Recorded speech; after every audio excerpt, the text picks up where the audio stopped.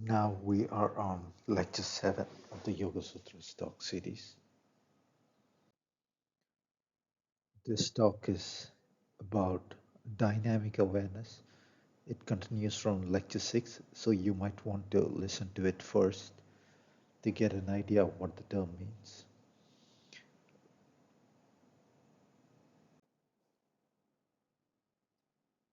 This lecture is discussing a kind of dynamic awareness that I label the yagna awareness.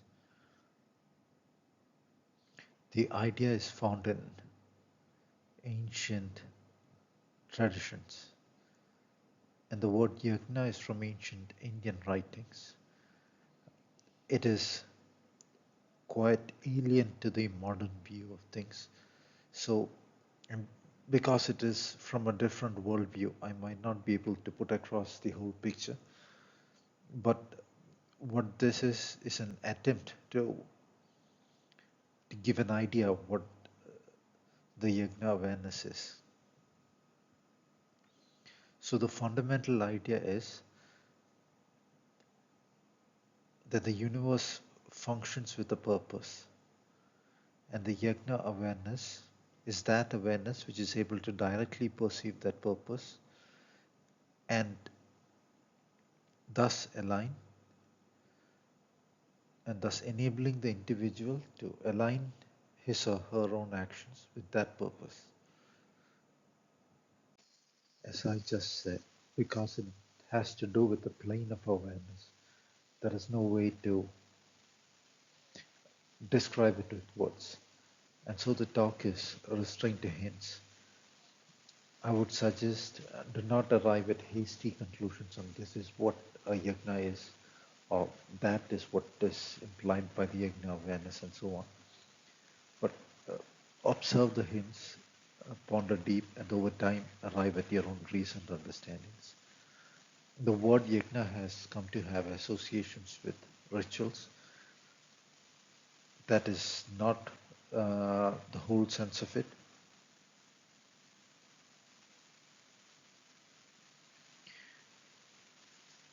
Yajna-oriented examples are set by the heroic ideals of ancient um, Indian mythology.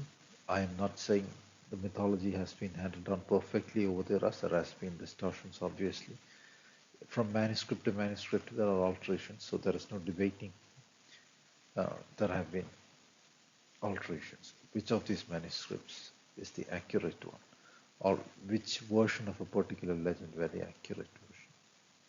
It has also to do with what I earlier described as timeline dynamics. The view of the past itself changes on different timelines. And there are different pasts just as there are different futures.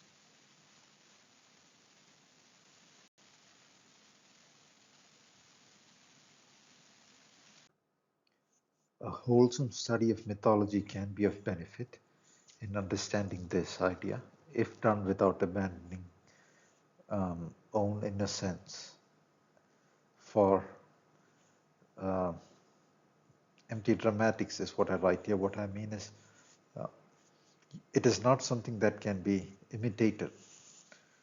Um, it is something that has to emerge from within.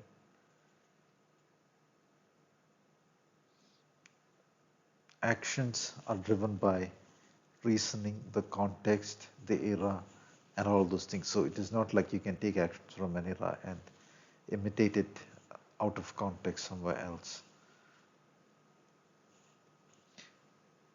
But the essence of yajna-oriented action are set in examples by the heroic ideals of ancient mythology.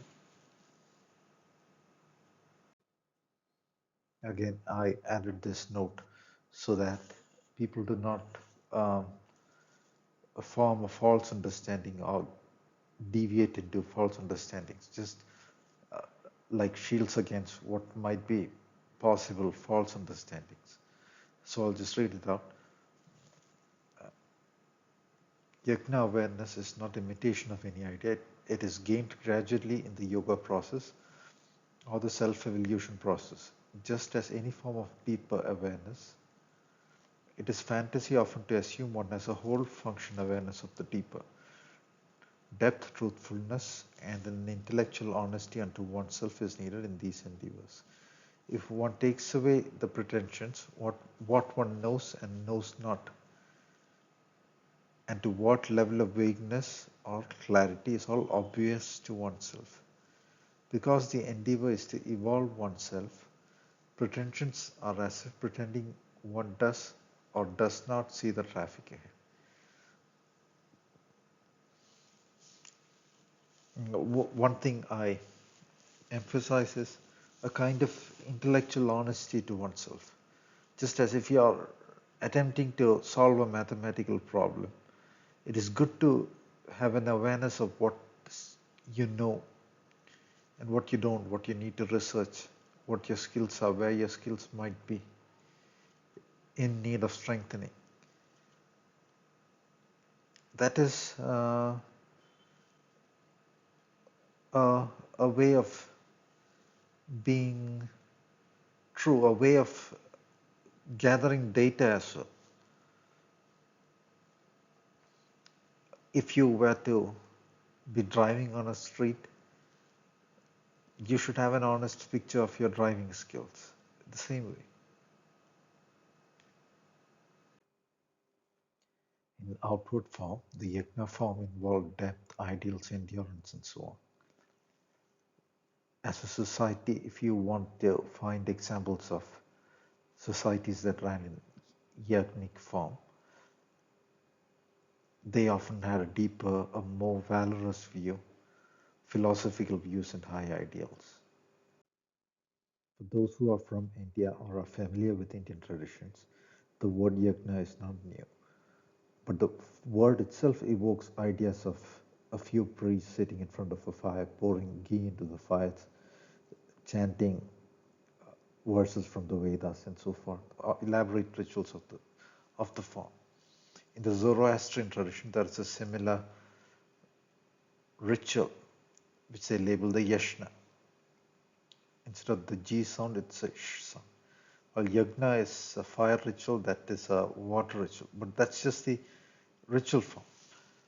And in our usual modus operandi, the way we research things, will let us get into the various usages of the word. The usual sense of the word yajna. This is from the Wikipedia article yajna. It can be pronounced yajna, yajna uh, in popular usage. The exact pronunciation is yaj,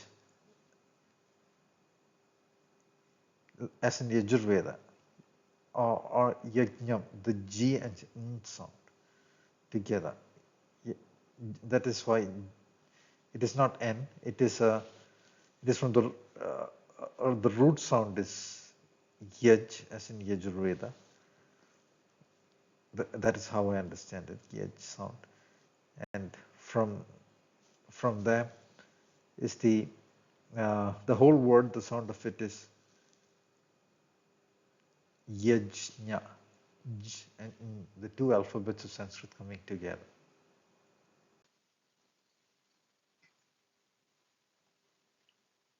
I'll add a bit of clarity to what I said in the previous line.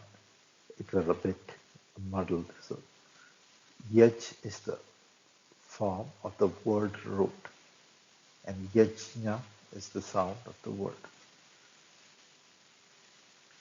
The Sanskrit word yaj has the sense to worship, adore, honor, revere, and so on.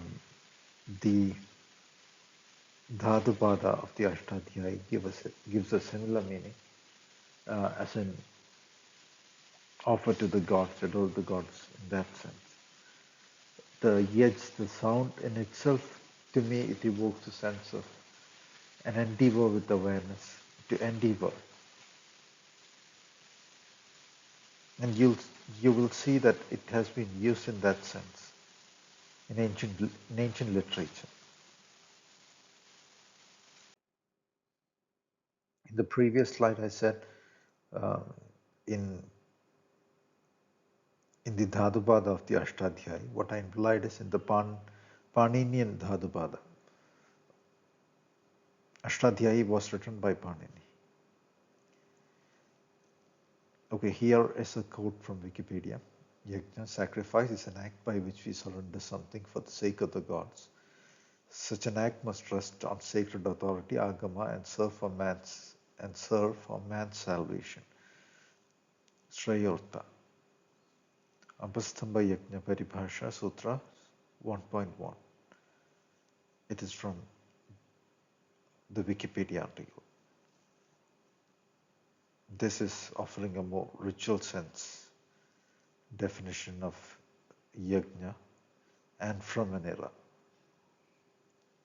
Why I emphasize from an era is the deeper senses of words alter from era to era. Just as the sense of the word cool in 1800s and 1990 were not exactly the same. Similar, as the sciences of people as the sciences of people evolve, as their understanding of reality evolves, their idea of what yajna is also evolves. So, in that sense, um, the word yajna has had different meanings across different eras and for the authors of different manuscripts.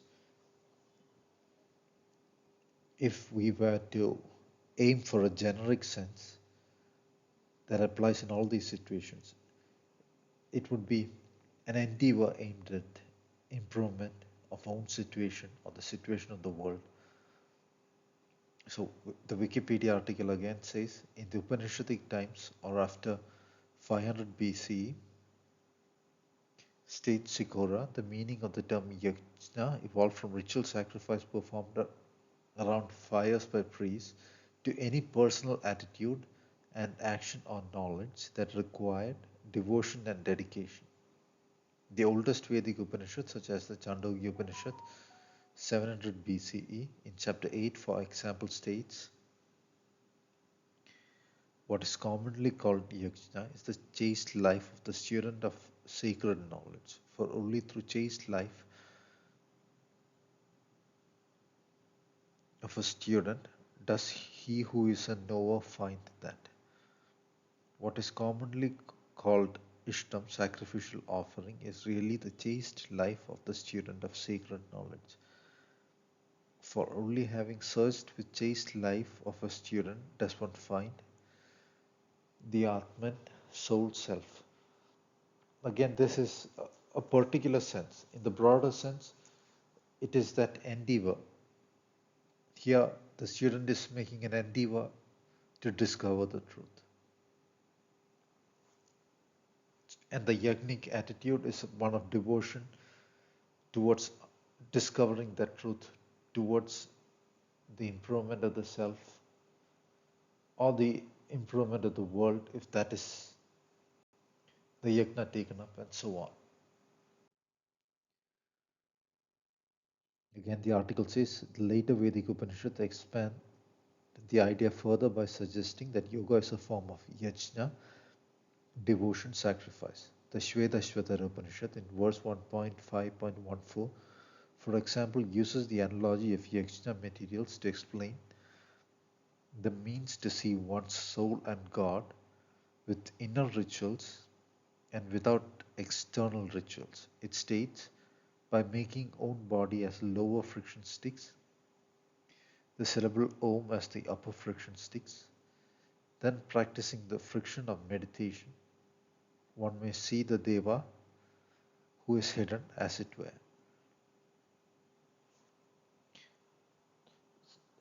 Friction sticks refer to the idea of using sticks to light a fire. Uh, in the chanting of Om may be visualized in Om form, the form of the symbol Om, uh, and it has a transformative effect on the physical perception of own body. So That an analogy could plausibly be described with these words. This is from the Wikipedia article on Yashna, which is the Western um,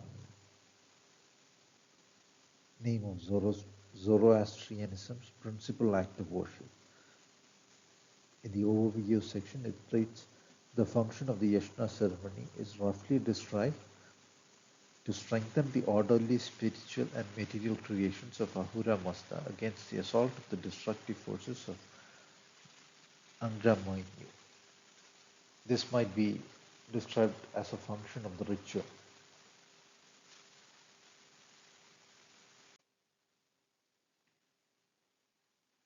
In the Buddhist literature, we find criticism of a priesthood that had become overtly focused on various rituals, some even involving all kinds of uh, complexities. And there we find also the Buddhist literature saying, pointing out even possibly a level of decadence among the priesthood, because they obviously had pushed into society the idea of great relevance of these rituals. And from what it says, it seems they were holding great amounts of wealth they obtained in return. The Buddhist literature says the ancient Brahmins, the original Brahmins, lived in self-restraint where ascetics had no cattle, no gold, no wealth. It seems true of ancient sages such as Bhrigu, Vishwamitra, and so on. There is an incident in the Mahabharata in which Vishwamitra uh, is in a very bad state and without food.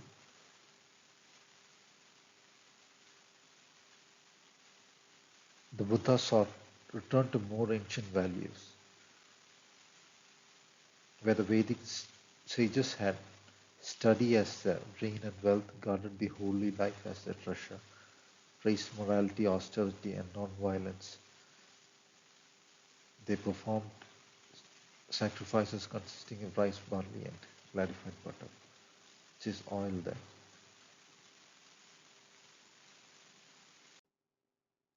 While Wikipedia says the most ancient definition was Gyatjan, that is just the view of the Western academia. Their idea of anthropology is humankind started um, civilization like around 2000 years ago with the grammatical treatise resembling a Turing machine description. So they deal with a lot of, uh, or they stay ignorant to the absurdities they themselves say. There is a lot of what is not congruent in their theory. So, just as Plato believed, just as Socrates said, the same view is held in India, the same view is held in traditions across the world, and even by a lot of researchers who research things objectively, that there existed knowledge systems in the world 2000 years ago comparable to what we have now, which is evident, as I have repeatedly said, in that they made pyramids even a few thousand years before 2000. That is like 3000 years or so ago. The Great Pyramid, the the greatest of all those pyramids there, and the beauty of Greek architecture, the complexity of those theories. It all points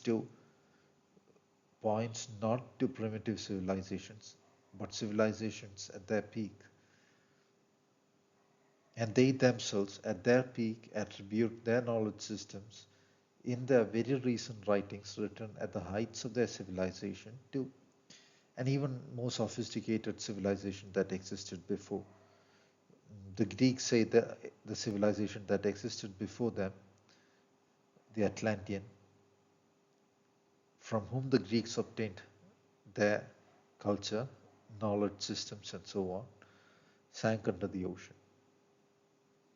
So, in even earlier eras, there might have been more complex senses to the words. So, in that sense, we need to ignore what Wikipedia says is the oldest definition of the word. And the definition I undertake is yagna as that aware, the yagnic awareness or the yagna awareness as all activities in life as having a goal which is sacred, which is the evolution of oneself, and which in turn, thus rooted in oneself, evolves the evolution of the whole universe. And by all action, I mean relaxation, study, games, rituals of life, ritual of education, and so on. The yagna awareness is an underlying stream of awareness, just as I said in the previous slide. The form of world action need not be entirely different from what usual people do. People spend time studying, people spend time relaxing, people go to work, people do the usual rituals of life. That is exactly the form in which the universe is functioning. And the difference is that the average person has no idea why that is happening. While in yagnic awareness, one has the idea that the universe is attempting a perfection or a set of perfections to perfect souls, to perfect your own soul. And it is for that purpose this phenomenon exists. And it has to be leveraged in a particular way, not just for perfection, but to generate a meaningful life, to generate joys here and now. To generate not just a philosophical wisdom, but a direct mathematical understanding of reality as well.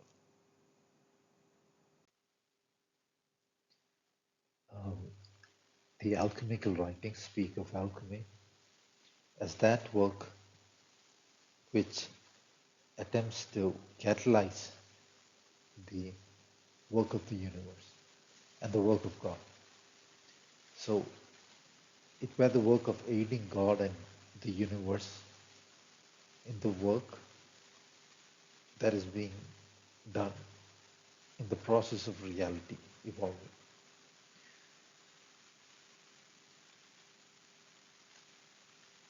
So in a sense, the lead to gold process is happening always in reality. But how to enable a catalysis of that, a faster process of that, and furthermore, how to enable it to happen in a greater effect in the broader universe. Yajna had various senses. As we explore the different meanings, the different shades of it would become more apparent, and the broader sense of it also would thus be more apparent. Here is a phrase from the Bhagavad Gita. It says, Shrayan Dravyamayat Yajnach Jnana Yajna Jnana Yajna Parantapa. It says the sacrifice of knowledge is better than the sacrifice that involves material things. The sacrifice of substances. The word sacrifice is a translation of the word yajna. It does not literally meaning sacrificing anything. It says the yajna of knowledge is better than the yajna that involves substances. O Paramtapa, Paramtapa is an epithet used for Arjuna there. It means scorcher of foes, one who burns down his enemies in war.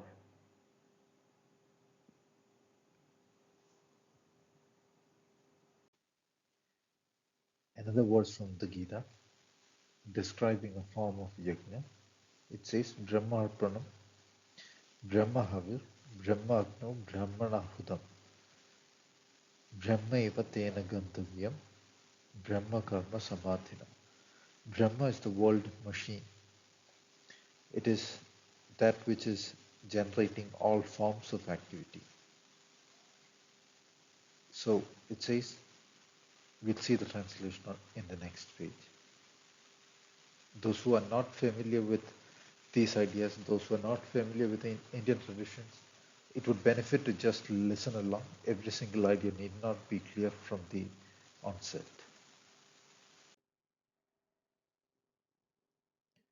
Um, it literally says Brahman it itself becomes the offering, it becomes the ladle of offering, and it is the offering into the fire of the Brahman, and it is offered by the instrument that is Brahman itself, and the Brahman is reached by one who is thus absorbed in the Brahman. Well, the world system is continually generating possibilities of action. When the action that is in the form of own dharma is undertaken with that sense, I'll give you a better picture of that as we go through these slides. When with that sense an action is undertaken, what exactly is allowing an individual to hold the worldview vectors? It is a world machine, a system. The awareness is only expanding out vectors from its code data, the world DNA. So the instrument of action becomes the Brahman, the action itself which is engaging that core action one should do, which is Swadharma, that becomes the, the instrument of offering of meaningful action,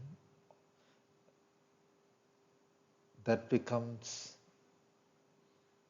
both the instrument of offering. Brahmagni is a reference to that fire, the force in which this particular system is established. So, which is the beyond. It becomes as an offering to that fire. And in this process, continually unveiling what is beyond. What happens when you engage in action that you should do? There's a sense of brightness inside. So it is continually unveiling that inner brightness by pouring the fire, by pouring into that fire of inner brightness, action in alignment with own dharma. The Brahm Agni principle is offered into using the Brahman by the action principle, which is again the moments of the Brahman itself, and which establishes oneself in the foundation of it, which is the Brahmagni plane and the plane beyond. So one, by virtue of that, rises to the that brightness that brightness that were unveiled in the process just described. There's a samadhi meaning absorption onto that. So this is described as a yajna. This particular paragraph occurs in a section where different types or different kinds of yajna, so to speak, are described. Verse 25, chapter 4 says, Devam evapare yajnam yoginaha paryupasate. It means others offer their yajna effort unto the gods.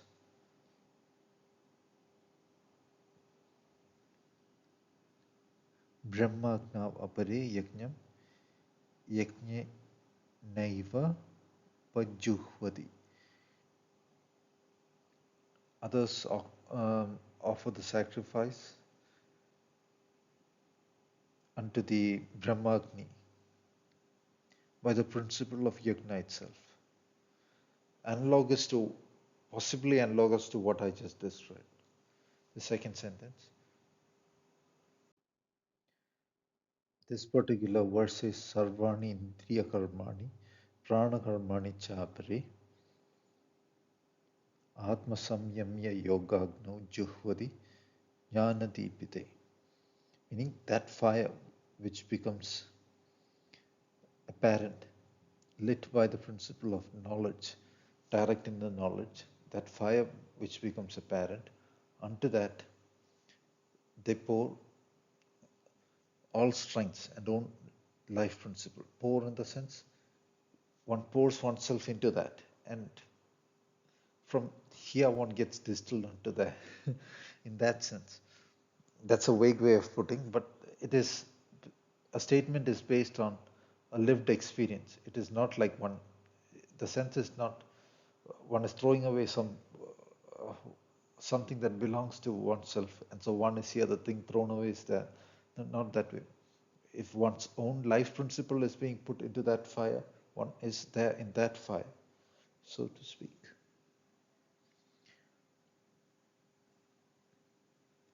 So Atma Samyamya, Atma Samyama, Samyama I had described in the previous few lectures. It is that process of absorption in meditation. It is one of the core ideas of Yoga Sutras. Yoga Sutras describe it as involving the dharana, dhyana, and samadhi, the last three stages of the 8-staged yoga process, which are the meditative stages, resulting in the absorbed and dynamic meditation stages, which are the last three, samadhi being the final absorbed stage of meditation. So the dynamism and samadhi together, coming together, put together, is described as samyama.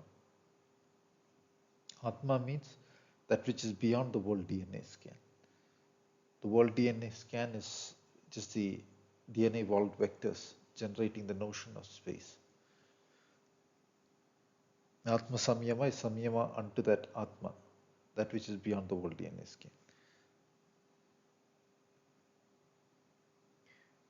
So, Atma Samyama Yogagna, meaning the yogic fire,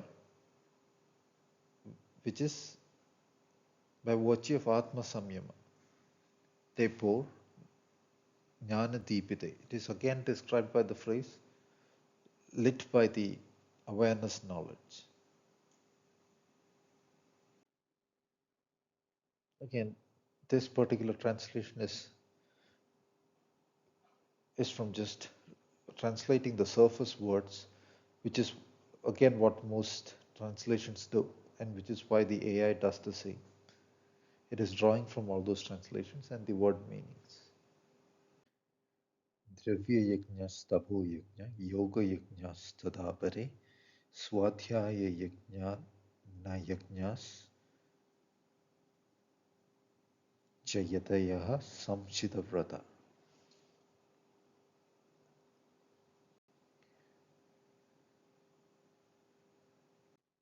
Again, the words are describing different types of yajnas. Dravya yajna is material sacrifices, tapo yajna is austerity, intense meditation, and so on. Tapo yajna has more the notion of an intense effort in meditation. Swadhyaya yajna means swadhyaya means self-study literally. It can have the present day sense of studying by oneself and also the inner observation. As one reaches a stage, that which is understood appears inside. The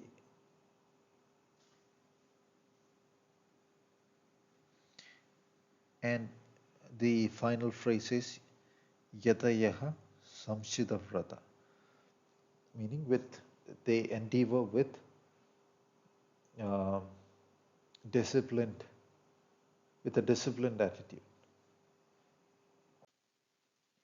Verse 31, chapter 4 of the Gita, um, gives a view into what the experience of yajna itself is like. Uh, is it something like a rather tedious effort, a difficult effort, a boring effort, or a very disciplined effort? Something like hardworking, going to work and returning daily, or like the discipline required for taking a degree. So the next phrase is on that topic. We'll focus on just the first line of this. It says, Yajna Shishtamrita Bhujo Yanti Brahma Sanatanam. This particular phrase usually gets translated, even in the Shankaracharya translation, as uh, Yajna is a ritual in the in in the context of those translations. So Yajna Shishta is like the substances that are left after the ritual. It could be ritual water or something. Um, and consuming that as nectar, one goes into eternal uh, Brahma. Brahma. But that is absurd. That is not the spirit in which Bhagavad Gita explains anything. Bhagavad Gita would not say it by taking what is left after a physical ritual, one would reach the absolute. There is no such uh, idea um, in the overall sense of the Bhagavad Gita. If that would work, Arjuna needn't engage the war. So it is speaking of something else. The word Shishta can have different meanings in Sanskrit. Yajna Shishta can mean what remains from the yajna. It can mean disciplined in the yajna. Shishta meaning discipline. It can also mean from the sound shish, which means to lie down, repose, relax into, enjoy,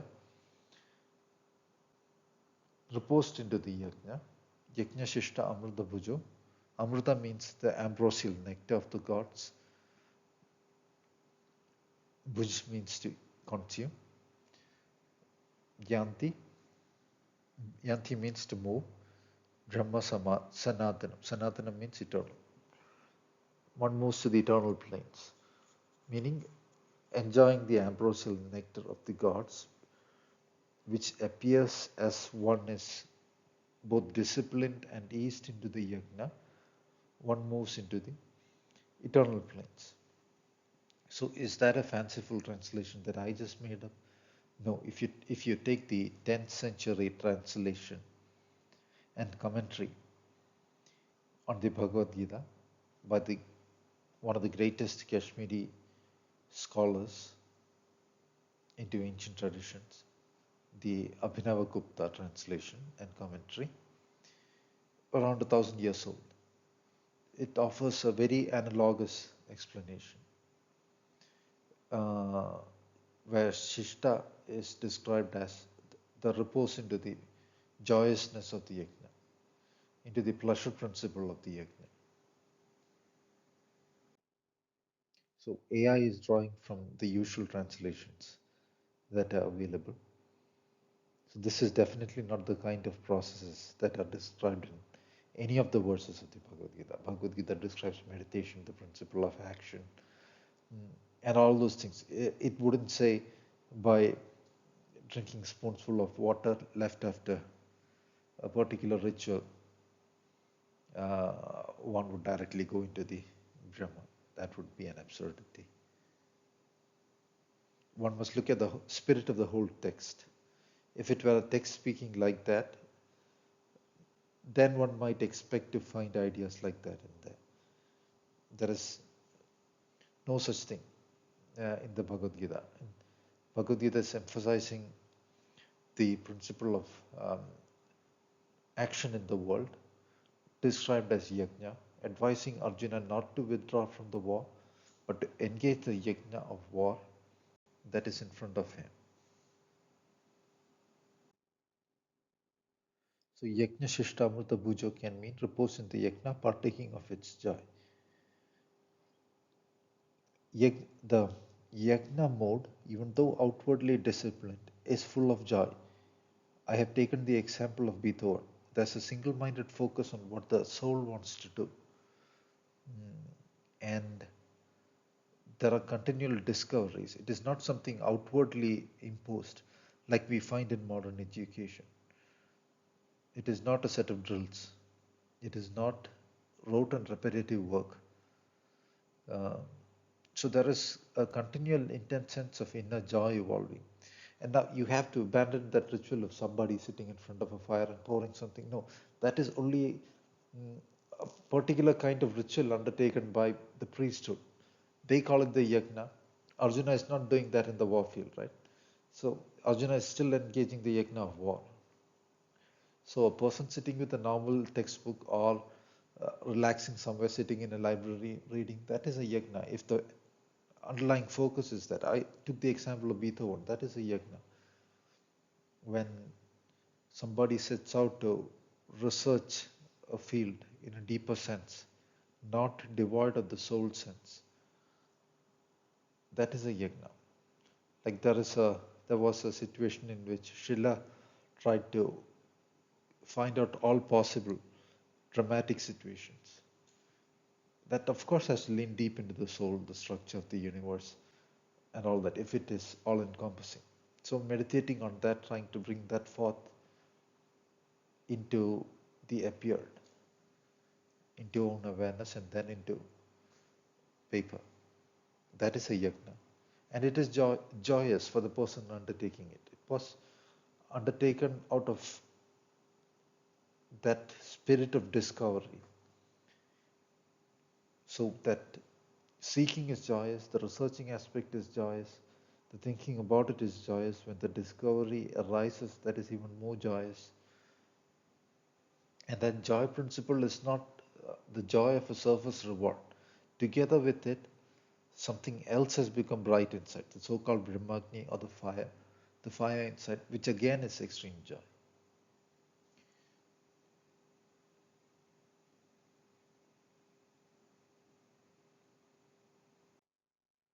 Again, mm, yajna in the general sense, is not some, because we live in a world of visual media, it is not some display and flare oriented activity. Uh, of course, at that point, when the conversation in the Gita is happening, the war is there in front of Arjuna as an aspect of the greater yajna he is in, which is, of course, related to his own perfection. Uh, but that does not imply the idea of yajna means fighting a war all the time or anything. Just as life is not one day, it is simple, down to earth, prolonged, generally. Simple and down to earth. That is how the days are for usually in outward form. A good example is before the war, Arjuna was meditating like around a dozen years for the Pashvatastra. And he never used that in war. But then that endeavor, Pashvatastra is a very powerful, you might think of it if you did not have the context as an energy weapon. And he was advised by the god that granted him the weapon that he should not use it unless his life is in danger, because such an energy weapon can damage the world around us. In the war, even when his own life were in danger, Arjuna does not use it.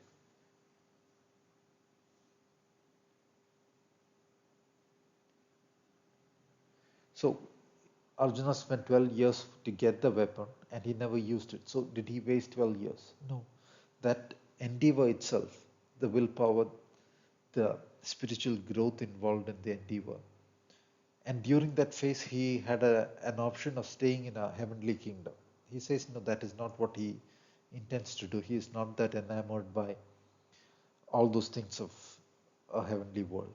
But he has to do what is his own dharma, duty, and and it is through that principle, he'll find an eternal glory.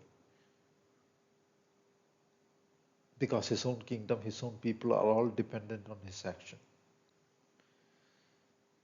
So that endeavor itself and the spirit that were held in the endeavor, all those are evolving factors. So is the fact that he were so-called sitting there meditating. Meditation has come to have very narrow connotations.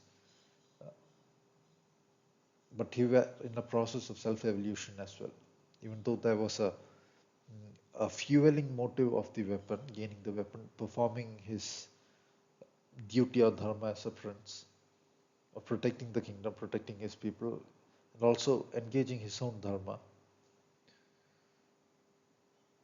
which involves to dispel what stands against him, the negative factors that stands against him.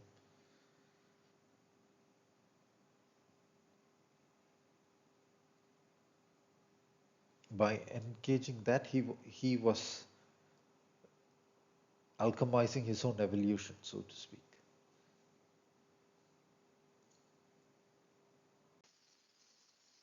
As I have earlier said, in the Buddhist sense, what has been translated as the word attachment is the word upadana, upadana, which means that which is granting, like fuel to a fire. So the Arjuna's outward or manifest purpose was like upadana unto the process of evolution. Gautama Buddha had an upadana which was to find an end to the suffering of his people when he set out to meditate, when he set out on his endeavor. Yajna can very well be translated by the word endeavor in the deeper sense of the word. All humans have an endeavoring spirit. People either want an ease, people want to look good, perhaps, even if they are totally superficial people. People want perhaps fame, people want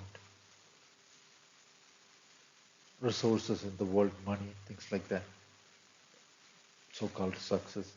All these are sparks of that deeper sense of I want to be something better. Evolve. People go and take degrees, people take courses. So yajna is a whole function amplification of all that. The what is absent in the usual sense is if I assume I spend my whole life doing a daily job, somehow I'm going to be epic by virtue of that. Or somehow by just by running, assume a business that wins me any amount, a million or a billion, any amount. If I assume just by getting that money, getting that number, I am going to be something epic, I am reasoning from a plane which has no awareness of what the universe is, no awareness of what money is, no awareness of the limitations of the human form. Like work a few years and people can age in that time. The body can decay, the body is prone to all kinds of decay. There is no super happy people we find right, among billionaires or millionaires. Even if you take the outward happiness as the goal, that is very limited. People do not get uh, perpetually happy for just a better outward state. And that is everybody's experience. Every strata of society, however wealthy or non-wealthy, or people without resources, perhaps monks, perhaps monks might be the ones who are inwardly the most joyous, but ignoring the monks, all strata of society, people are in an inner and outer discomfort. It is not like among rich people, everybody is super healthy, people are super happy. Yeah, I have a lot of money, so I never get ill. I do not experience any discomfort, and I do not have anything lacking in my mind thoughts. Nobody's like that. Maybe on social media, people can pretend to be that way, but there's absolutely nobody that way. The top billionaires and all that might be working for the that Illuminati cult thing, So they are virtually as slaves for them. It is not perhaps out of own will that Bill Gates wants to peddle the vaccines, or somebody wants to put chips in every human brain, or the pushing forward of AI that is occurring. Like I have said in those previous talks, there are uh, alien systems that function on Earth, alien beings controlling the top layer of society, um, parasitic aliens, reptilians, and the cults under the influence of that, which already had a sway over society. They do not know the ultimate goal of the alien agenda, perhaps. Some have other sinister agendas, some have some are into worship of evil things and so on.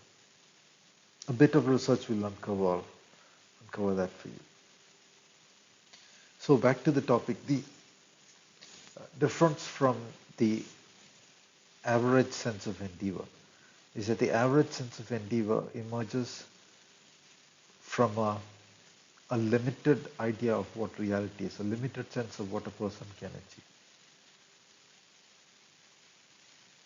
You find in the Mahabharata and mythology people taking up endeavors to gain superhuman powers, strengths, weapons, and so on. Of course, in modern education, that is all in the realm of impossibility. All that can be done is fill the bank, go to the gym, go to the gym, fill the bank. If you want to get so-called stronger um, and with a greater sway in the world. So that is a very superficial way of thinking about it. What sway is gained that way is soon displaced by time itself.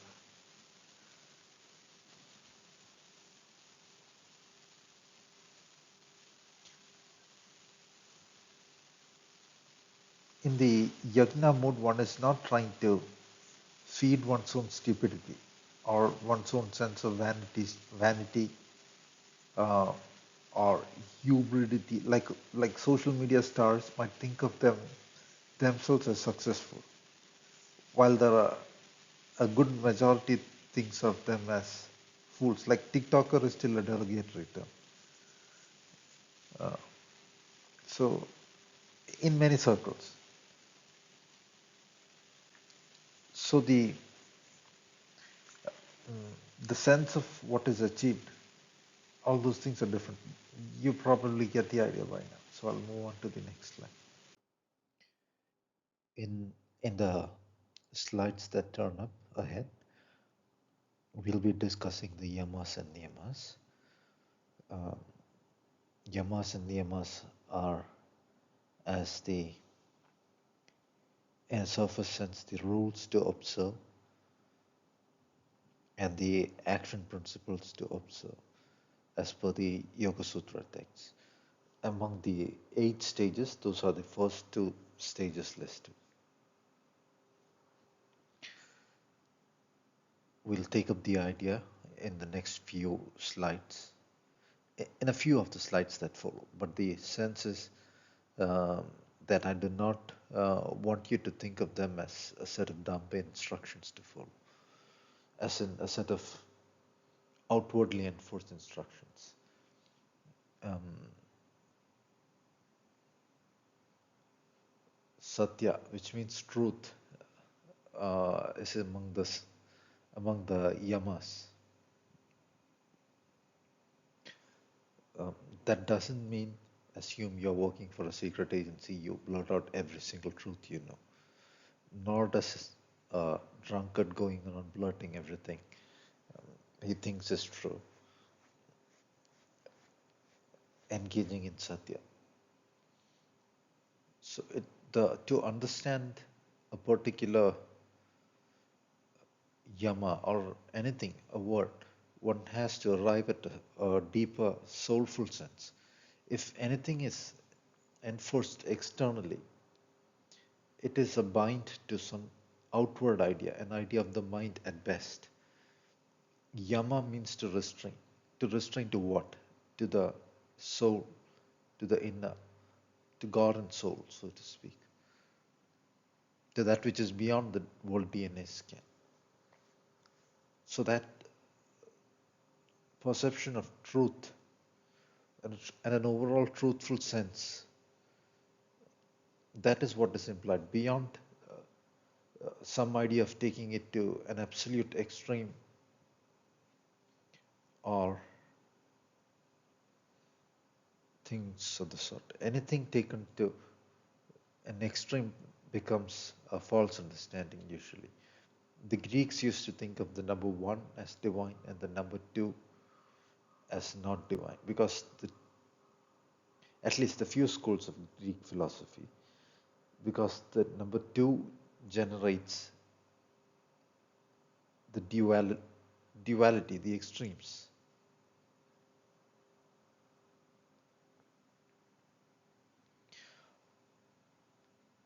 Or take the principle of ahimsa. The Mahabharata says Arjuna had perfect ahimsa. That doesn't mean Arjuna doesn't engage war. He is described as destroying entire armies. But that is in the principle of war. There are people, those are people engaging weapons against Arjuna. So it is not in a narrow sense of inflicting harm, but with also the awareness that the destruction principle in such a war is for the greater good, and the war principle even takes virtuous soldiers, those who die as per the principles of war, into higher realms.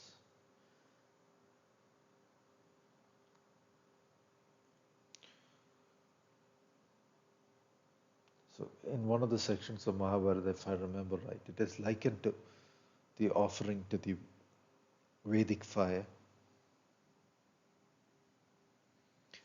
Ahimsa usually gets translated to some kind of an outward drama of vegetarianism. Um, there are some monastic style traditions that take things to some kind of extreme, pretending not to harm anything, not to even eat normal food. The teachings of Gautama Buddha were not dealing with vegetarianism. The monks during that era ate meat. Of course, they were not running kitchens or anything, nor were they dealing with any form of trade in food. They, whatever the normal households offer as food, they ate, and the households offer what they make usually. And Gautama Buddha specifically says eating of meat is not wrong.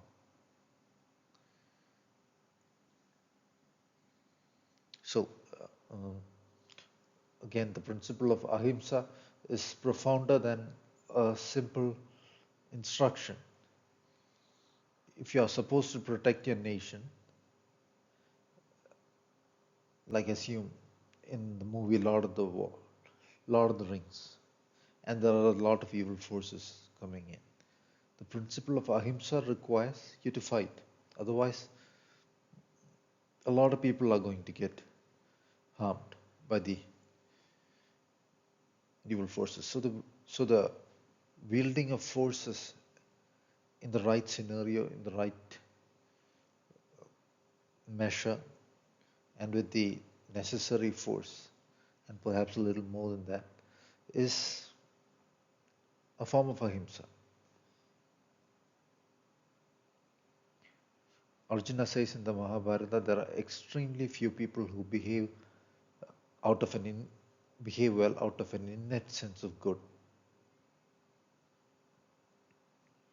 So if the governments or the king were not wielding the principle of force against evil, society would collapse. That is the nature of a lot of the worlds on this plane of reality.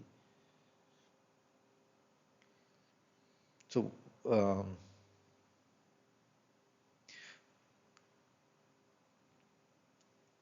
why I were discussing this is, in essence, to say when the discussion of yamas and niyamas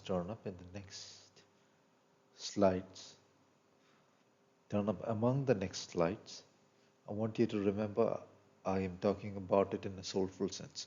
Yamas are like the required restraints. Niyamas are as the action senses to be observed. We'll get into that in the next sections. The exact same outward form that were in an era employed for in evolution can, and we find that in India, right? If all these pujas, prayers, everything is directed in 99.9% cases towards the sense of material growth, greed, and all that, just a reinforcement of whatever that destroys the individual, a reinforcement of the psychology that destroys the individual, a very narrow view. So empty ritual is dangerous because then one is functioning without reason. No idea why one is doing that. People do not believe in anything higher. They do not know any higher dimensions exist. But they have a need and the fear of money. So in any case, if this thing helps, okay. Which is just a primitive fear-based psychosis. That is not the idea of a deeper yajna.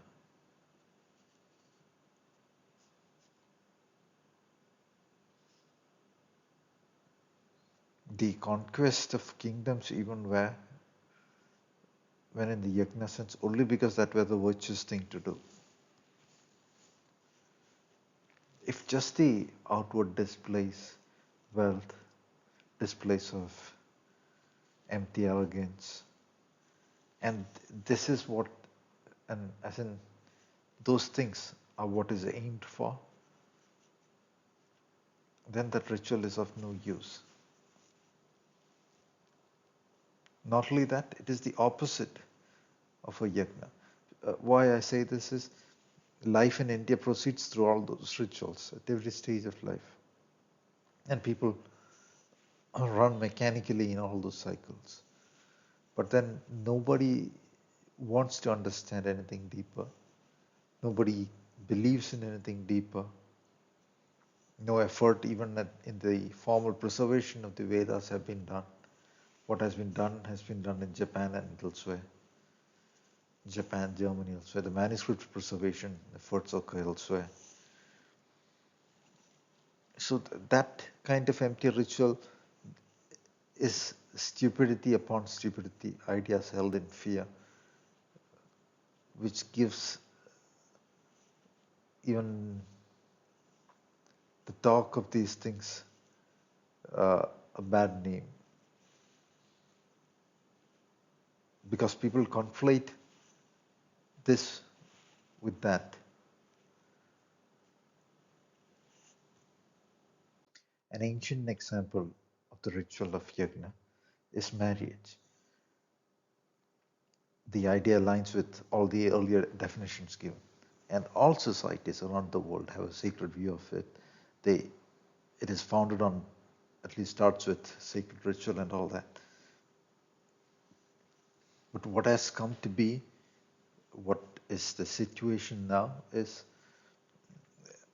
there is no view that a sacred anything exists. People come together because nature functions that way. In communist nations, people get married. Where people do not believe there is any God, people get married. Wolves lead monogamous lives. Almost all evolving organisms in the upward trajectory of evolution have a ritual of the sorts. So whales take care of their children for 6 months. So penguins go to perhaps a particular place to make the next generation, and they stick together till the kids are an age. So a form of that ritual exists across uh, the kingdoms of nature.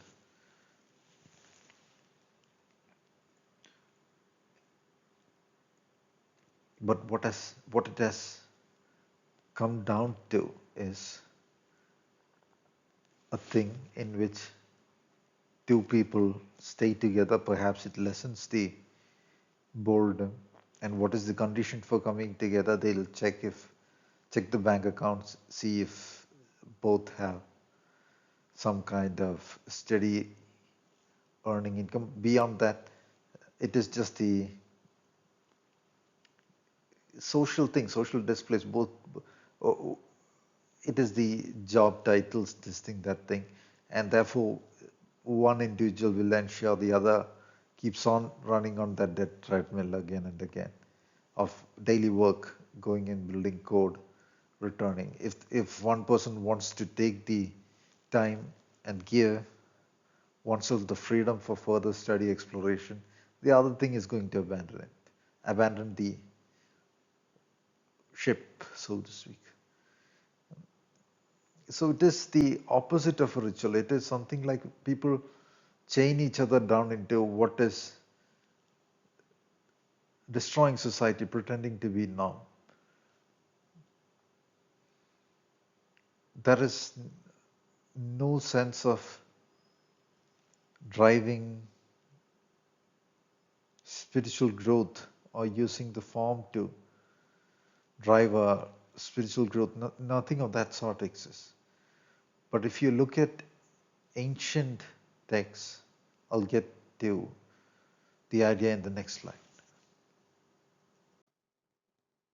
If you look at Mahabharata and ancient Indian writings, um, all those epic people are married and at the same time described as in the Brahmacharya vow. Brahmacharya vow is analogous to the word uh, chastity, or it is also used with the meaning celibacy. And now, and they also have children. And the epic Mahabharata says the Pandavas have the vow of Brahmacharya. The Pandavas had children. So even Brahmacharya is one of the yamas in the Yogasutras, and they say the Yogasutras say the yamas cannot be altered by space or time. So it had to do with that. By the time they entered the ritual, they had a profound understanding of what underlies the Vedas, the underlying structure of the universe, the zero point physics of it, to put it in mathematical language.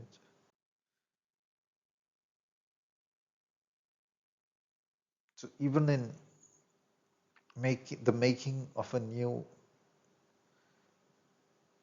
generation, the Brahmacharya vow was not deviated from, because in the world machine perception and the zero point perception, they were able to guide a single spermatozoon into the ovum by the will. And it has to happen under the divine will. Every phenomenon has both the individual will and the universal divine will at play.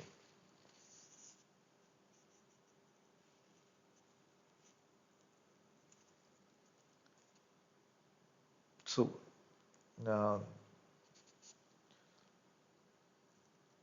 thus, the act of marriage never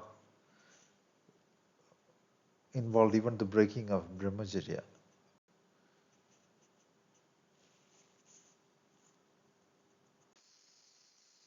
In the Mahabharata, the Upavandavas all die during the phase of the war. The only descendant of the Pandavas is Abhimanyu. But then the Pandavas are ruling for over 30 years. We do not see them have more descendants. It might have to do with um, what I just described. And because phenomenon also has to do with divine will.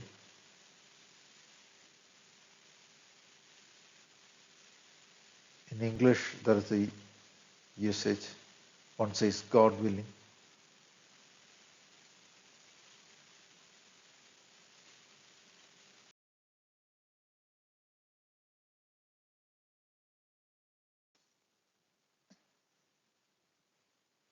The yajna form has a sacred endeavor sense. If you look at any of those ancient civilizations, be it Greeks, Aztecs, Egyptians,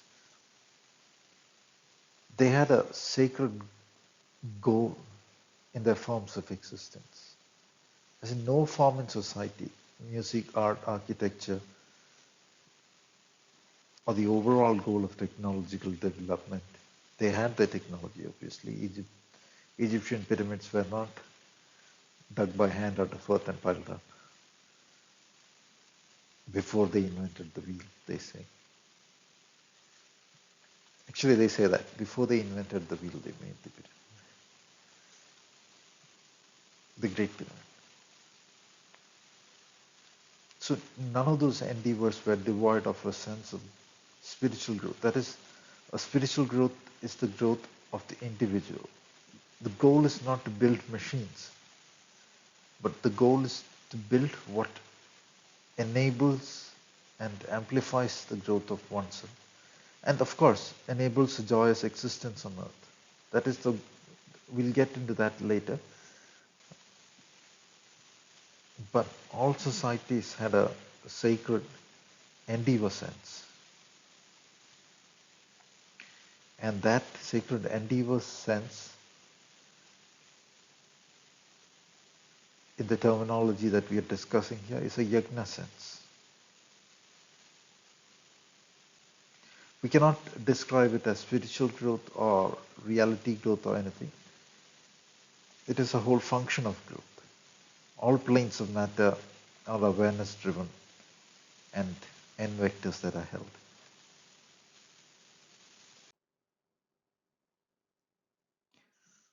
While today's education starts by indoctrinating children in an idea of how humans were extremely primitive, then the technology came and saved them.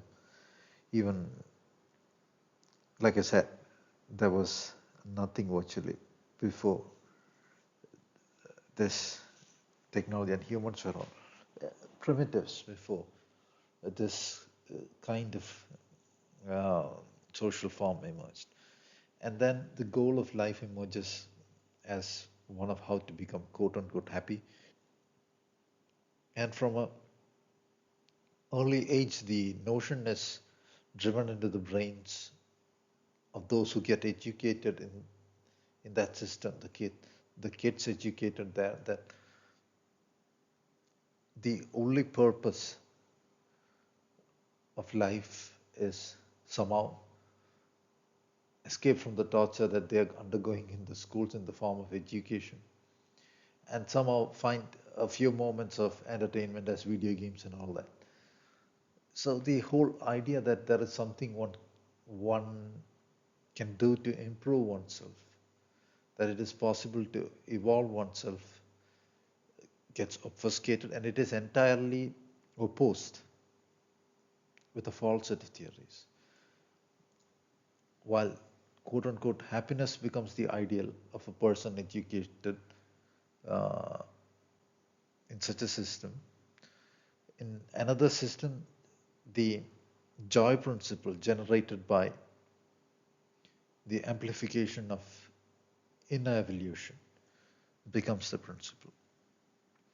They were taught at an early age about the principles of uh, yamas such as brahmacharya and all that. So it became the foundation of the force within the individual that enabled the individual to undertake the yajna.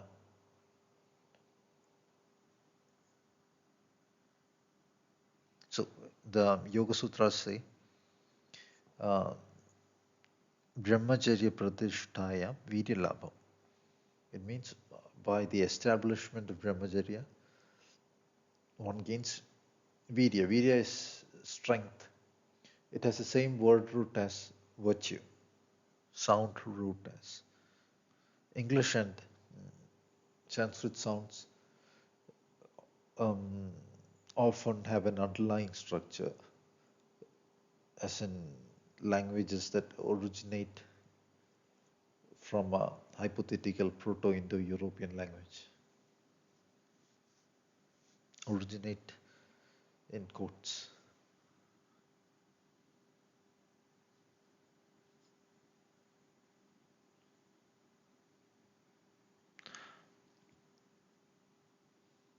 I have included the Vyasa Bhasha of that particular sutra as well. We are just getting ahead of all, getting ahead and exploring what is ahead and for a purpose. But then, as we discuss things sutra by sutra, we'll encounter this again.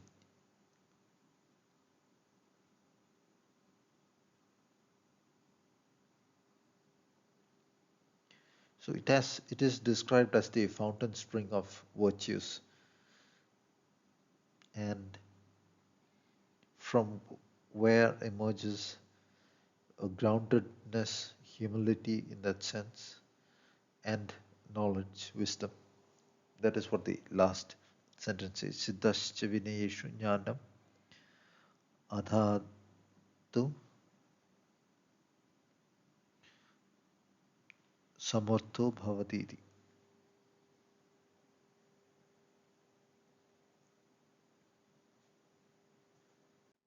This is the English transcription of it.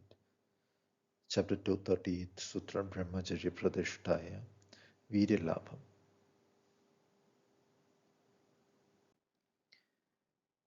In the Vyasa Bhasha, or the commentary associated with a particular sutra that lists all the yamas, it says Brahmacharyam Guptendriyasyopastaśya Samyamaha. Guptendriyopasthasya Samyamaha.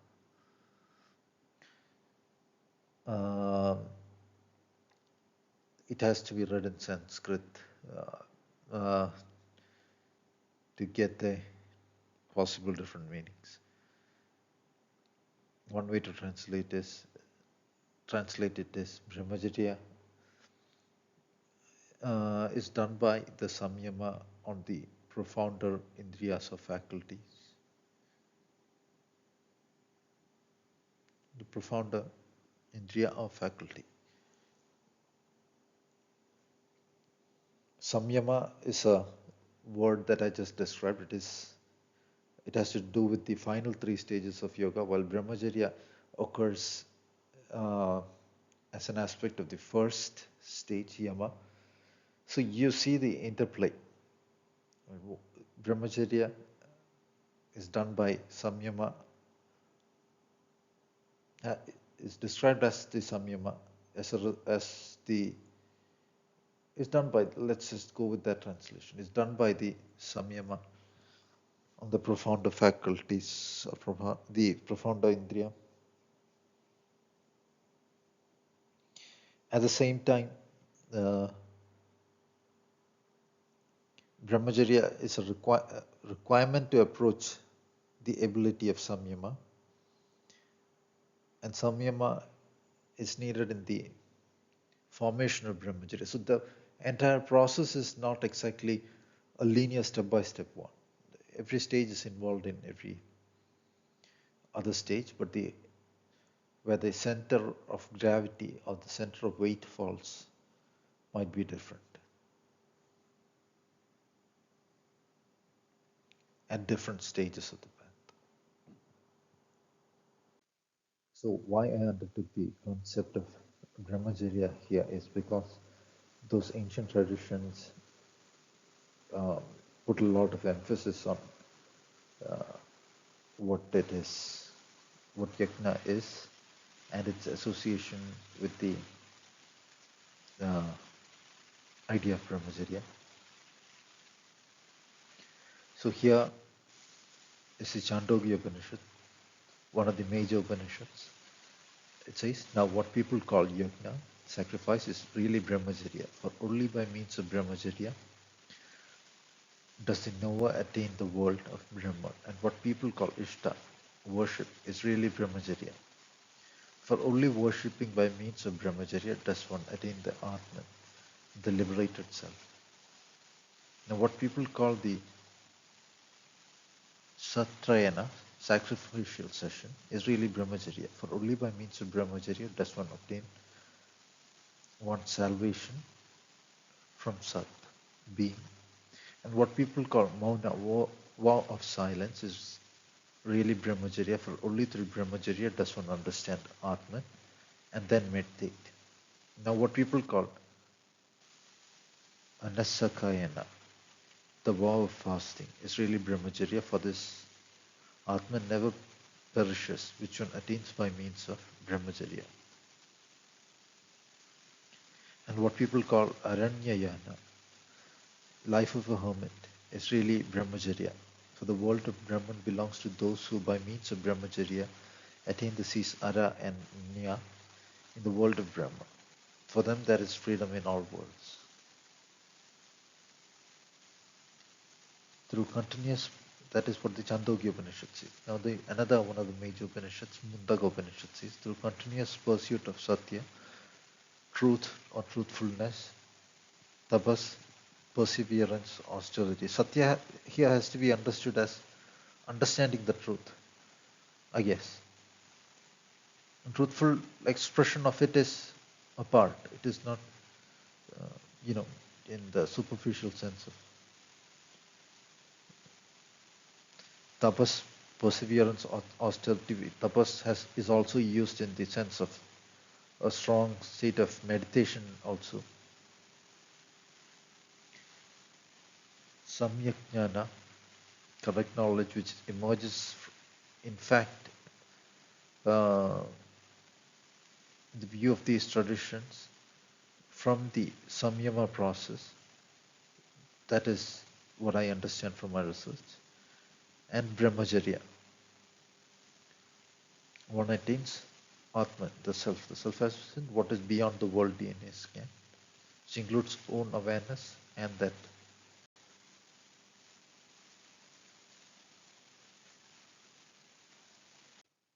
The word brahmacharya is usually uh, translated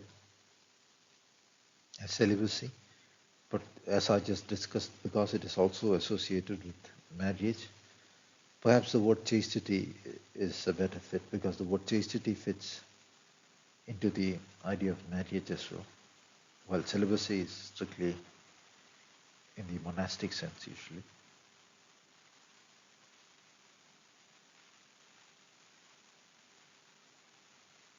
So on the right is a picture of a Celtic cross. Celtic cross, in fact, predates uh, Christianity by at least 500 years.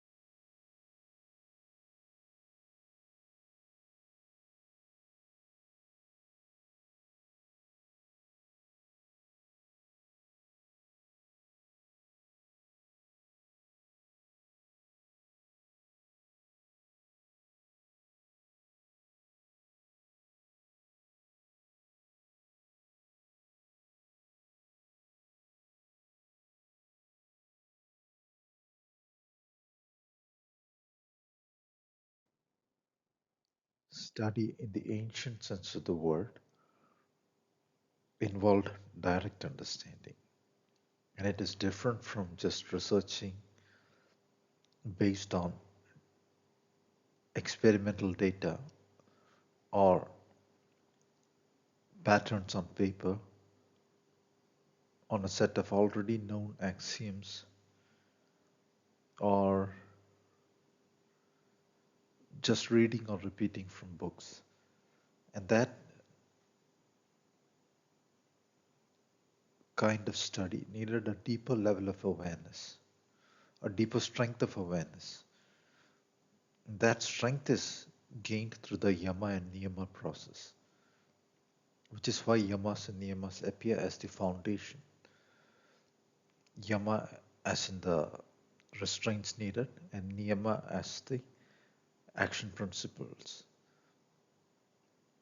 In the terminology of Yogasutras, they become the yamas and the niyamas.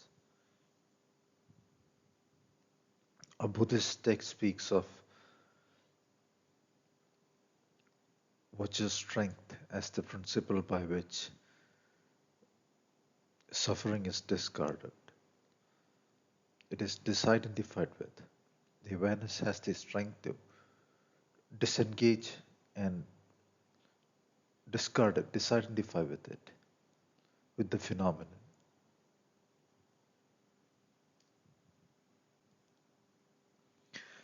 This idea is different from what is displayed on media as strength. In visual media, they have to show visual displays. And in terms of usual 3D phenomenon, in terms of what are just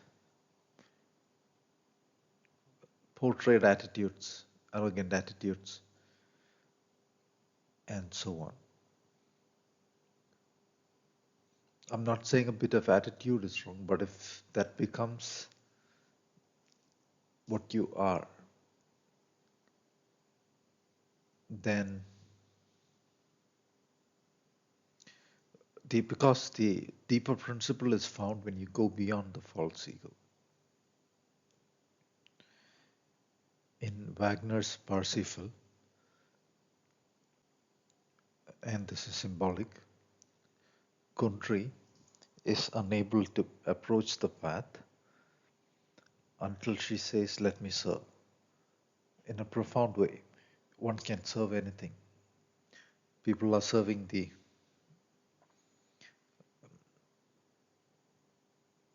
AI industry, everything that is coming up just for the sake of money and hopes of a better future given by money and so on. And they often stay willfully ignorant to everything else.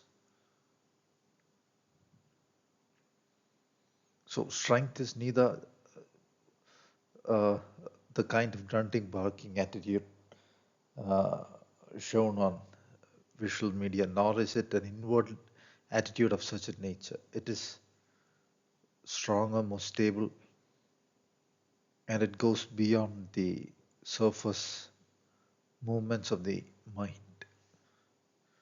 It is not a chittavritti.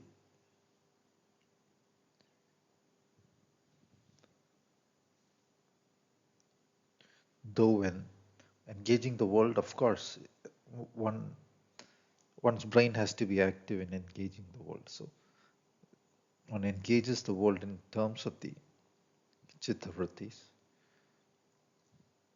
but the situationing is beyond the chittavrittis, and which is why it is said the situationing of yoga is beyond the chittavrittis. Yoga chittavritti nirodha. Yoga is going beyond the impressions of the chittavrittis. And the next statement says, Tada drashtu swarupe avasthana. Thus the observer is established in the self form which is beyond the DNA world scan form, which is that which is beyond the DNA world scan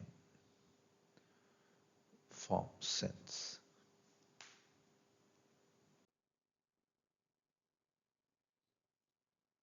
Like I said in the previous slide, if one is to keep building the awareness of what is beyond, one's actions and awareness dynamics has to serve something beyond what is just the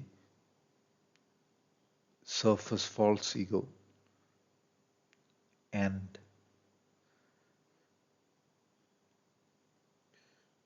unphilosophical ideas of the surface brain. By unphilosophical ideas, I mean unreasoned ideas. One could exist just to serve one's career dreams. That is, in the greater picture, an absurd state.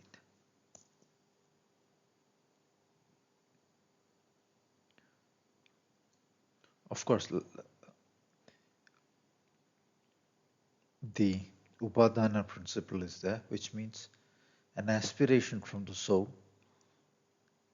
toward a good ideal can be used as a fuel for action, even for meditation. We have seen in the example of Arjuna that I gave earlier, and also in the example of the Buddha himself, in which Buddha uses his aspiration to find an end to suffering of his people as fuel for his early endeavor.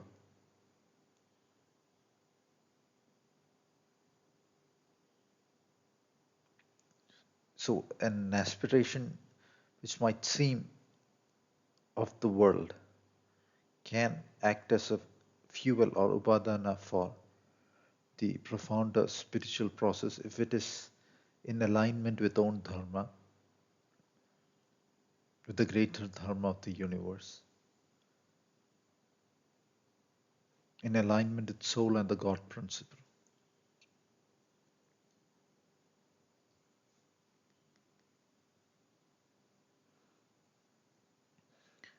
Yogasutras list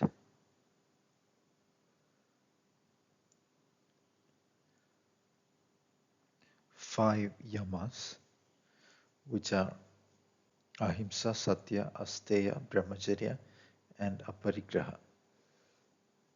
Ahimsa can be on the surface translated as non-intent of harm.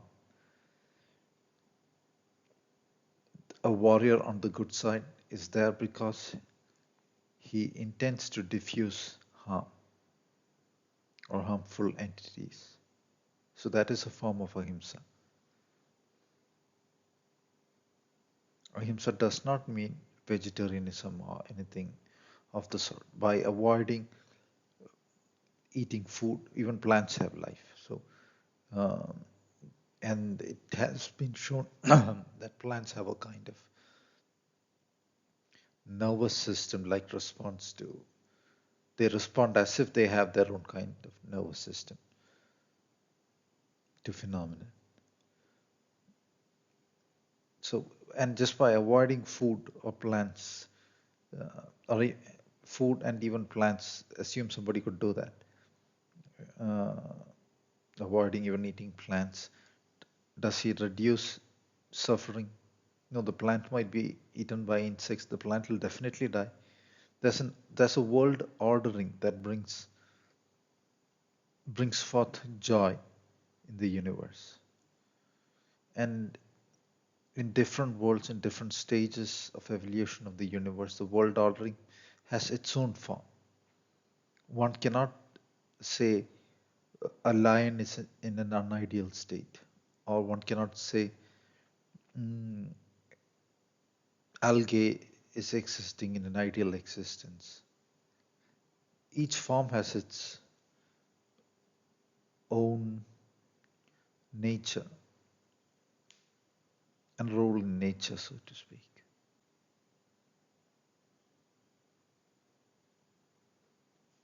The next is Satya. Satya, the word just means truth, abiding in truth. Sat means that which is existent. Ya has a notion of movement, existing in that which is, mm, or vibing with what is objectively true. the truth that is the self-existent truth, vibing in that. It is, as I had earlier mentioned, beyond just some kind of display of um, truthfulness, which can be done just to feed own ego.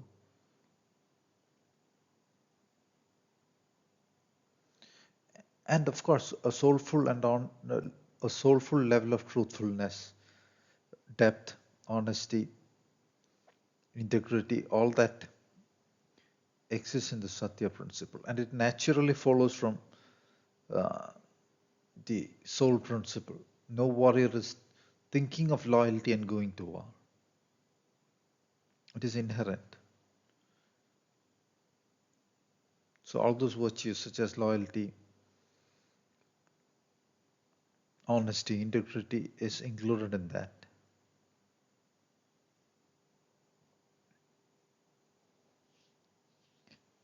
Asteya is non-stealing. The the word has rather profound senses, which we'll touch upon.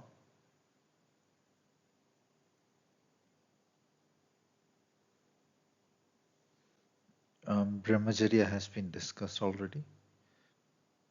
Aparigraha is a compound word, and it can be broken down into three parts. A, which says not.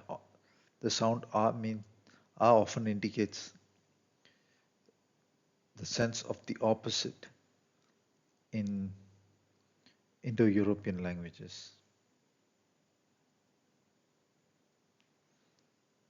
Aparigraha. Pari means outward. Graha means to comprehend,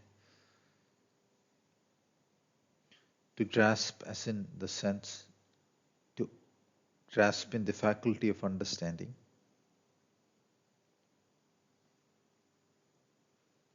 So aparigraha together means avoiding just a superficial understanding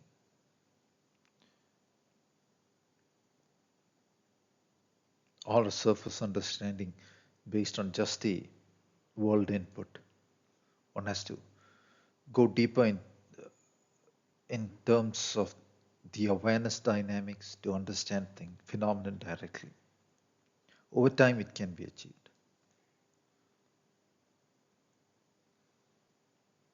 But then aparigraha as a principle means not resting on just a superficial understanding of the world, or a superficial view and picture of the world, a superficial idea of the world.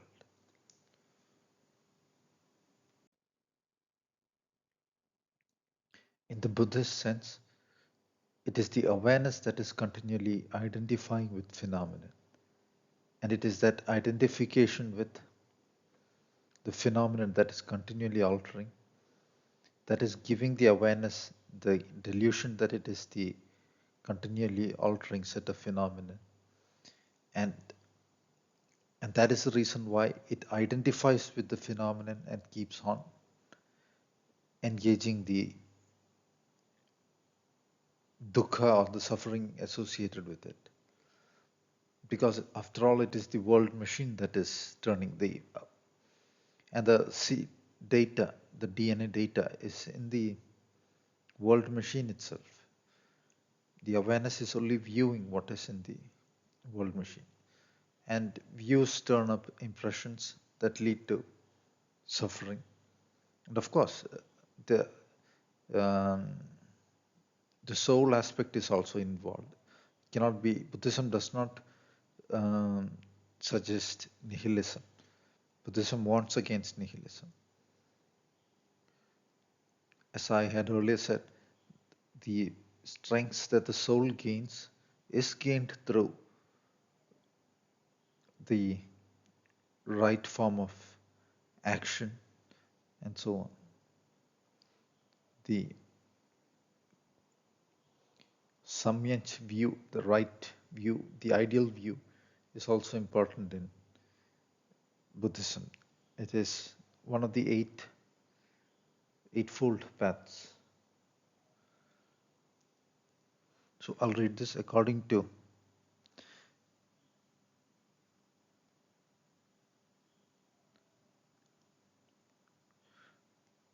Gaganaganja Paripracha, the eighth chapter of the Mahasamnipada, a collection of Mahayana Buddhist sutras. Accordingly, what is non-grasping? Aparigraha. It is not grasping permanence or impermanence in form, as well as in feeling, perception, formative factors, or consciousness of a phenomenon, the knowing of a phenomenon, possibly a translation of the word vijnana. It is not grasping suffering or happiness in form, as well as in feeling, perception, formative factors, or consciousness. It is not grasping the self or selflessness in form, as well as in feeling, perception, formative factors, or consciousness. It is not grasping the beautiful or the ugly in form, as well as in feeling, perception, formative factors, or consciousness. It is not grasping emptiness or non emptiness in form, as well as in feeling, perception, formative factors, or consciousness. The quote were taken from Wisdom Lib.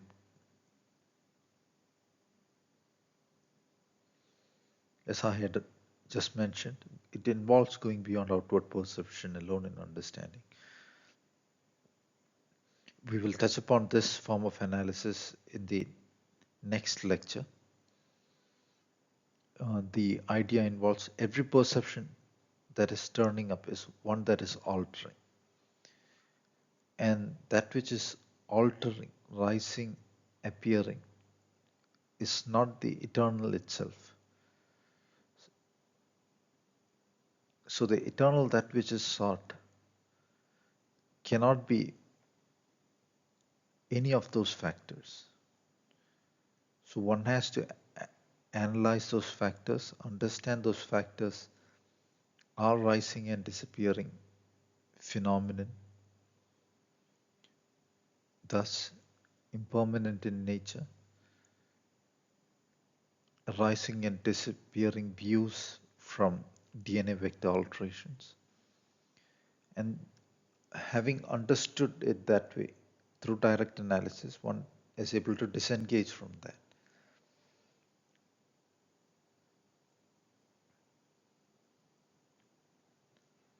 Though the word self is often used, in a particular era, the word self had a notion of that which is self existent, that which does not just arise and disappear.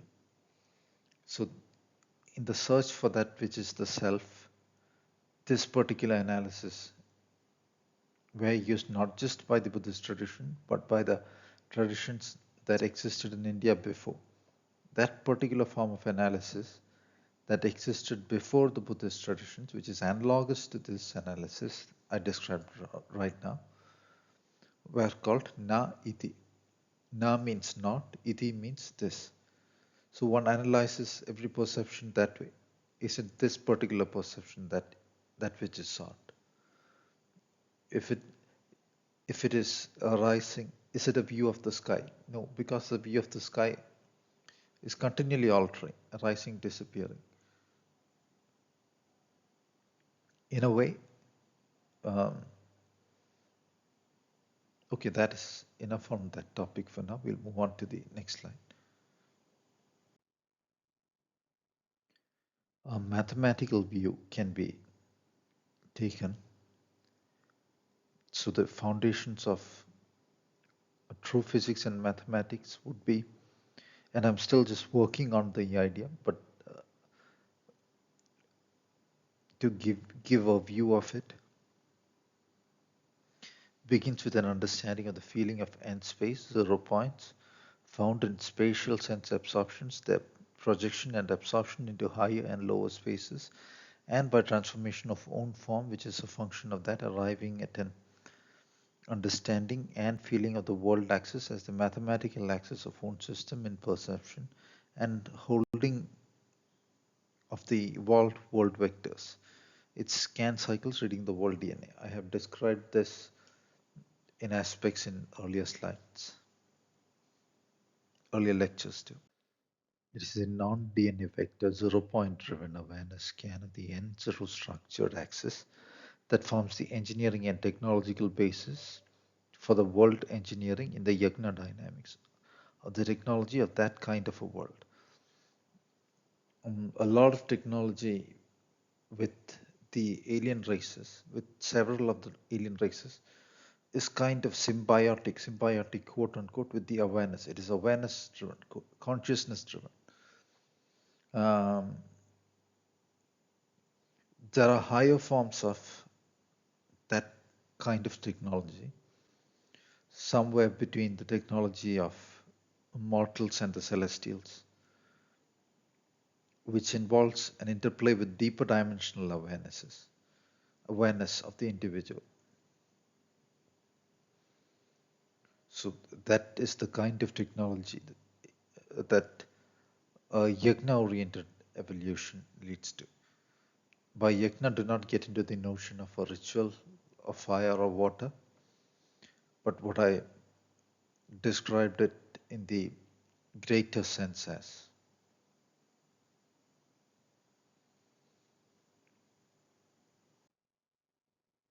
For without understanding the mathematical nature of the zero-point perceptions unfolding the spinal axial perception artifact, it is not possible to mathematically understand the, the structuring systems, which are the structuring spinal systems as well. The world axis and the mathematical perception artifact of the individual, these are not entirely independent. It is a set of individual such artifacts that mathematically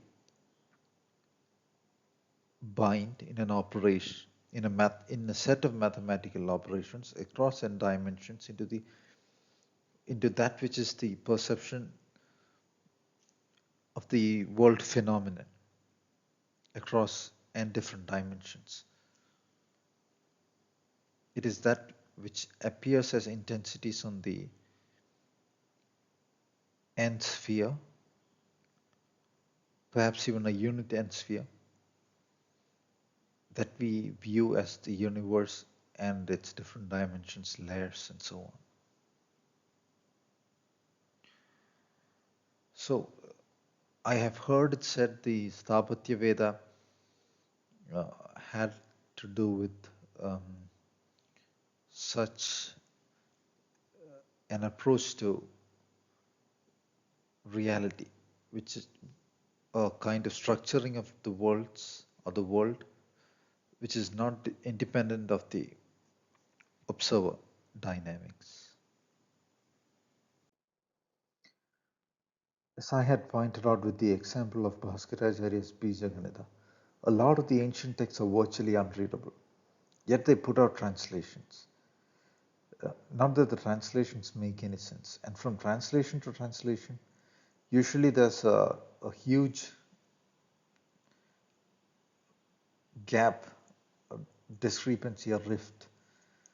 And in other cases, one translation would just copy the another and propagate the same absurdity.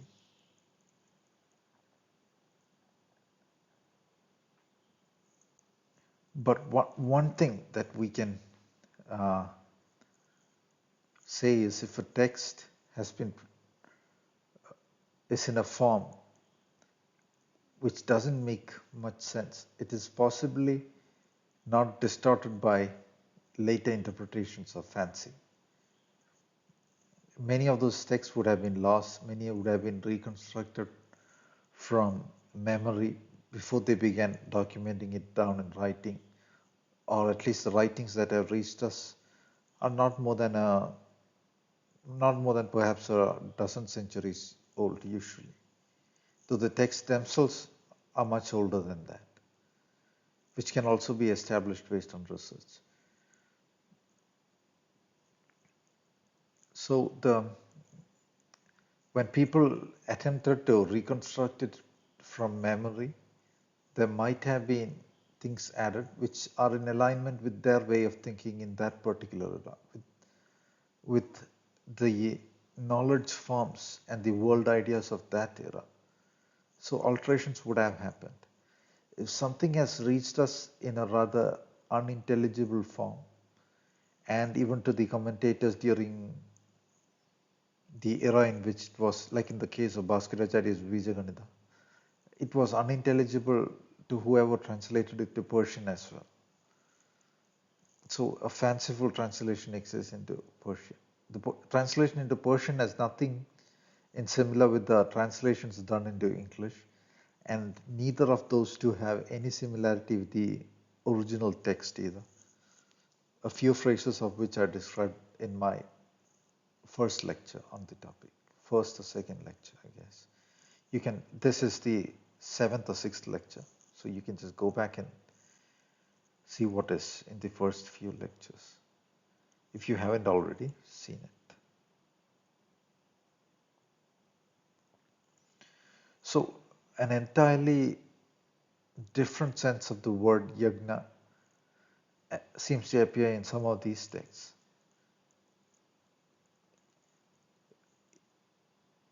It might have, we'll see in the next slide, it might have had a reference to a force used for the emperor to structure fourth worlds using technology of a different era. This seems fanciful to us, but a lot of the tech that we have today is fanciful for the form of thinking of even just a few centuries ago.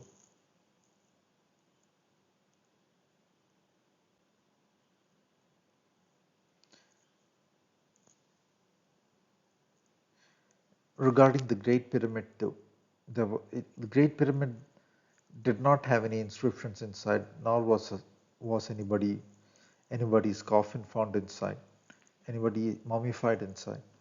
It had a different purpose. The later pyramids were unable to match the engineering precision of the Great Pyramid. So a lot of them were far smaller, tiny, and even failed constructions. The Great Pyramid possibly belonged to a far more ancient era than the newer pyramids, which are thousands of years old, the newer ones. The Sphinx, researchers have said, show signs of erosion uh, of such a manner that it underwent erosion while underneath the ocean.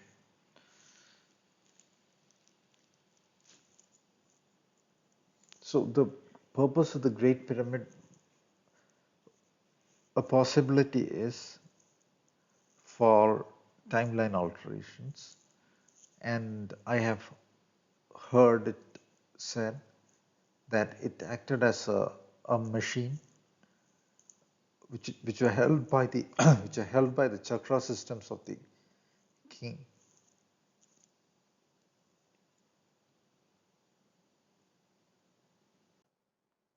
Let's for recreation's sake feed the text of Abhastamba Sulpa Sutra to Google's AI-based translation. Sulpa Sutras usually are set to deal with the topic of mathematical calculations involved in the formation of yagnic altars and so on. Google's translation is definitely drawing on pre-existing translations. So in that sense, I say it is AI driven. And though it might not be perfect, it is not perfect, obviously. No translation um, technology of today is perfect, nor is human translation perfect in any way. But then it might give us hints. This text is in many ways strange because it's difficult to find a coherent sense, even in its introduction. It proceeds to say it is about the yajna, then it goes on to associate itself with vihara. Vihara means a kind of celebration, joy, a great joy. It can be associated with the structure of a grand kingdom. And in the sense, in the beginning of the text, it seems to say it has to do with in one way it can be, we'll see that. In one sense, it can be read as speaking about the proportions and whatnot of the yajna. That is possibly why they associate it with the ritual. Perhaps that kind of reading is possible and such an interpretation existed. As I said, the knowledge systems alter across eras. A ritual interpretation of the Vedas is not what is seen in the Mahabharata. They could make machines, weapons, superpowers, all those things with the Vedas, and not by recourse to any particular ritual, in the sense of the ritual that is seen in the era that follows after a few thousand years, or perhaps a few hundred years, a few thousand years possibly.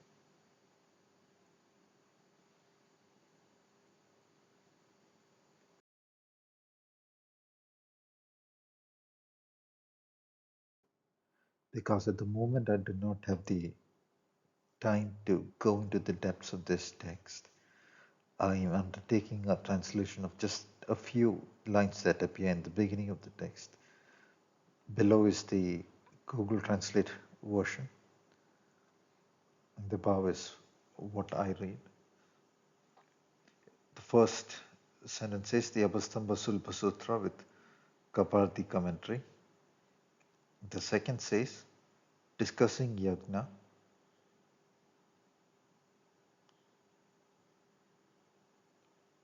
The word Agnayayatanani can be read as Agni dimensions and dynamics.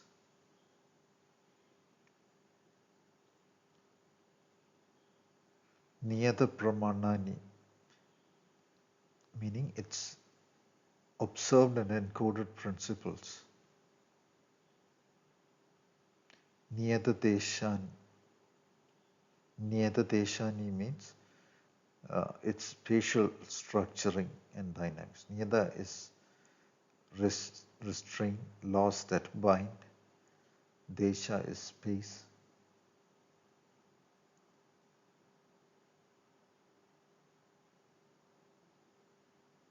Ayatana means a dimension, spatial dimension, where there is freedom of movement.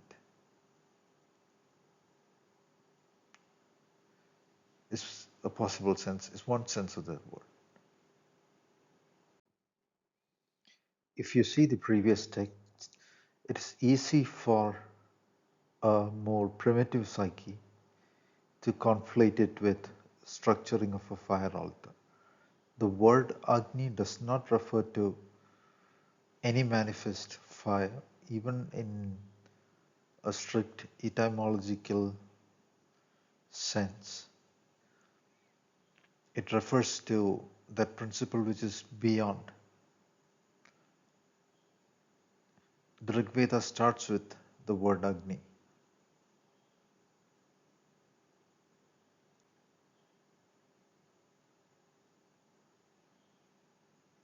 So in not just that particular text, we find, assume the Ashtadhyayi. For centuries, people studied it, memorized it without without thinking of it as a programmatic language style description. It was after development of programming languages that we came to see the Ashtadhyayi as a programmatic style description, like a meta language describing a language. I have said this in the earlier slides. The Encyclopedia Britannica describes it as a Turing machine for a reason. And its structuring is, I have had a look at it, its structuring is very much like that of a programming language.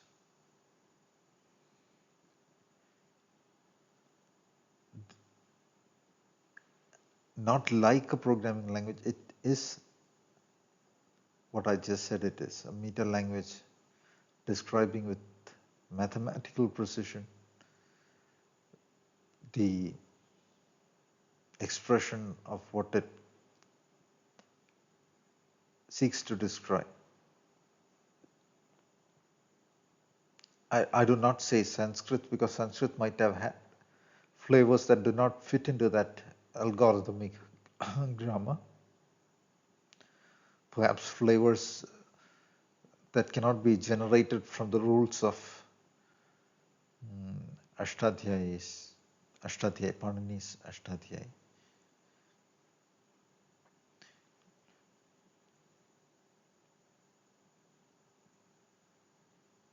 Programming language descriptive, structures used to describe programming languages like the Bacchus-Naur form. All those things find its first appearance in Panini's grammar. Why I say this is because what a text is and what drove somebody to make such a formulation and what knowledge systems would have driven such a formulation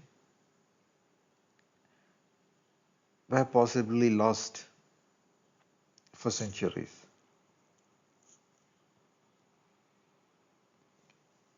In Sanskrit, we often find this structure. Instead of A and B, they'll write A, B, and. The operator occurs at the end. In programming, those who've studied it know, expressions are often written in that way. A, B plus, and then it can be pushed into a stack. When it is popped out, you can see the operator first, plus. Plus has to deal with the next two symbols, B and A. Is it normal for human thinking to put the and symbol at the end? Or is it suited more for pushing things into a programmatic stack? Again, words such as fiber that appear there in the text, a later culture.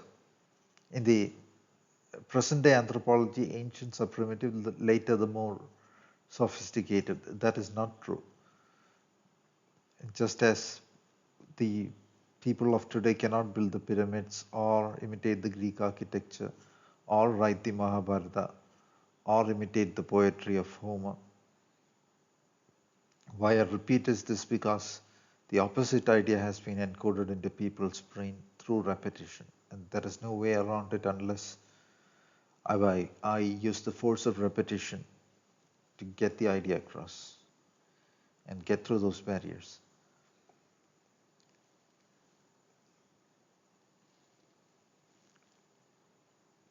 So this particular usage of the word fiber would have referred to something else in the world structuring dynamics, which is the topic of the particular text as per the text itself. Starting from the Agni principle, which is at the foundation of reality. which is that which is at the foundation of reality, and its mathematical structure, mathematically structured views that appear. That is the form of the physics and mathematics that I were describing and discovering. Again, there's a lot of evidence that the sense of the true sense of the word has been conflated with uh, ritual. I'll give you an example. There's a ritual named Upanayana. Upanayana means to see what is underneath. I do not think the ritual has anything to do with seeing anything underneath what is the universal reality. Like another thing is upasana. People take up uh, so-called vows, VOWS, vows, in the name of as an upasana. Upasana does not, in the literal sense, mean anything like that. Upa means underneath. Asana means to situate. One has to situate one's awareness in what is underneath the appeared forms, the DNA world scan. Upanayana is to see the underlying structure, and it has also the sense of seeing uh, the the symbolic, the inner symbolic that appears through the outer form. I'll get into that later.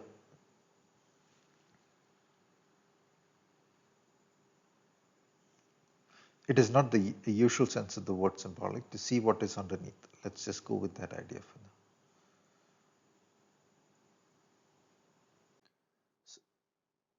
Once the n mathematical axis awareness is formed, it possibly can be used to structure the world DNA. Everyday action is a 4D restraint process of the above statement. In the physics I described, as in the process of my discovery, the cities and forms and states on Earth are the readout form of the Earth and solar DNA templates and so on, readout forms of the. Again, what I say in the first statement might sound fanciful, but that is the exact process that is forming the human form, and there is nothing in the human form that is not anatomical. What is anatomical was formed from the DNA. So it is the DNA vectors that drive the action of the human. Every city was structured by DNA dynamics ultimately. Every city that were made by humans. In fact, I have said, I have described this in earlier slides, there is a world DNA, not just the human DNA. Human DNA are sub-pockets of the Earth DNA. Earth human DNA are sub-pockets of the Earth DNA.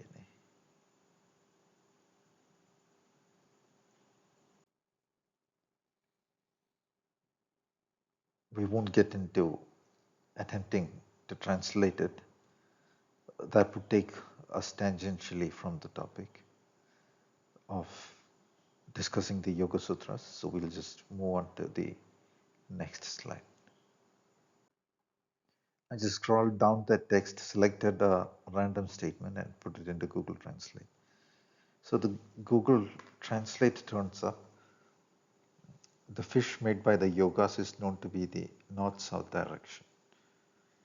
Here the word yoga, they might interpret it as things formed out of geometrical structures earlier described.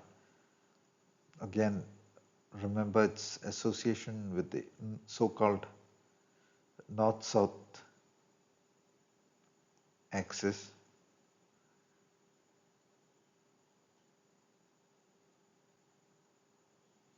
The next statement in Sanskrit can be understood in far more profound ways than what the translation suggests.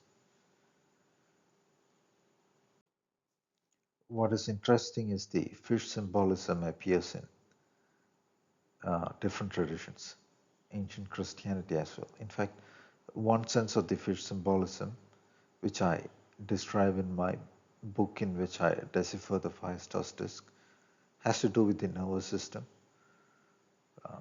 But again, the nervous system is more than just uh, the nervous system. It is an interpretative view of the mathematically structured world tree. It's the mathematical structuring of the world tree in the domain of own world DNA scan, which is own DNA scan. It is evolved out from own DNA. It's a pocket of the world DNA.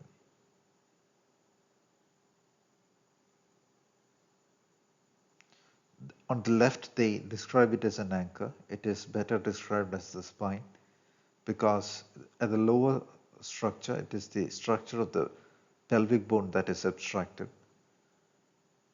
rather than the structure of an anchor. An anchor would go the other way around.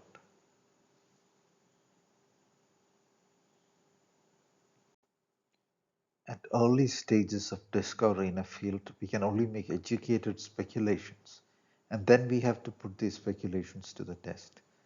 So it is called forming hypothesis and then trying to find if it's true. Even mathematics proceeds that way. In mathematics, you have conjectures, educated guesses that are made usually centuries before they are finally proved. Like Fermat's last theorem. It were a conjecture for a long while before a proof were apparently done.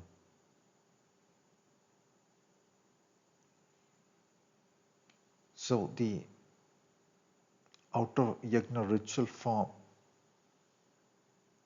which were an interpretation of an earlier idea, it had to do with the projection of new realities here by leveraging the awareness from the mathematical axis to read out the world DNA. So here I do a new definition of the yajna, of the word yajna, as the structuring of joyous world forms by expanding out the world DNA through the force of the Agni principle and the deeper mathematical awareness of the world machine. Dilip Rajeev. So the idea is in alignment with the mathematics that I have been describing, or the mathematical structure of the world that I have been describing in an overall sense, and it is in alignment with the introduction of the Abhastamba Sulba Sutra.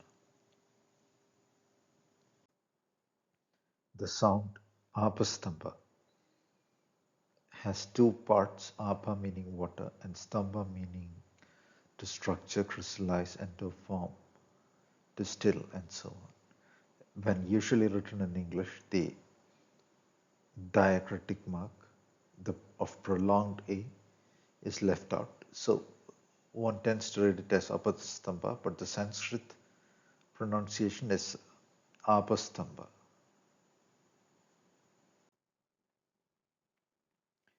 If we go by the basis of what we observe in life experience on this plane, the structuring of world DNA seems to occur based on a perception of water planes. Life evolves on water, so to speak, but then in a deeper sense, I'll just read what were written here by me. While 60 geometry structuring of living life forms from DNA bases itself possibly on an 8D geometry plane's perception as water, there are higher dimensional perceptions of water and the substructural scans that follow. Think of it in a recursive sense. But the mythological version of it is there was a sage named Abastamba who somehow froze water in a particular situation. Now, is that true, or was the title given knowing what it is? Remember, all creation mythology has the worlds emerging out of water, primordial waters, and so on. Creation is done based on water. So must the awareness dynamics follow along on the perception of a higher and order recursive water, one of those recursive water planes. So back to the question of if the sage's name is the name of a real sage, or if the title of the text is meant to be what it is because of the scientific description of what it is the structuring of water. The scientific description of what it is being, in a sense, the structuring of water. Now the question, to answer that question, it is possible in the play of the universal story that the deeper reality, the outer reality, and all those things, the sound forms have correlations and so on. But a greater, and another thing is, even among the Greeks, they never used to, in a lot of, not never, in a lot of Greek drama, they avoided putting the real names of the characters and instead used names suggestive of the character's personality and so on. In Mahabharata, there is possibly such a device used. Possibly they wanted to hide the names of the original characters out of the names were considered sacred in ancient era, and it is also associated with shielding the field of the individual. But another strong possibility is myth making were used as a tool to preserve knowledge. A simple statement that is just bluntly describing what it is unlikely to be remembered. Assume a volcano exploded somewhere, and the story needs to be preserved in an oral tradition.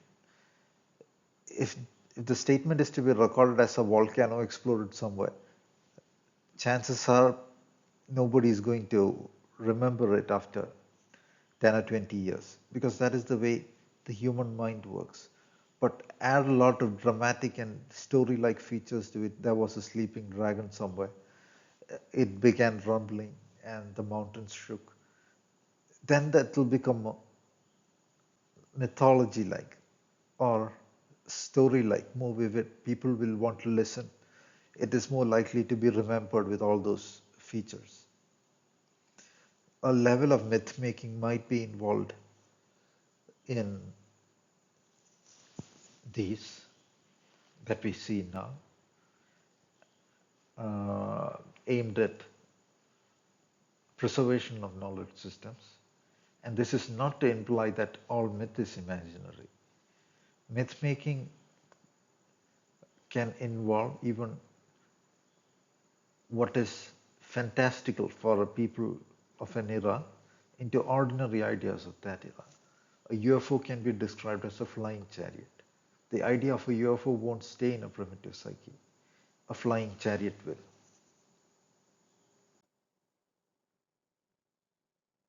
In approaching the field, in approaching any field, one needs to set up intelligent questions and then attempt to answer them with reason and evidence. So the question there, the question here now is, in what way is such a dynamic awareness approached? Did the engineering of an era evolve human awareness? World formation at play with the ability of the awareness, that is. That is the scan timelines and the world DNA, the ability to have phenomenon appear out of thin air, so to speak.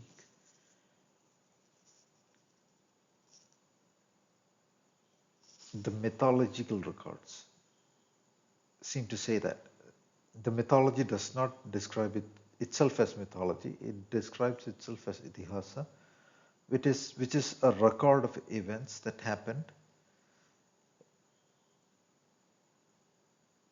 in this world, in a timeline or another, so to speak. Itihasa can also refer to the mythology of, the recorded events of different planes of reality as well.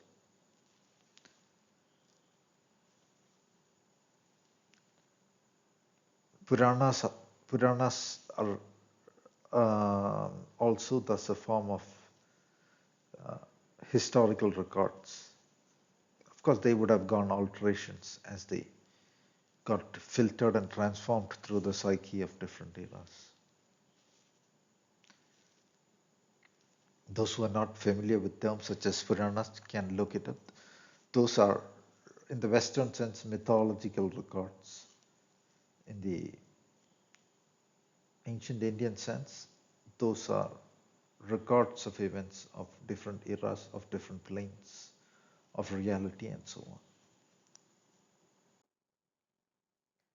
This is from the Wikipedia article on Dwaraka.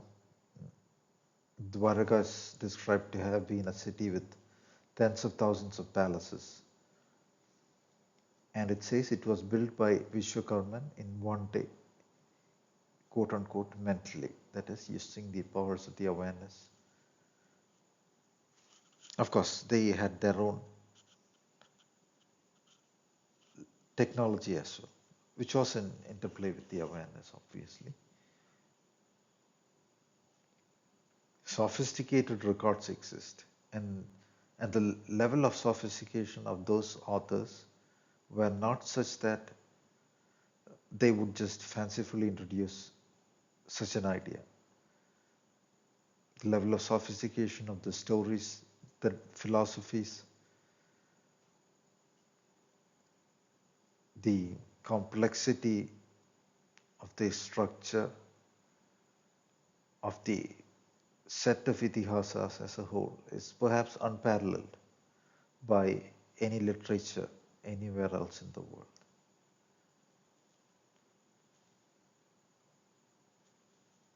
Not even perhaps, it is unparalleled by any literature that we have discovered as of now anywhere else in the world. This is from an 1890s, that phase of time, translation into English of the Mahabharata. 1890s or early into the next century, I'm not sure of the date, but that phase of time, that era. This is unedited and from the translated text itself.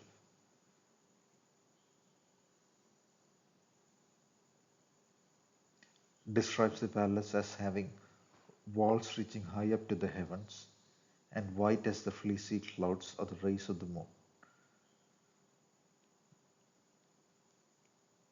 And that particular palace is described as covered with darts and other missiles.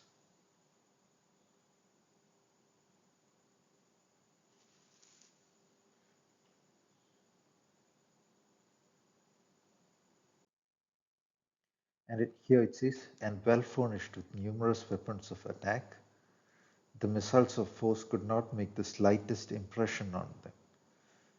That's a strange way to describe something.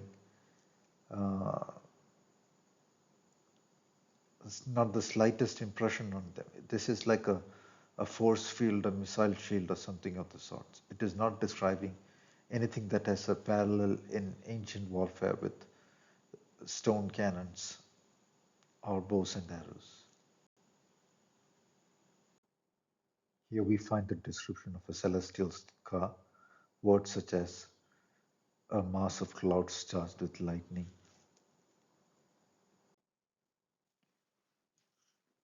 Here it says, and it gets interesting, the celestial artificer called Tashtri or Bhaumana, aided by Sakra and Dhatri, created forms of diverse kinds and great beauty for Arjuna's car, and displaying divine illusion, they placed on his flagstaff those celestial forms, large and small, of great value. At Bhimasena's request, Hanumat, the son of the wind god, will also place his own image on it, and Bhaumana has, in its creation, had recourse to such illusion that that banner covers, both perpendicularly and laterally, an area of 1 yojana, that is like 12 kilometers. And even if trees stand in its way, its course cannot be impeded. That's like a hologram. Indeed, even as Sakra's bow of diverse colors is exhibited in the firmament, and nobody knows of what it is made, so had the banner been contrived by Bhaumana. It is likened to a rainbow that exists in space. I guess that is what is meant by Sakra. Sakra is a god of bow of diverse colors. Ought be a reference to the rainbow phenomenon. And nobody knows what it is made, so had the banner been contrived by Bhaumana. For its form is varied and ever varying, a hologram that is altering continually. And as smoke of fire mixed with and as column of smoke mixed with fire riseth up, covering the sky and displaying many bright hues and elegant shapes, so doth that banner contrived by Bhaumana rear its head. Indeed, it hath no weight, nor is it capable of being obstructed. That might be in reference to the hologram or to the uh, chariot itself. And unto that car of a century of excellent celestial seats, of white hue, endowed with the speed of might. Again, awareness-driven technology. Horses are only a reference to engine. We still say horsepowers, or horsepower is a term we still use to describe the strength of engines, the power of engines.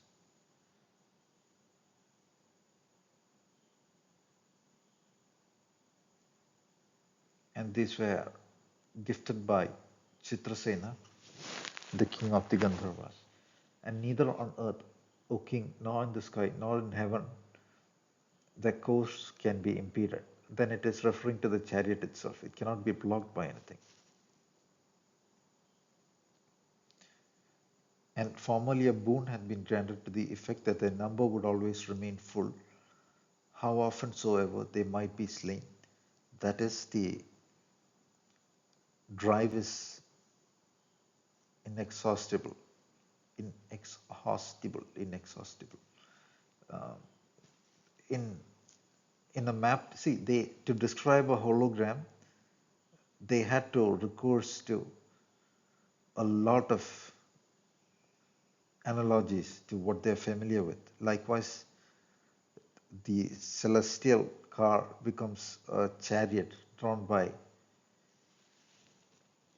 horses and cannot be impeded by anything, neither in neither on earth or in heaven. And the number remains full, as in the sense the fuel, the energy source cannot be exhausted. I will describe one such tech that were brought to my attention, so to speak, later in one of the slides. particular statement, it has no weight nor is it capable of being obstructed, um, which is followed by saying that the draft cannot be impeded by anything on anything in earth or heaven, occurs when a description of Arjuna's, the banner of Arjuna's draft and its steeds, rather its engine, is asked by a character in the mythology.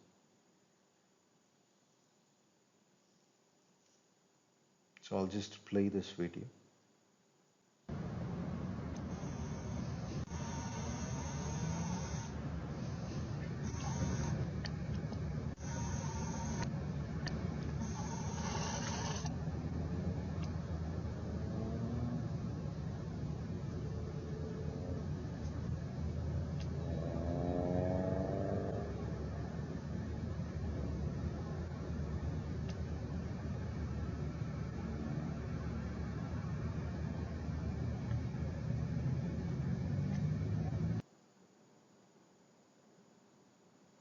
You see one of those crafts enter the surface of the moon.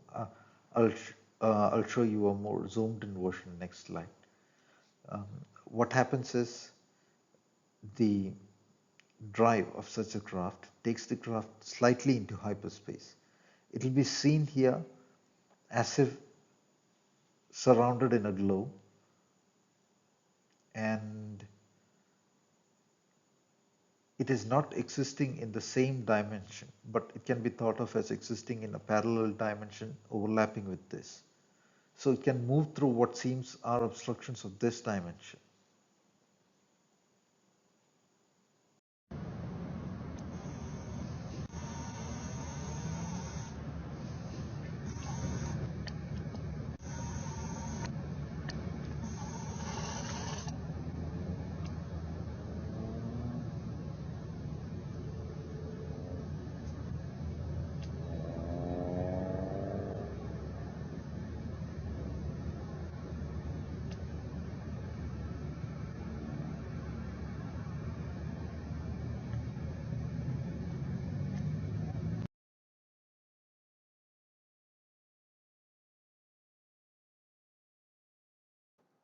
The moon in itself is thought to be something of a strange object by several several top scientists. I'll just read a few quotes. I'm not adding my opinion anywhere here. It would seem that the moon is more like a hollow than a homogeneous sphere. He surmised that the data must have been wrong, but it wasn't. Dr. Gordon MacDonald, NASA. A natural satellite cannot be a hollow object, Carl Sagan, cosmologist. The lunar orbiter experiments had vastly improved the knowledge of Moon's gravitational field and indicated the frightening possibility that the Moon might be hollow. Dr. Sean C. Solomon, Massachusetts Institute of Technology. The Moon not only rang like a bell, but the whole Moon wobbled in such a precise way that it was almost as though it had gigantic hydraulic damper struts inside it. Moon rocks have been found to contain processed metals, including brass and mica, and the elements uranium-237, neptunium-237, that have never been found to occur naturally. Ken Johnson, supervisor of the data and photo control at NASA wing. This is from a Wikipedia article in 1970. Michael Vasin and Alexander Sherbakov of the Soviet Academy of Sciences advanced a hypothesis that the moon is a spaceship created by unknown beings. The article was entitled, "Is the Moon the Creation of Alien Intelligence?" and was published in Sputnik, the Soviet equivalent of Reader's Digest. The Vasin-Sherbakov hypothesis was reported in the West that same year.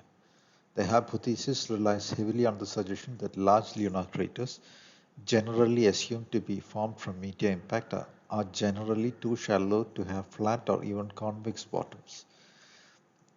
They hypothesized that small meteors are making a cup-shaped depression in the rocky surface of the moon, while larger meteors are drilling through a rocky layer and hitting an armored hull underneath.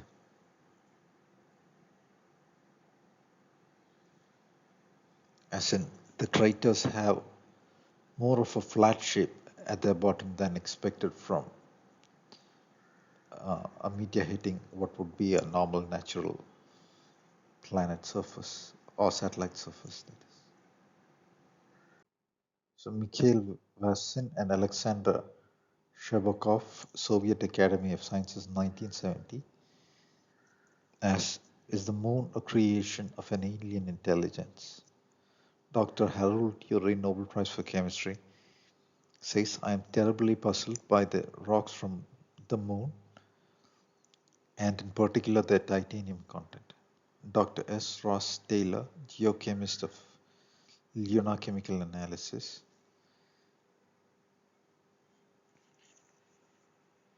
said the problem was that the Maria Plains, the size of Texas, had to be covered with melted rock containing fluid titanium. He said you would not expect titanium ever to be hot enough to do that, even on Earth. And no one has ever suggested that the moon was hotter than the Earth. What could distribute titanium in this way? Highly advanced technology developed and operated by entities that are immensely more immensely more technologically advanced than humans. Dr. Gordon MacDonald, NASA. It would seem that the moon is more like a hollow than a homogeneous sphere. He surmised that the data must have been wrong, but it wasn't. I think I had put the quote in the previous slide. Well, I'll add an opinion here. If they have lunar rocks, I do not think it is from those manned missions. The Uber governmental sectors and the tech sectors have been in touch with alien species. Hermann Oberth of Nazi rocketry fame had spoken of such interactions, and he had said their record advancements during the Nazi era were due to people from other worlds. The direction of world politics, tech, education is all actively manipulated and driven by alien races. Unfortunately, it is done by evil parasitic races as of now. The education agenda, media agenda, DNA editing agenda, AI agenda is all aspects of that. It is in their interest to keep the world from ubiquitous space travel tech and so on. Zero inertia drives, for instance, are not that difficult to engineer. The Firecracker Newtonian principle rockets are serving as a distraction. Here's a quote from Isaac Asimov. We cannot help but come to the conclusion that the moon by rights ought not to be there. The fact that it is one of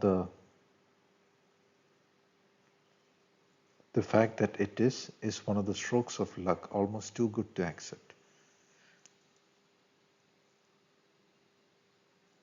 Dot, dot, dot. In general, when a planet does have satellites, those satellites are much smaller than the planet itself. Therefore, even if the Earth has a satellite,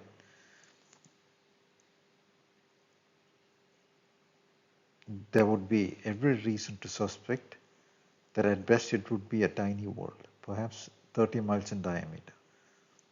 But that is not so. Earth not only has a satellite, but it is a giant satellite, 2160 miles in diameter. How is it then that tiny Earth has one? Amazing.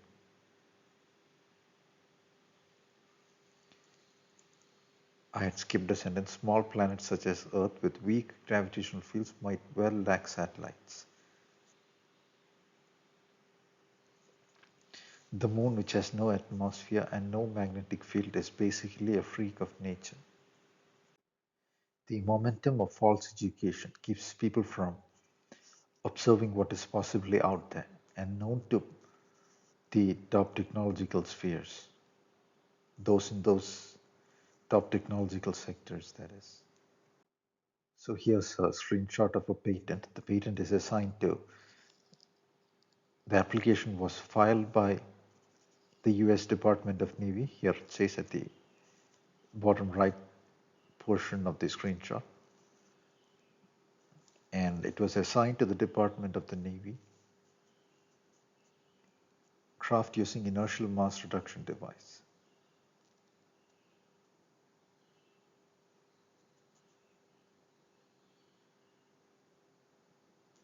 It creates a local polarized vacuum in which the craft exists is the language this particular patent uses. I had spoken of it as existing in a deeper space. They might be thinking of it as a vacuum because it is in a different space, and uh, what exists in this space does not obstruct it, so to speak. Here again, the patent is associated with the United States of America as represented by the Secretary of the Navy. An associated article on Wikipedia says the patent application was supported by the Naval Aviation Enterprise on grounds that the Chinese military were already developing similar technology. Here is another article from thedrive.com. Docs show Navy got UFO patent granted by warning of similar Chinese tech advances. The patent was first applied for on April 20, 2016, over a decade after the Nimitz carrier strike group encountered strange tic-tac-shaped aircraft, and nearly a year after Navy pilots across multiple squadrons flying out of Naval Air Station Oceana and NAS Norfolk experienced a string of bizarre encounters with unidentified aircraft, some of which, like the Tic-Tac, seem to possess exotic performance capabilities.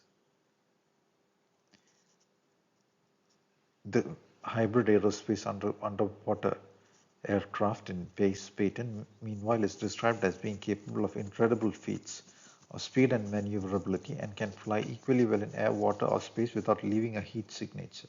This is possible, Pace claims in the patent, because the craft is able to engineer the fabric of our reality at the most fundamental level by exploiting the laws of physics. The concept is fairly simple, although the engineering required to make it a reality is anything but. All matter contains energy on the quantum level, but theoretically creating its own incredibly dense and polarized energy field. The hybrid craft is claimed to be able to create a vacuum around itself, which allows it to repel any air or water molecules with which it interacts. Thus, the craft can essentially ignore aerodynamic or hydrodynamic forces, or so it is claimed by the patent. It is not repelling anything, it is existing in a different space. It is not interacting with it.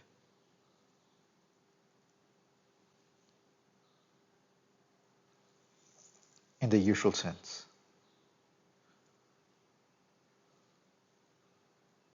The quotations in the previous slide were from the drive.com article. I am not saying that the particular idea or design works or does not work, but the physics possibilities they are aware of is far from what they pretend they are aware of, far from what the textbook and research pathways tend to guide researchers to. Here is from a screenshot from nasa.gov in which they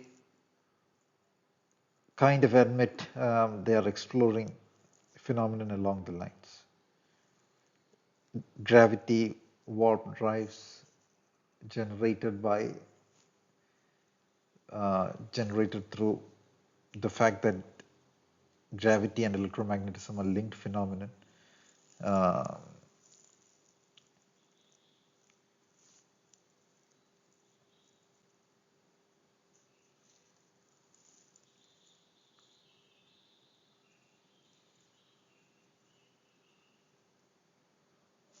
Generally, it is not thought even among physicists, that um, gravity and magnetism are so profoundly linked that a warp drive could be made in such a way. It is in the realm of speculation among physicists, perhaps. Of course, it is known that uh, space-time alterations occur due to the electromagnetic phenomenon as well. It is suggested by the mathematics. So back on topic. Again, this is a quote from the Mahabharata. One feature they Mahabharata describes around these vehicles are charged clouds of lightning, and so on, which is possibly not uh, a random figment of imagination from what we just explored a while ago. Vaisampayana said, after the Logopalas had gone away, Arjuna, that slayer of all foes, began to think, O monarch, of the car of Indra. And as Gudakesha is an epithet of Arjuna, gifted with great intelligence, was thinking of it, the car endued with great effulgence, guided by Matali, came dividing the clouds and illuminating the firmament and filling the entire welkin with its rattle, deep as the roar of mighty masses of clouds, swords and missiles of terrible forms, and maces of frightful description, and winged darts of celestial splendor, and lightnings of the brightest effulgence, and thunderbolts, and propellers furnished with wheels and worked with atmosphere. Atmosphere might be a translation of the Sanskrit word kam, which can refer to space, and space even in the purely mathematical sense, as it does in Bija Ganita of Bhaskaracharya.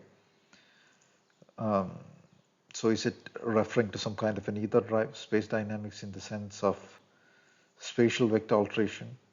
I add the possibility of it being a Mercury drive. It perhaps is not.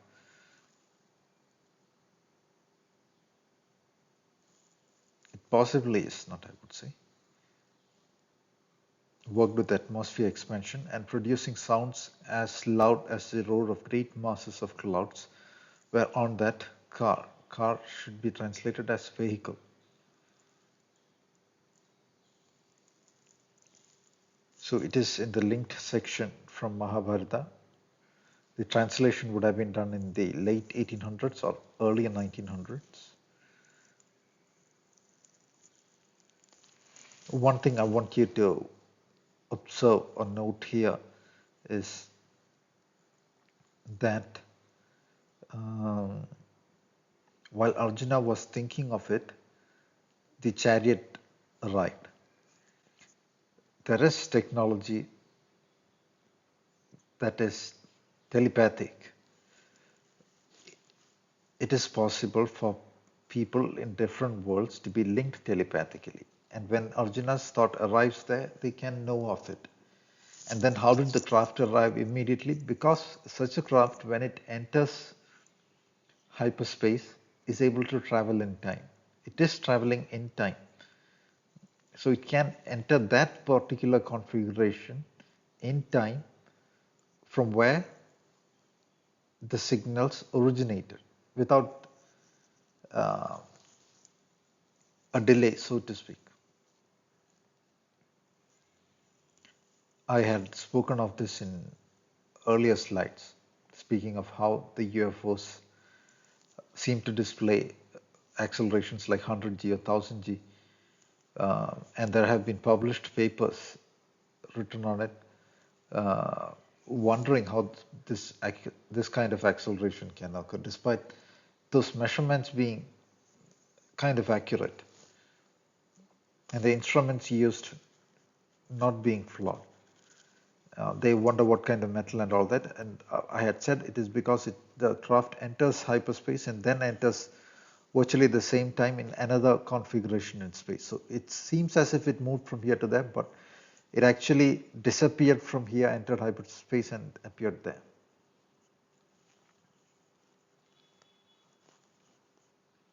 I could discuss more of these things, uh, but it would be too far-fetched to believe.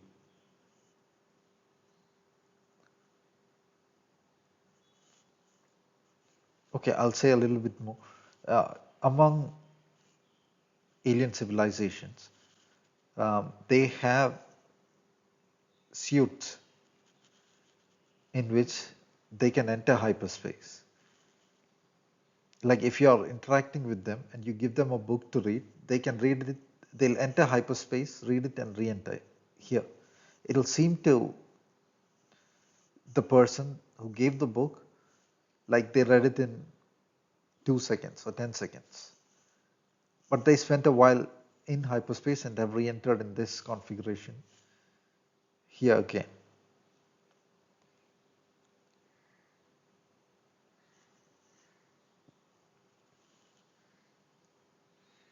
When they uh, discuss their hyperspace stations, they speak of syncing with the Earth time and so on. It is more, it is more sophisticated an idea than syncing time on the watch. So the Vimana Shastra that we have, in fact, there were Vimana Shastra texts possibly early on, were lost, were hidden, were destroyed, possibly lost or disappeared in a timeline flip and so on. There's 11th century or so text speaking about Vimanas, and at the same time saying we are not discussing the technology here not due to ignorance, but considering the safety of the worlds. Uh, in the beginning of the 1900s or around, take away or add in a few decades, somebody wrote Vimana Shastra who which the person who wrote it said that text was received by telepathy from a sage in another time. Again, that sounds absurd, but in the physics I just described, is not that absurd. Like the sun as a hyperspace drive is not scanning just one point in time. There is a series of timelines spread in time, so to speak, available for scan in this space. So that particular Vimana Shastra, obviously, it got so when people receive ideas, telepathy involves filtering of those waves into structures of own brain. So the whole complex set of ideas cannot possibly be received. That is what I think from my understanding of how it works, or I feel from what my understanding is. Possibly it is that way. Uh, Even in normal speech, it is that way. You cannot just talk and assume the person understands everything unless the person already has some kind of knowledge of what you're speaking about. So that particular text talks about mercury drives. Uh, Fast forward a few decades, the Nazis were experimenting on these mercury drives. Um, so once I had a conversation with one of my friends from another world, and what human, so I'm not using the word alien, uh, but not this earth. Um, so I asked about how these energy sources worked of different civilizations. In particular, the topic came up when I was looking into the idea of Tartaria. I'll talk about it. I usually do not allow them to explain their tech or science because I want to discover it myself.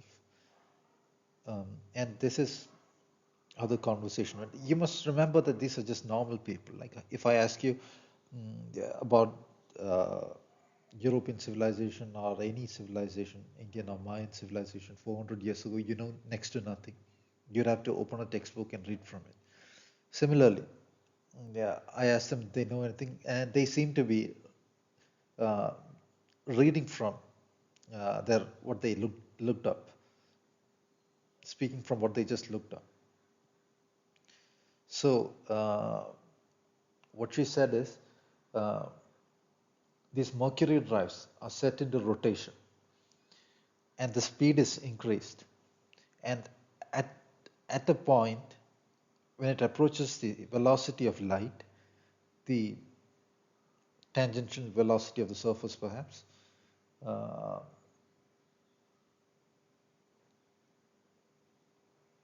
what happens, she said, is the I said the tangential velocity of the surface, as in the magnitude of a velocity vector that would be there at an instant. That is why I just paused. It is rotating at a position. Uh, so to speak, I am not speaking in terms of exact mathematical physics terms, so but then my mind gets in the way. When I say at a position, then I am thinking about in my frame of reference or in the observer's frame of reference or whatever, and that it is not a condition. Anyway, so when this is spinning and it approaches the speed of light, uh, she said a thunder appears at the top and then it begins to rotate faster. And then I just uh, stopped and paused, made a pause and asked her, what about the conservation of momentum? How does it increase speed on its own? Because that's the way she said it.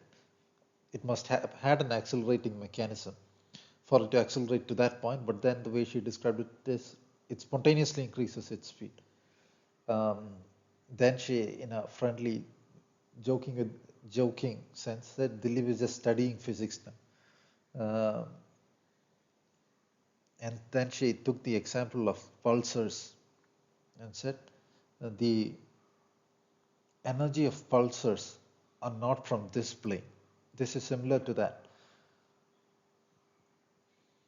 And one thing, later as I were developing my physics, what I had discovered is there is a point at which a projection that appears as a particle is bound to the higher order projection. So the north and the south are not symmetric. So there will be a position in which the higher order space gets bound to.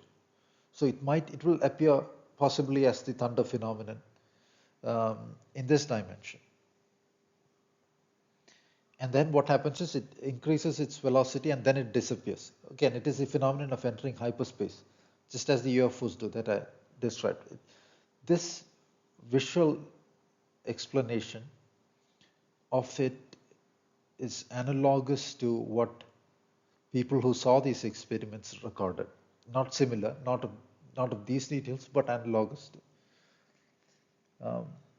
They are not talking about the thunder at the top or anything. Anyway, uh, so they say in Tartarian civilizations, you must wonder how 11th century Paris was made. There is a whole layer of city underneath Paris. How is it that the Taj Mahal has such finesse? How is it that it stands perfectly near a riverbed without a platform? That's a mystery. I'll possibly, a few mysteries are there. If possible, I'll address it in another series of lectures.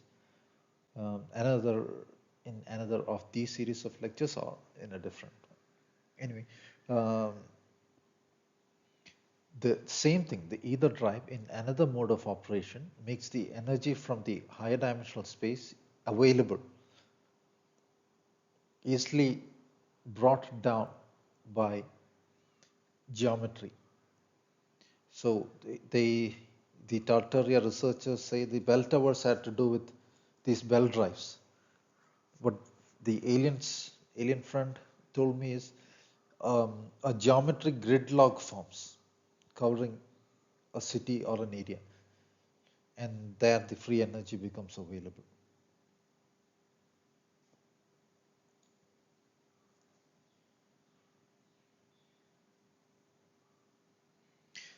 Well, I, to what degree it is accurate, um, I am not sure, but because their knowledge is limited, it is just like me.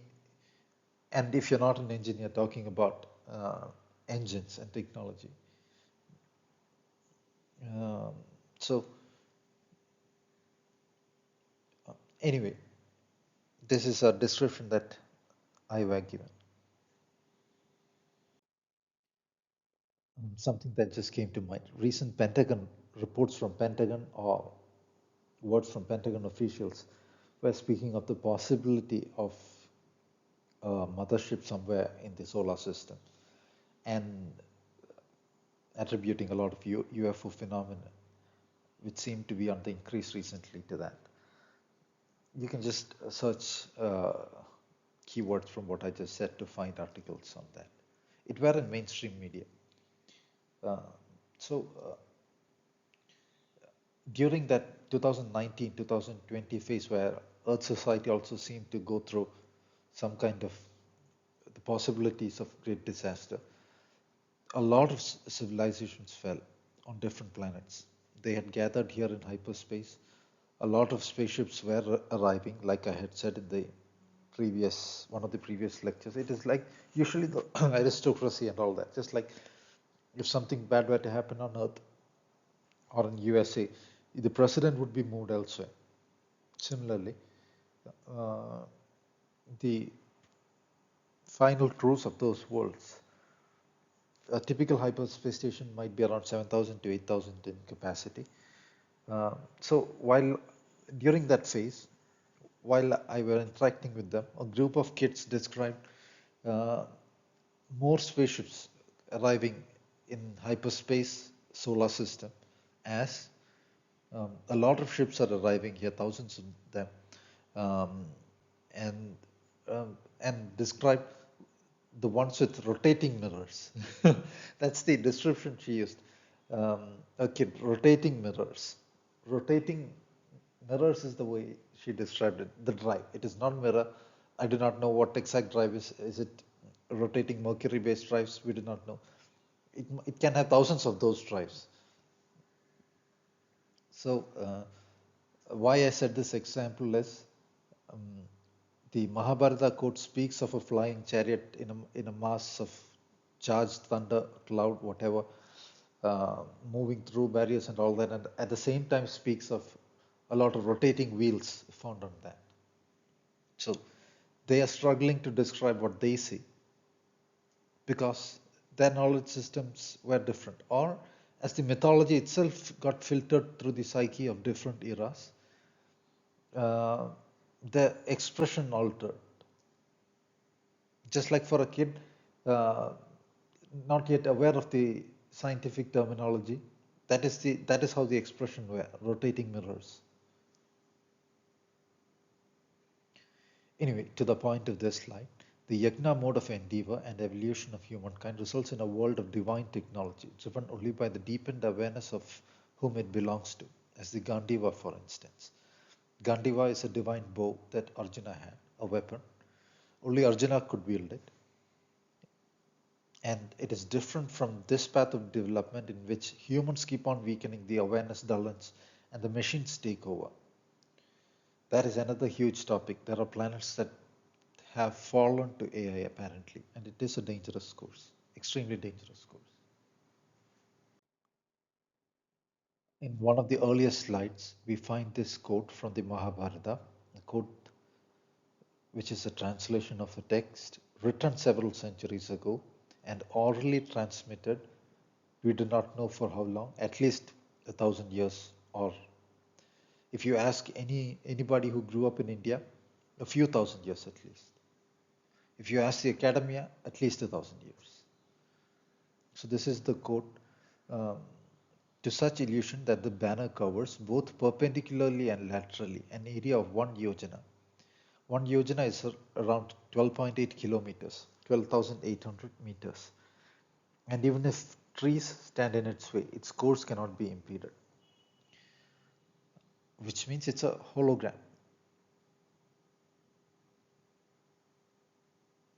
Um, in modern day depictions of Mahabharata, this particular banner is shown as a 1 meter long or half a meter long flag on a horse-drawn chariot. So today's descriptions of Mahabharata on television, media, visual media, cartoons, um, and imagery that people do does not do justice to the original text. Why? Because the person who is doing the art cannot imagine it. The person who is doing the art has been taught it must have been from a primitive civilization. So he cannot definitely put into art form the description that appears in the text of the chariot itself. It makes no sense because the so-called modern artist and his psyche is a primitive one as compared to what was originally described. Alien crafts and space stations of even greater dimensions exist.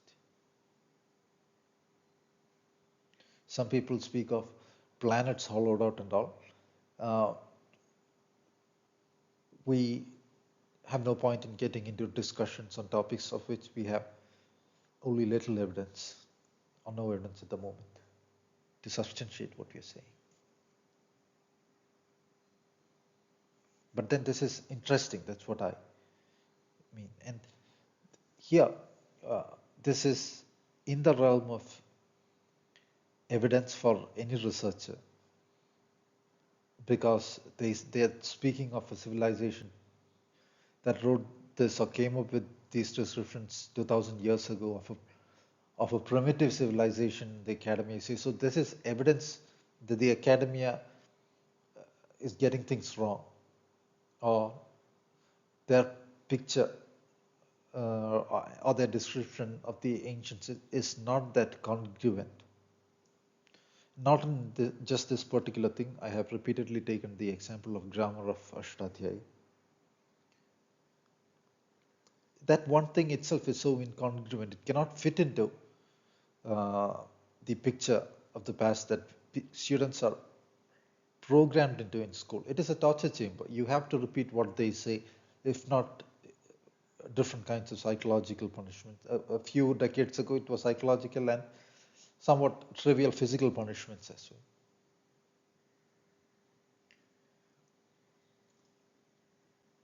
So a web of lies have been made around the human awareness through false education as well.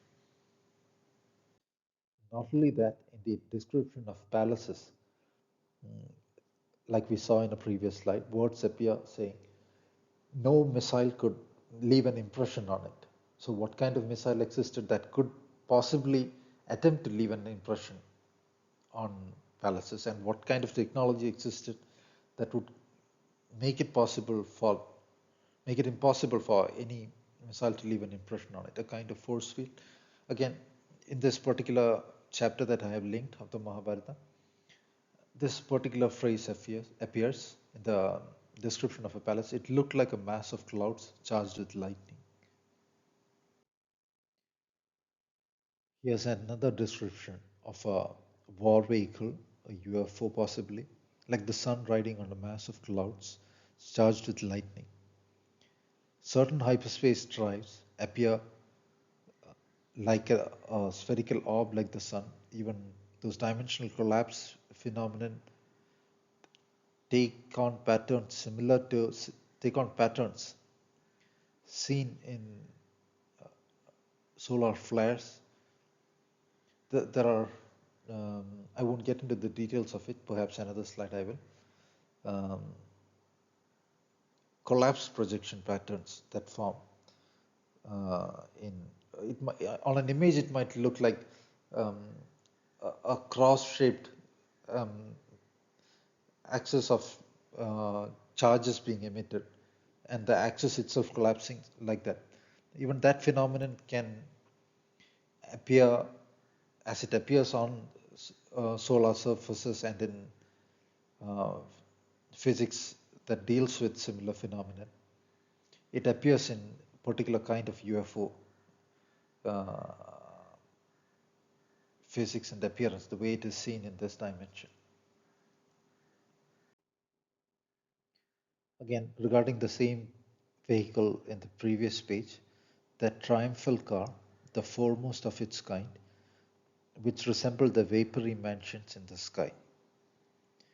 What is meant by these vapory mansions in the sky? Again, for one, all these drives take on the zero inertia, meaning it won't be in this dimension. It will be seen as if almost translucent here, and it is in another dimension.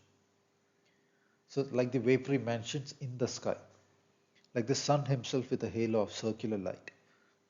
Mounted on the same car, the two heroes entered with the splendor of the sun of fire looked resplendent like Surya and Agni sitting together on a cloud in the firmament. Sitting together on a cloud in the firmament. See, this is not earthbound chariot vehicle, definitely. And the weapons are described as being endued with great energy. Different worldviews lead to different kinds of tech. When people imagine there is only this particular dimension, and the purpose of life is somehow to accumulate things, survive a few years, and then die, and that is where it ends. It leads to a different kind of world, and the endeavors are limited to what the perception says exists. So technology also gets driven in a particular direction, because for higher technology, a greater reality needs to be understood. So I say in this slide, yagna awareness progress leads to a different kind of tech. As it is awareness force driven, it is as if on the path of being a bit like the tech of the celestial beings. Appears as if a dual play of illusion or magic and device, machine, yantra or tech. Wave function based alteration of UFO forms to that of aeroplanes, etc., has been observed, recorded.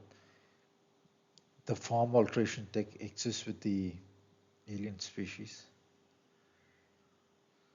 Why I mention it here is to say that in yagna awareness oriented progress also, a greater form of awareness driven wave function alteration of reality, timeline dynamics, um, generation of entire cities, even possibly through that, as is recorded in mythology, is possible from the theoretical view of things, assuming the awareness has that prowess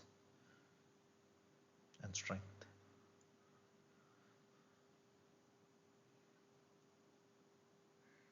Here I add that with those alien species, form alteration is based on a higher order wave function signature in alien tech as well, I say. I'll just mention these ideas, or it is going into greater details than the topic of discussion would allow. But anyway, I'll just read this slide.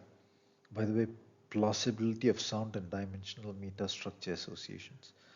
The sounds, the alphabets of Sanskrit probably have to do with the world mathematical axis dynamics, its nodal perceptions, the, the dimensionality of 0 point collapse corresponds to consonants and thus is possibly associated with dimensions. 1 to 5 in Kacha Datta ordering. I'm speaking of the ordering of the Sanskrit alphabet, the typical ordering. It is the glottal to labial ordering of sounds, and then aspirates, voiced, unvoiced, unaspirated. Those patterns are also added, not necessarily in that order. Um, it is first unaspirated, then voiced unaspirated, then voiced. Sorry, it is first unaspirated, um, unvoiced, um, then unvoiced aspirated, then voiced unaspirated, then voiced and aspirated, and then nasal. Like ka is unvoiced or unaspirated. Then is Ka, still unvoiced but an aspirate has been added. Then is Ga, it is voiced version of that, voiced version of Ka, but it is unaspirated.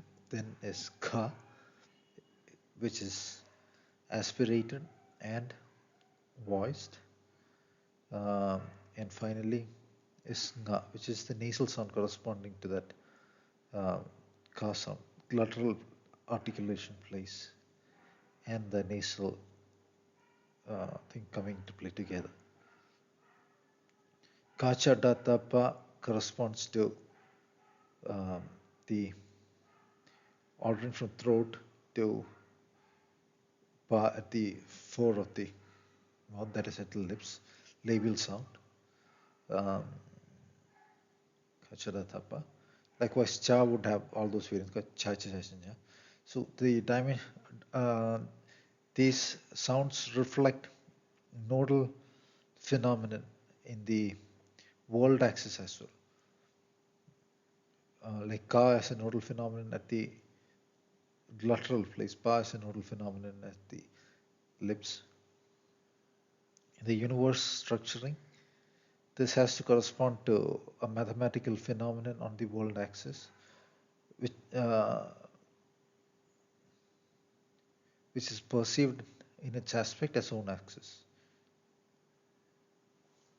which is perceived as own axis.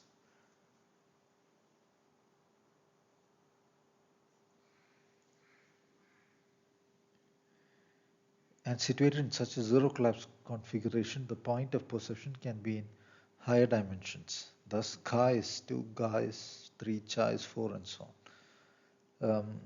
What I mean to say is that particular collapse phenomenon should have a perception in different dimensions. These are the uh, these are plausible. I'm just making a hypothesis uh, based on certain analysis, which I did not get into in detail here. The vowels, likewise, the sense of evolution, the higher spin, and the sense of expansion in a space A in 1D, E in 2D. I forgot to mention E. U, E as a two movement sound. U as a perception of three volumetric space. And the prolonged vowel as that together with its dual. These number associations, without an explanation, I have heard elsewhere, but the accurate associations should have a mathematical and structural explanation to it. That is what will be sought afterwards. The semi-vowels, the glide through zero-point perceptions of different planes and associated dynamics. R is the perception of a transformation associated with the awareness holding of a vector and its spin dynamics at a zero point perhaps.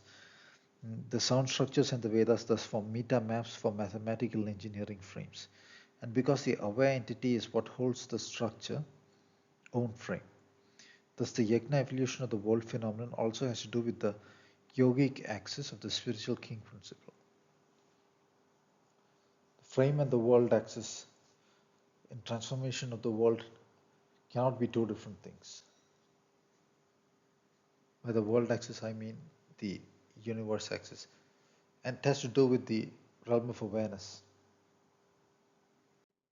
In light of the association of vihara with yoga, with yajna in the Abhastamba Yogasutras, we could hypothesize that the phrase Yukta Ahara Viharasya in the Gita in a particular era evoked rather profound ideas.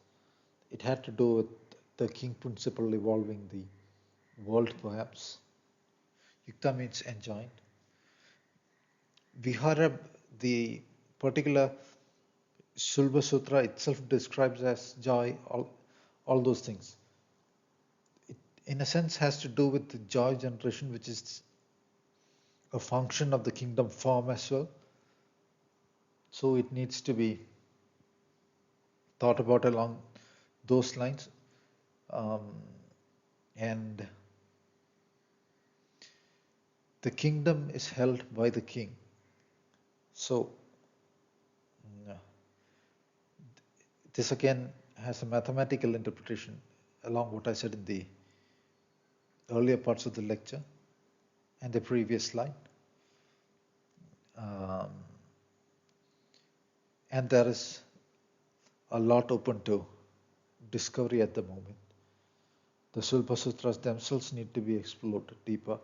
The Sanskrit language itself needs to be understood in a mathematical sense, and why those grammatical structures arise has to be mapped to mathematical perception and world mathematical axis, the fundamental mathematical axis of phenomenon dynamics. Again, the core idea to ponder here is yajna's association with vihara in the Apastamba Shilpa Sutra. The word shul evokes ideas of an axis as well. Pa, the sound in Sanskrit means a bright expression.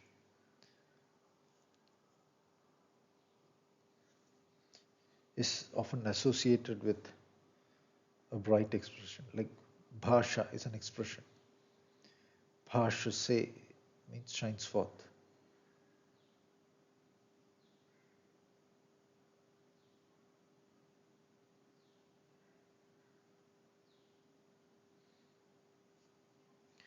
A universe evolution, yajna-oriented world development and education leads to joyous worlds and joyous existences, not just in one world, but in the next as well, as in a stream, a steady stream. Uh, do not assume yajna means all this technology and all. Even a samurai society, if their profoundest focus involves deeper evolution, that brings a different kind of joy, depth, meaning, purpose, um, where people are not being led around by false education, being educated out of a sense of possibilities of deeper growth. Instead, in yajna, the core principle is the focus is on inner growth. Everything outward is only as a catalyst or amplification for that. If it does not serve the inner growth principle, then the world itself, what meaning does it have?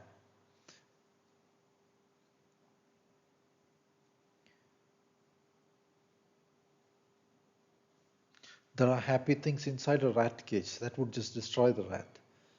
So that is not the kind of, or keep it entertained if it's in a laboratory.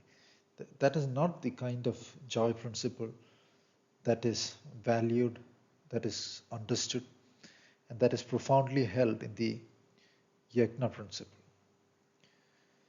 Again, this is not referring to just ancient Indian society. When there were authentic Christian values that built all those beautiful towns in Europe, there was the yajna principle alive. Strong sense of family was alive. People are obviously being educated out of all that through a false history.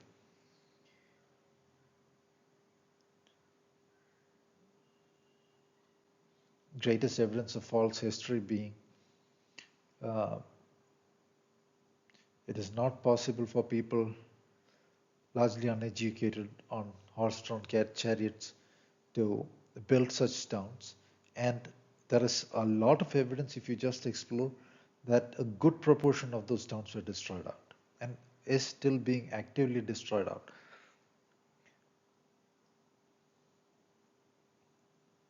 Research the findings of those who explore the theory of Tartaria. When I say explore, research those things, I do not mean just take all those theories and accept it for what they say, but there are findings that are interesting, and findings wholly independent of what idea you're subscribing to finally. The very education on technology and so on is not without a spiritual foundation. As the universe and its awareness dynamics are the topics of physics itself. in the yagna mode of discovery and growth. I have been putting out uh, what is possible and what fits into these topics of discussion, uh, and what is feasible to discuss in a talk such as this. Ideas about the universe structure that is under a process of discovery that I am uh, going through.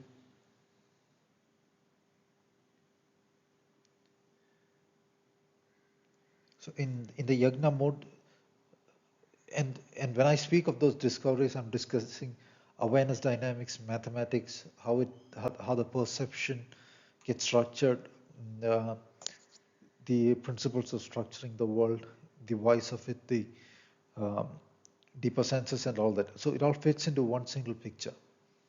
There is no separate fields like physics, mathematics, biology, um, psychology. It all fits into one single picture.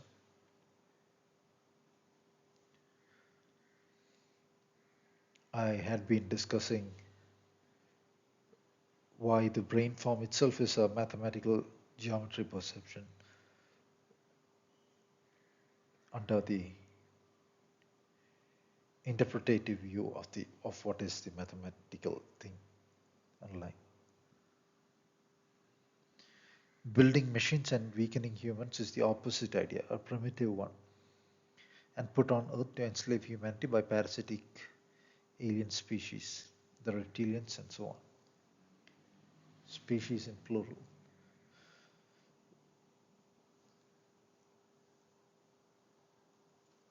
So there are different such alien species on Earth. Hopefully, um, we will get to we'll find room in these lectures that follow to discuss a little bit further along the lines, perhaps a bit of evidence. One cannot imagine a people expressing their grammar in mathematical precision with the Ashtadhyayi and being entirely imaginary and fantastical in describing the way a major city were built, or in its description, saying it was built in a day. The possibility of a different mode of technology, a different technology and way of building the world. Evidence that weapons and so on were both technology and awareness driven. That is exactly the way it is described in those ancient texts. Gandiva, Arjuna's weapon, for instance, cannot fire a Brahmastra without Arjuna. We are dealing with a worldview so alien to us as mobile phones would be to a world of worlds. So the question arises, how does an individual or a society approach the states of those worlds described in mythology? Having seen that the mathematical possibility exists, the answer to that is analogous to the first step of the Yogasutras, the first step of the Eightfold Buddhist Path. The first step of the Eightfold Buddhist Path is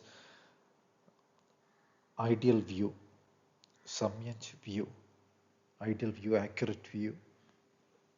So, having had the view of the possibility, a view of how the path is to be walked, the understanding is to be formed inside. The, the yamas are necessary. Perhaps the whole evolution might take more than just one generation for a society.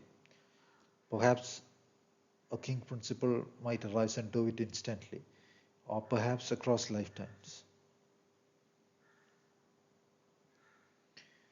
Anyway, through that process, which is analogous to the process of yoga, analogous to the Eightfold Path described in the Buddhist texts, the yagna dynamic awareness in its greater senses is approached. A lot of societies have virtually disappeared off the face of Earth. There is no evidence of something having happened to the Mayans, for instance. It is timeline flips and all those things are possible. Entire societies, entire kingdoms disappearing off the face of earth is found in different legends. Similar legends of a group of people assume like a king taking away his kingdom and going to heaven. Versions of that is found in, I believe, Sumerian. You'll have to verify Sumerian legends, like a king and his ministers all ascending is in Chinese legends. King, divine being saying they'll disappear with their kingdom is in Mahabharata as well, and other ancient Indian legends. Mahabharata also refers to kings of even ancient eras.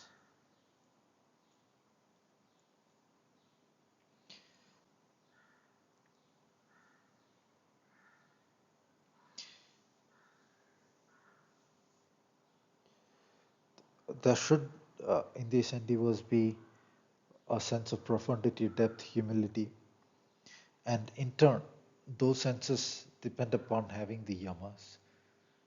And just uh, a soulless sense of the yamas without all those, what I just mentioned, is possibly not as conducive to growth as is a whole function of it.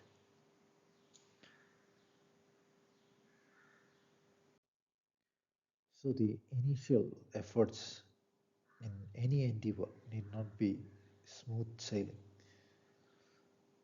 In alchemy, there is an analogy of order emerging from chaos. In one of the paintings of the sun, in one of the earlier lectures in the series, that theme is presented. One of those 1500s paintings. Um, the Bhagavad Gita says, Sarvarambhahi doshena dhume nagnir iva avrita. Iva avrita, those two words together. Meaning all endeavors are by the initial phase are surrounded by smoke, just as fire is surrounded by smoke.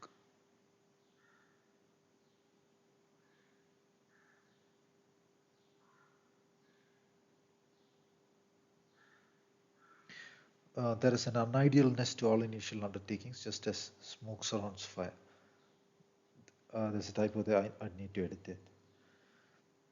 Grounded, simple effort. Activity of yajna is often not different from everyday activities such as reading, eating, normal discussions, and talk among humans, and so on. Because the form of the universe appears as the form of the normal life, and so on. The topic has been discussed earlier. One thing I wanted to warn against is a display oriented understanding of things driven by an empty display oriented media. The world uh, has been focused in these few years greatly on social media displays, making displays of what is not there. Advertisements are displaying and advertising uh, happiness functions that is not there. Uh, and down to the individual, uh, people are using social media to advertise abilities, strengths, intelligence, glamour, and whatnot that is not there. So, um, uh, a kind of false endeavor has even unconsciously been established among people to just make something of a display of themselves because it initially gets rewarded a bit in workplace and all.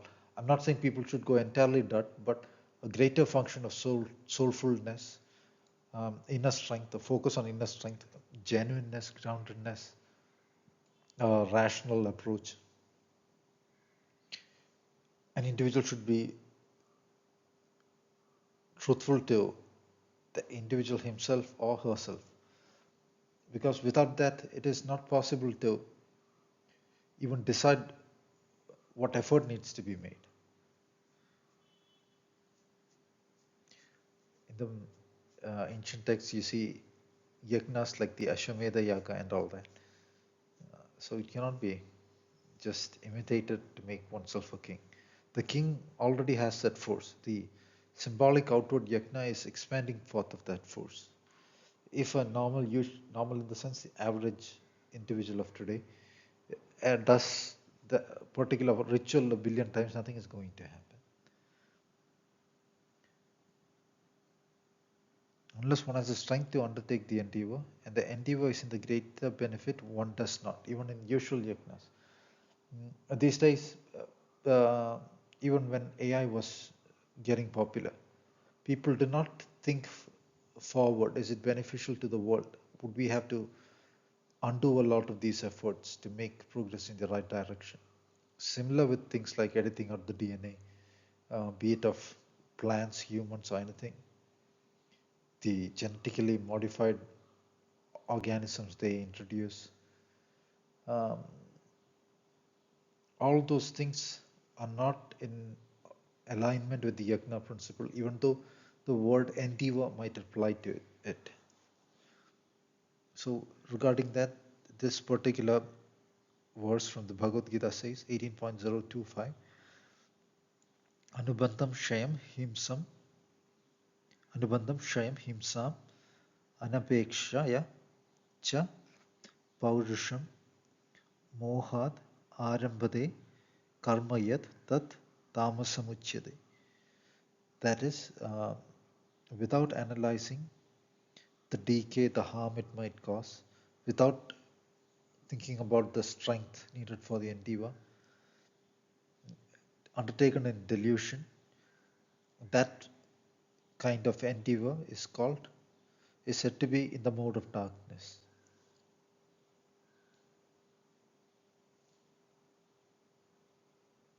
In the mode of tamas. Tamas is an ancient Sanskrit word which has some meaning along the lines. A totally stupid endeavor which involves a lot of daily activity is also along the lines.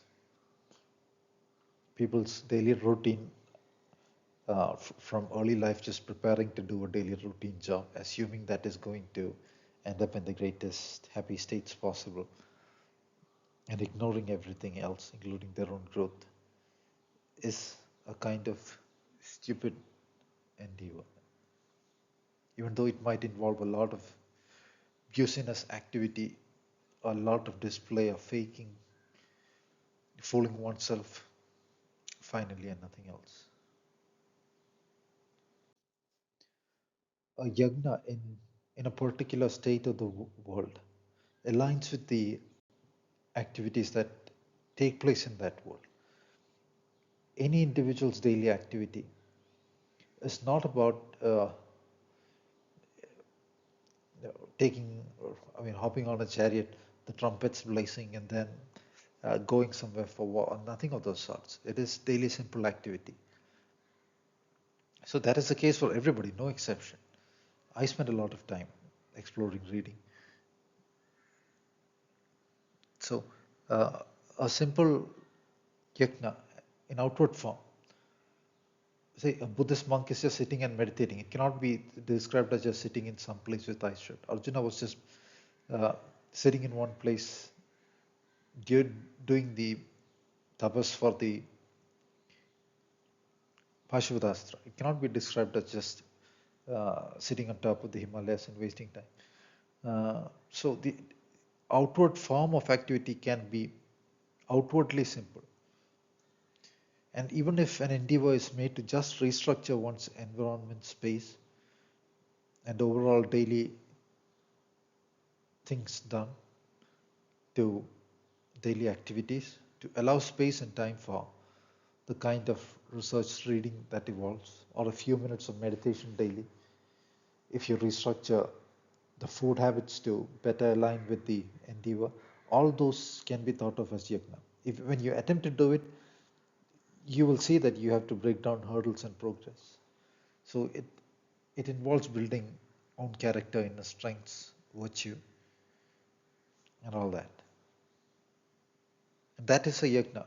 If every family does that, if every individual does that, the world would be perfect. And that is the only way to structure and perfect the world. It cannot start with some fancy out in the world activity, lots of I do not know what dazzle in the world, but the individuals are uh, virtually just uh, wasting away to death. That is no deeper yajna. No matter what dazzle exists in the world, people cannot find a deeper sense of joy. Usually, the societies that have achieved the greatest ease, a lot of dazzle and all, that is where we find the greatest amount of depression, even broken families, all those things exist when the true theory of achieving and structuring a deeper joy has been lost. And people have just leaned into an idea that ease in the outward sense alone and a bit of world comforts brought by money will bring happiness.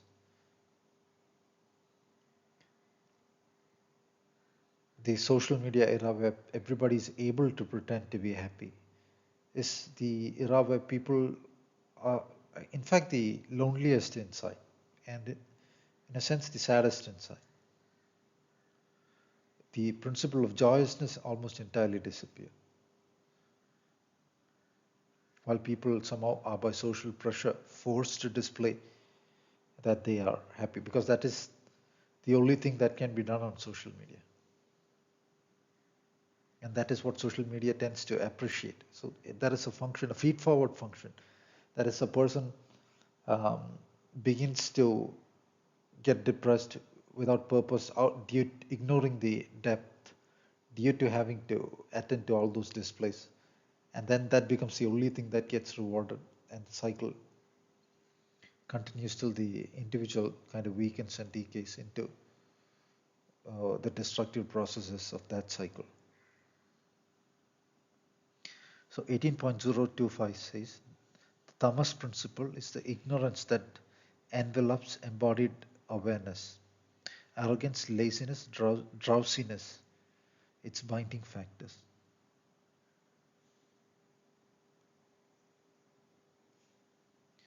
Tamastu ajnanam vidhi mohanam sarvadehina pramadalasya nidrabis tan nibadnadi bharata. Bharata here is an epithet for Arjuna.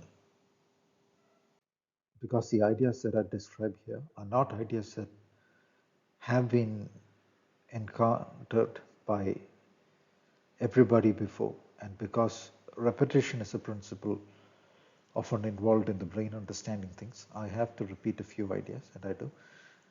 Here I say in the yajna awareness, every action is taken up either for own perfection or the perfection of the world. Often one is in alignment with the other, unless in rare situations where the whole planet is demented and made of ox. That is, yajna endeavor is in alignment with own growth and the growth of the world as well. Often, when an individual grows, the world grows. And when an action enables the world to grow, the individual who did that action also gains things, evolves, even in the deeper spiritual sense, if it is actually in a deep sense beneficial for the world. This perfection is not a function of narrow greed, nor is the idea of perfection in the gym or glamour or in a financial sense, nor is it limited to the surface world sense. Prosperity, financial growth, all those things naturally occur as a function of individual growth often, but the greater picture is not limited to just getting a bigger number in the bank database in the field associated with your name inside a machine. That is not growth, nor is it uh, gymming. Too much gymming, even the Greeks would say, is a base uh, focus, because somebody entirely focused with own physicality and is in a kind of base mentality. Um, is substanceless, even we would say that. Even our society and civilization, world across, hold such a sense. The own physical form also transforms as the inner awareness principle transforms, but it is not, in some people's cases, deeper dimensional bodies form. But then one is not, as I have earlier said, not judging people by appearances or anything. Socrates, Ashtavakra of Indian traditions, those were not really glamour superstars in physical appearance. That superficial notion of the world is not what I am discussing. A king establishing an ideal kingdom aims for the perfection of beings, not just in this world, not just in the higher worlds, but as a whole function. The ideal forms of evolution of depth, higher worlds, and the transcending into the beyond the appeared. So all those things are taken into account for in the world forms, education, the sense the architecture evokes, the grand sense the architecture can evoke, or the beauty of simple architecture of the villages. All those things are designed to evoke a sense, in a sense, that drives uh, growth, as in it aligns the psyche awareness into that pattern of evolution. Um, and by all those endeavors, the goal is to evolve not just beings alone, ignoring the world, or the outward world alone, ignoring beings, but as a whole function. Again, we see the Vihara principle described as a core aspect of the yajna thing. Vihara means joy. In the true sense, joy is established when one has deeper growth, a sense of meaning and all that. It is not achieved by playing a lot of video games, no, or going to the supermarket daily or whatever, or going to some uh, a few adventure trips while the body is still mortal. All kinds of issues turn up when people hop around in the world. It is not like a steady, happy function just because somebody um, visits a happy place or anything. There are people who exist in the most happy appearing places on earth who are totally depressed. There is nothing like the happier the place looks, the people are genuinely happy. So the vihara, which means joyousness, the true establishing of that is the yajna form, which cannot be devoid of inner spiritual growth or the evolution of the world around, because the yajna principle has the world as the principle that which is acted on by the king. And in an individual yajna, one is acting upon own domain. I'll just give a few verses from the Bhagavad Gita, uh, which touch upon the principle of action, of principle of endeavoring. Um, remember, Bhagavad Gita also shows signs of editing in different sections, and it has come filtered through the psyche of generations before it were written down. We do not know if it, and possibly all those world transformations, timeline flips, also tend to affect the written records. Um, some of the records are said to exist across the world on different planets like the Vedas. Perhaps some information bodies are more immune to alteration. Anyway, I'll read this. I had in one of the earlier lectures pointed out possible instances of editing in the Mahabharata, an instance of possible editing in the Gita. Anyway, I'll read this. So why I mentioned this is people should not fall head over heels into uh, any form of written scripture saying do this, do that. That is not the idea suggested in the Bhagavad Gita either. Bhagavad Gita, in the second chapter, strongly warns against falling into the patterns of those people. Vedavada rada nanyat asti. That is their argument. Uh, as in, Bhagavad Gita says they speak in spiritual sounding words, continuously engaging in debate on scriptural ideas, saying there is nothing else. while they do not have any direct perception. The phrase, if I remember right, is Yam imam pushpidam vaja pravadanti vipaschita vedavada radha partha na anyata stivadena.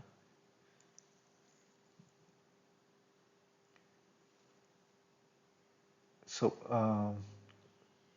Veda, Yam imam pushpidam vaja, in the sense Arjuna falls into a spiritual argument. That's why he would rather give up his arms and avoid the war. So Krishna then advises, saying these kinds of spiritual sounding flowery words are said by those who do not have any direct understanding. Avipaschita. Vipaschita is directly related to Vipassana of Buddhism. It is the same word, virtually the same word, two different languages. Not two different languages, slightly different forms of the word root is same. Which is the sound in English perceive as well, which is analogous to the sound in English perceive. And in the sense of ancient traditions, things had to be understood directly, finally, by understanding through the samadhi vipassana process in Buddhism, through the dharana dhyana samadhi, and its one function, whole function, which is called samyama process in Yogasutras. Earlier on, ideas are taken for guidance and so on, and one has to be established in reason. And those ancient texts themselves say whoever Gautama Buddha had said, his teachings are to be followed after analyzing it with reason. Ancient Indian texts say the same. The Bhagavad Gita says, Niyatam Kuru Karmatvam, Karma Jyayo Hi Akarmana. Engage in disciplined action, for action is greater than inaction. Sharira yatrapi chane chate na prasiddhyet akarmana. Even the formation of the body is not feasible for those who do not engage action.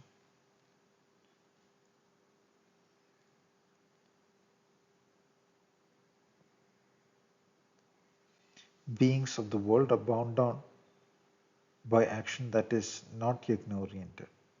Toward that yajna purpose, O Arjuna, engage action well, free of the appeared aggregates.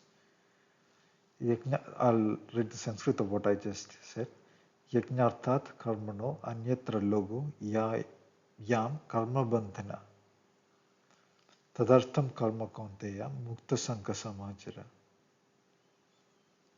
Toward that purpose, toward the yajna purpose, people engaging random action or just dull everyday work without a deeper sense tend to just bind them further down to everything that is unideal about this world. The next phrase I have quoted here says, Sahayajna prajasrishtva purovaja prajapati anena prasavishyadvam eshavostva ishtakamatuk. Sahayajna prajasrishtva purovaja prajapati means, along with the yajna principle, having created beings, the Lord of beings said, through yajna you shall grow and generate, and this shall be the grantor of all your desires. The next phrase says, Devan bhava yatanena te deva bhavayantuva parasparam bhavayanta shreyaparam avapsayata. Meaning, those who move towards the gods in a way pleasing to them, the gods respond in the same way. Through such mutually pleasing endeavor, attain the supreme glory. If you see yajna-oriented societies, even among the Zen Buddhist samurais, there is a profounder sense between individuals. The surface ritual form of that has been retained in Japan, in which people tend to bow for every nothing. So, Um, there's a profounder sense also involved to the Deva principle here. We'll discuss it in the next few slides. Deva means gods. It also means inner brightness. The word root is the same as that from which the word day appears, which then is associated with clarity, brightness, and so on, or divine, Deva. This is a verse from the Bhagavad Gita. Evam jnatva kridam karma purvairapi mumukshubhihi kuru karmaiva tasmat tvam purvaihai purvataram kritam. Having known this, the ancients engaged in action, desiring the ultimate freedom. Therefore, engage in action the way the ancients did in days of yore. This was told to Arjuna in the battlefield. So he is also being asked to take the example of the emperors of his lineage before him. These are the verses that follow from the verse in the previous slide. The verse in the previous slide was 4.15 and here is 4.16. Kim karma kim akarmeti kaveyo api atra mohita tatte karma pravakshyami yajnatva mokshayase ashubhat. The translation I give is, what is action and non-action? On that even the great poets seers are deluded. Unto thee that action principle I shall unveil, understanding which you will be free from all unideal.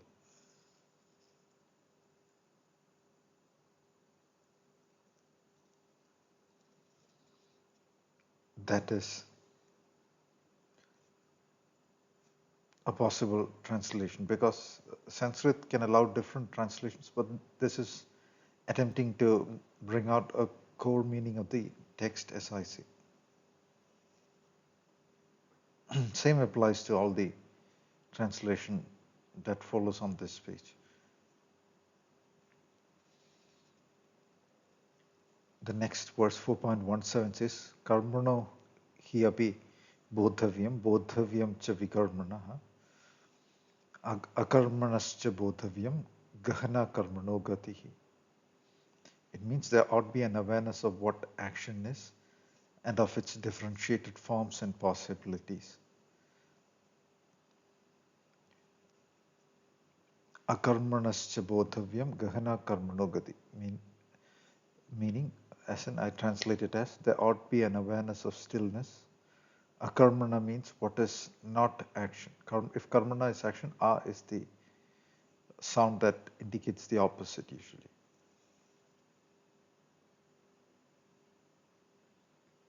When occurring as a prefix. There ought to be an awareness of stillness, non-action, for profound is the way of the action principle. Akarmanascha bodhavyam gahana karmano gati. Vikarmana I have translated as when the action principle emerges, it branches forth into different possibilities which appears as timelines. There is the core action timeline, the core action principle also existing. There are actions that take away from that principle.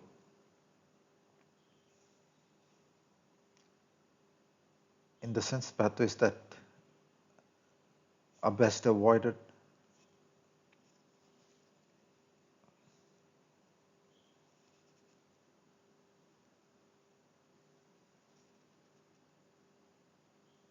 Toward a goal also.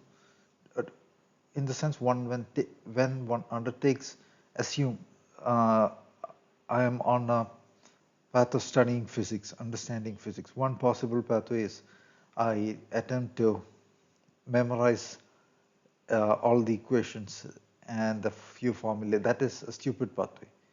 Again, it could be thought of as on the same overall, underneath the same action set as studying physics, quote unquote.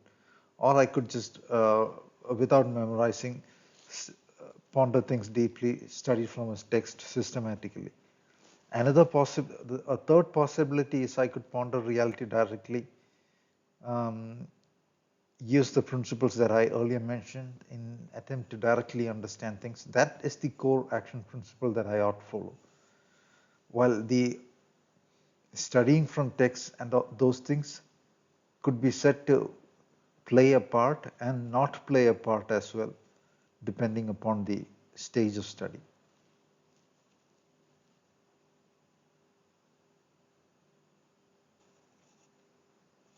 If in early stages I entirely avoid books and my perception is not that deep, that might not be the ideal path to take. If in later stages I attempt to avoid getting into the deeper perception, and just stick to the textbook alone, the textbook can spark ideas of a deeper nature, just as a symbol on a page can spark profounder ideas about reality, just like the Zen Enso can spark more ideas than that is a circular patch of ink. You know, it sparks deeper ideas than the surface formula. Likewise, in the study of physics, the outer textbook can be used to spark ideas. Likewise, in mathematics, uh, if one just sticks to the textbook alone, that is not even going to lead to an understanding of what mathematics is, because they do not know yet. At the same time, when one sees the artifact of study in group theory or in field theory, it is an aspect of the underlying mathematical artifact. So at early stages, that particular study can combine with the inner study to lead to the deeper perception. And in early stages, um, experimental physics can provide data that is able to validate or invalidate what one thinks is the inner perception, direct perception. At later stages, the direct perception becomes so clear, one does not uh, doubt it. It is as clear as saying 1 plus 1 is 2.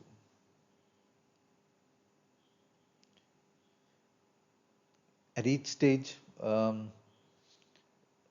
at the early stages, the vikarmana of going into uh, just a bookish study is a wrong path.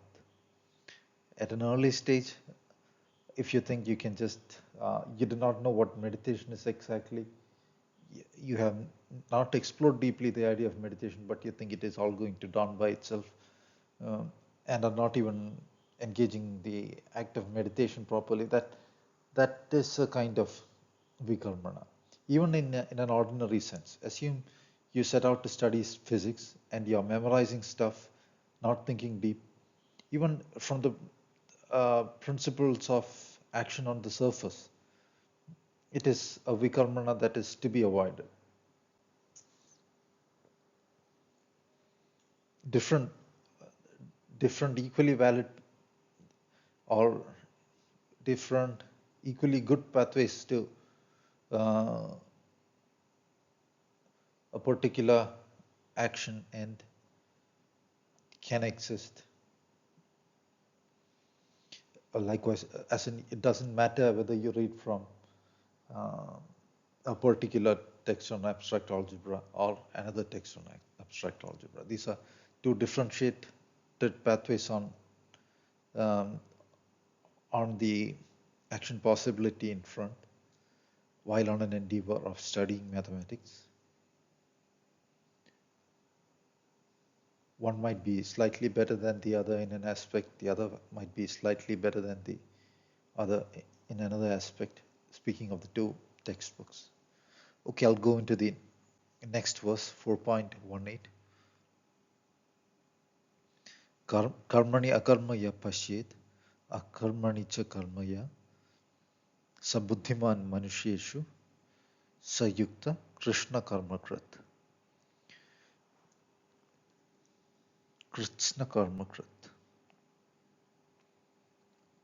So, who sees stillness in action and action in stillness in action, that wise individual among humans is in the yogic state, and is the perfect doer slash engager of all that is the action principle.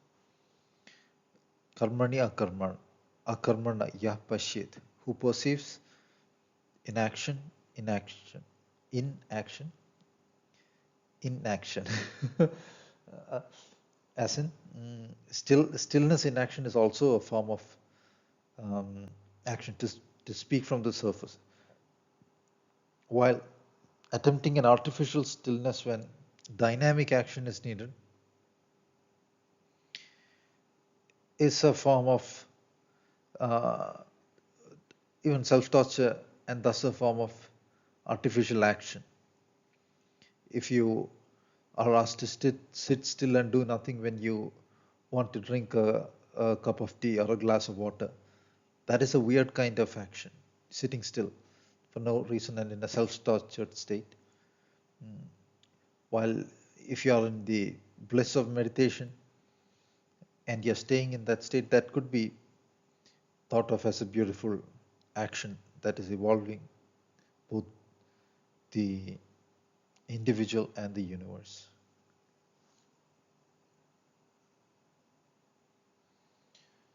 One being in a state of profound meditation is an action that evolves the universe. It alchemizes the evolution of the universe. So it is, in the greater picture, a profound kind of action. In the first phrase, it says what is action and what is non-action. On that, even the great poets here are deluded. The word used is kavi. The poets were thought of as having deeper spiritual faculties, like Homer in Greek uh, literature. An average person cannot come up with that kind of poetry. The word rhythm has to do with the word rita in Sanskrit. The word rhythm in Sanskrit, which is from rita, or the poetic rhythm in English, which both of which has to do with the sound in truth as well. A foundational evolving rhythm of the universe is often vibed with by the poet. That is one of the ideas that one could find um, from the ideophonetic analysis of those words.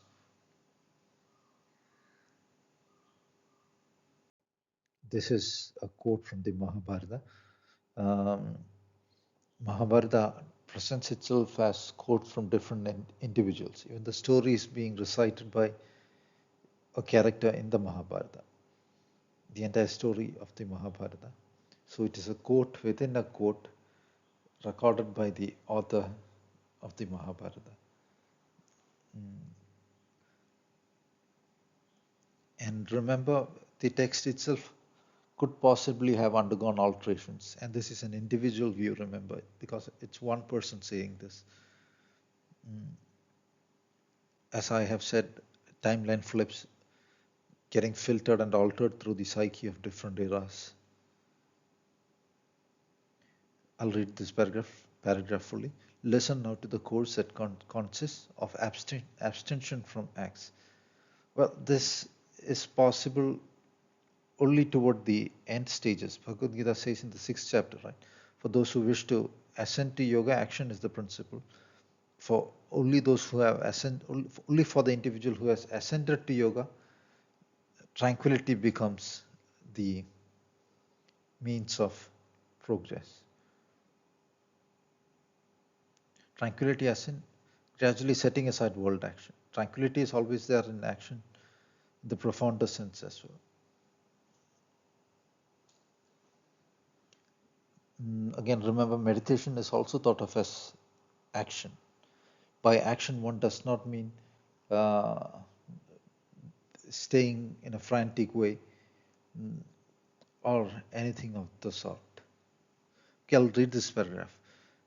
Listen now to the course that consists of abstention from acts. The manner in which the acts of the reciter, observing the vow of brahmacharya, may cease, I will presently declare. Such a person should conduct himself in every way according to what has been already said by me. Betaking himself to the path of abstention, he should seek to extinguish his dependence on both the external and the internal. Sitting on kusha grass with kusha in hand, binding his coronal locks with kusha, he should surround himself with kusha and have kusha for ropes. Bowing unto all earthly concerns, he should take leave of them and never think of them. Assuming equability by aid of his mind, he should fix his mind on the mind itself. It could perhaps be awareness on the awareness itself, on that aware aspect, the awareness spark. Reciting the highly beneficial composition, which the Gayatri, a reference to the Gayatri mantra, most likely. He meditates with the aid of his intellect on Brahma alone. Afterwards, he leaves off even that, being absorbed in concentrated contemplation. In consequence of his dependence on the strength of the Gayatri, which he recites, this concentrated contemplation will come of itself. By penances, he attains to purity of soul and self-restraint, and cessation of aversion and desire, freed from attachment and delusion, above the influence of all pairs of opposites such as heat and cold, joy and sorrow, etc., he never grieves and never suffers himself to be drawn towards worldly objects. He does not regard himself as the actor, nor as the enjoyer or sufferer of the consequences of his acts. He never, through selfishness, fixes his mind on anything. Without being employed in the acquisition of wealth, he abstains also from disregarding or insulting others, but not from work. The work in which he is employed is that of meditation. He is devoted to meditation and seeks meditation unalterably. The word work can also be translated as action here. By meditation, he succeeds in bringing about concentrated contemplation and then gradually leaves off meditation itself. In that state, he enjoys the felicity which attaches to the abandonment of all things. Having thoroughly mastered the principle of desire, he casts off his life breaths and then enters into the Brahmic body. Or if he does not desire to enter into the Brahmic body, he at once goes upwards into the region of Brahma and has never to undergo rebirth. Having become tranquility itself and being freed from all kinds of calamity, such a person, by depending upon his own intelligence, succeeds in attaining to that soul which is pure and immortal and which is without a stain. Bhishma Mahabharata. A quote by Bhishma in Mahabharata. Mahabharata was written by Vyasa. Regarding the study of the Gayatri Mantra, if you are watching this as part of a playlist, I'll be adding a video right before this one in which you'll find a resource to study that. See the description of the video section as well.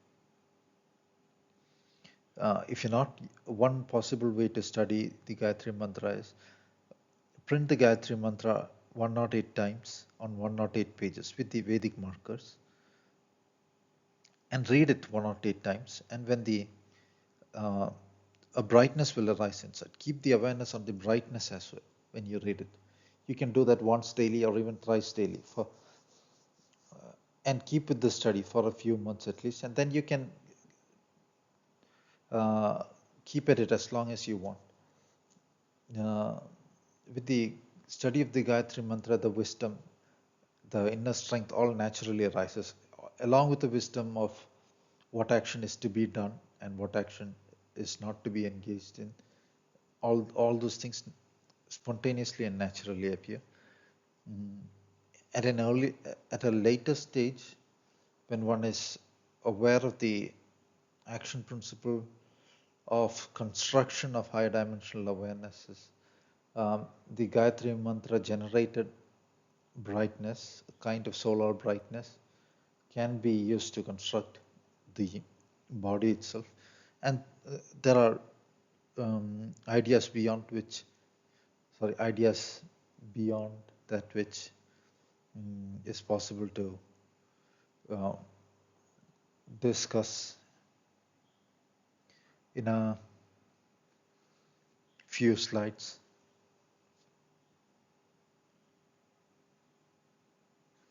Okay, we'll move on to the next one. Um, when discussing ancient ways, it is not suggested or implied that what is needed is a fancy dress return to some other era of a few centuries ago. The text itself might not be speaking of the ways of the original Mahabharata era. As I said, it could be speaking of ideas a few centuries ago as well. It could have intermingled with those ideas as it got filtered down through the ages. I write here that we do not know the great eras and forms of eons earlier and yugas earlier, for only residue artifacts of the same exist in this timeline. A residue artifact is not the real thing. When a whole civilization disappears, it might leave a residue artifact of what looks like some kind of a sacred society with just a set of temples and all that. Because that is the view that exists in this timeline of that past. For almost everything else, including the knowledge systems, have disappeared. The very knowledge systems of an era disappear, uh, then it is almost as if the timelines have kind of bifurcated.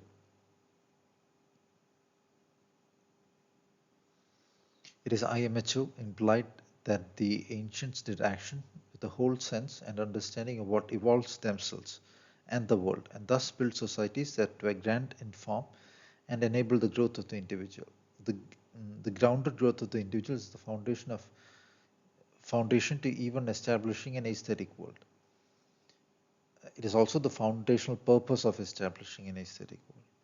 If the individual has not been able to establish aesthetics, shaucha, a niyama of the Yogasutras in own space, what strength does such an individual have to structure a city or a town or a village or even own home? As always, arrive at a wholesome Samyaj understanding of things. A bit of chaos and what not is not wrong and is part of the whole function of evolution. As easy as child's play, says the alchemist, and unless you are as children, you will not enter the kingdom of heaven, says the Bible.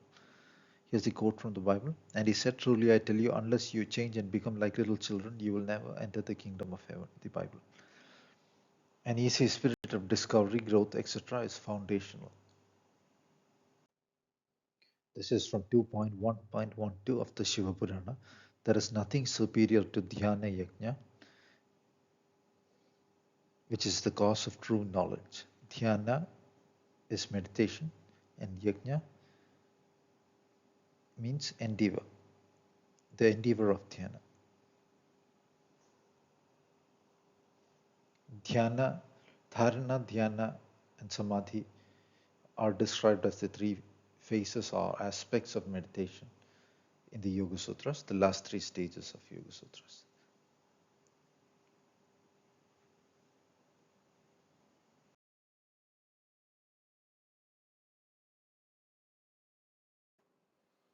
We'll discuss the topic of Zen meditation and also meditation in the form found in Yoga Sutras in greater depth afterwards when we reach those sections. but I'll just leave a few pointers. In Zen, what one does is often there are different flavors of Zen. I'm describing a flavor of Zen that I do. Uh, One observes the breath uh, flowing naturally in front of the body and entering the lower abdomen space, hara. Uh, the hara is also according to some Tibetan texts, is also the space where the energy enters the central channel, um, which uh, by the central channel, the Tibetans uh, possibly mean the spinal pathway. So, regarding the breath is to be understood as the movement of the universal ether itself. The individual breath is a function of the universal breath. Thus, the breath is beyond the surface movements of the thought, so to speak. And the breath being beyond thought in that sense is pure. So, engaging in Zen, what emerges is the sense of a blissful void. Um, that blissful void is that over which all phenomenon passes. Phenomenon is appearing and disappearing. Our vector, DNA vector scans that are held by awarenesses that appear, those vectors appear and then disappear. So in that sense, appeared phenomenon um, being that which appears and disappears can be thought of as of an impermanent nature, and not in a nihilistic sense, but so when the awareness is trained to withdraw itself from what is appeared, um, the perception of a blissful void appears. This void can be thought of as the um, zero of the universe structure, shunyata. Zero is an n-dimensional artifact. Again, think of it also as possibly the canvas upon which reality gets painted.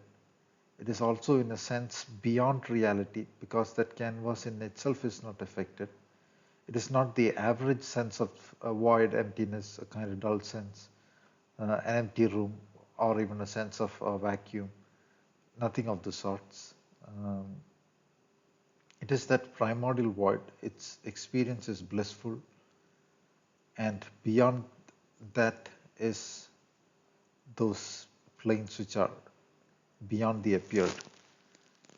So that when the awareness is trained to stay in that, trained to abide in that blissful experience of the void, it can, in a sense, stay unaffected by phenomena. The Tibetan texts speak of a Mahamudra. The explanations of Mahamudra are complex and often vague. It is also described as trying to describe the blissful dream of a mute person trying to describe a blissful dream. But then it is also associated with the void, the ability to disassociate from the appeared altering phenomena. In that sense, the Yogasutras idea of the Chittaruti Nirodha principle is there. But then the awareness is not withdrawn and resting in the beyond. In a sense, it has learned to stay in the appeared phenomenal world without being blemished by it, without being driven into a chaotic storm, or without falling so much into a deluded sense or anything by because the experience of that void is blissful, and whatever phenomenon appears cannot affect the void. It's like clouds passing over it, over something that is absolutely pure and blissful. It is almost like through that void one can feel the blissful silver beyond. So there are descriptions like of it like the serene in the moon in serene waters. Anyway, those things are experiential, and it is best understood when one reaches that stage. It is like markers on the road. There is no point thinking about a marker 1,000 miles away or a marker on the mountaintop while uh, one is beginning to climb the mountain.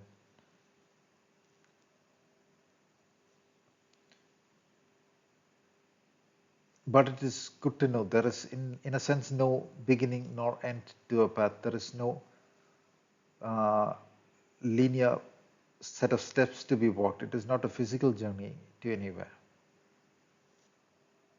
Zen does not say um, everything takes this many years or this and this procedure is required.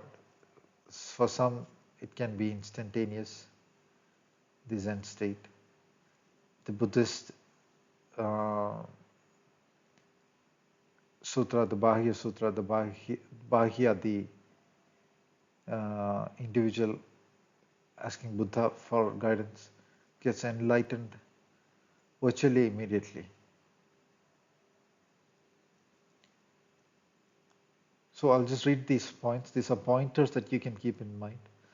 The bliss of the void found in Zen, the mudra, the union with the void, the blissful void as that over which all phenomenon passes and that which remains unblemished and in its bliss, the breath as the ether, individual breath as a function of the universal breath, the ether as from where all worlds emerge, breathing into the lower abdomen space, which Zen describes as hara. Observe the breath, observe the flow of the breath. Breath is beyond thought, the breath is thus pure. Here's a Zen saying: thought fighting thought is like wiping blood with blood. Um, the idea is in many traditions they speak of avoiding this thought, avoid that thought, oppose this thought with that thought. Even the Yogasutras suggest all that. It can work to an extent, but ultimately it is in the struggle between dualities. If you ask someone to uh, um, how do I put this, to never get angry, if you say that 20,000 times, the person is going to get angry because in the mind uh, the idea anger is getting repeated over and over again. There's no deeper theory, and the person is continually thinking of anger, not getting angry, anger, not getting angry, in that dualistic torture. And finally, that is nothing but kind of um, destruction of the brain, a stable state, and so forth. So, which is why Zen says you cannot attempt to keep on adding thoughts to fight thoughts. Instead, they focus on the breathing into the hara.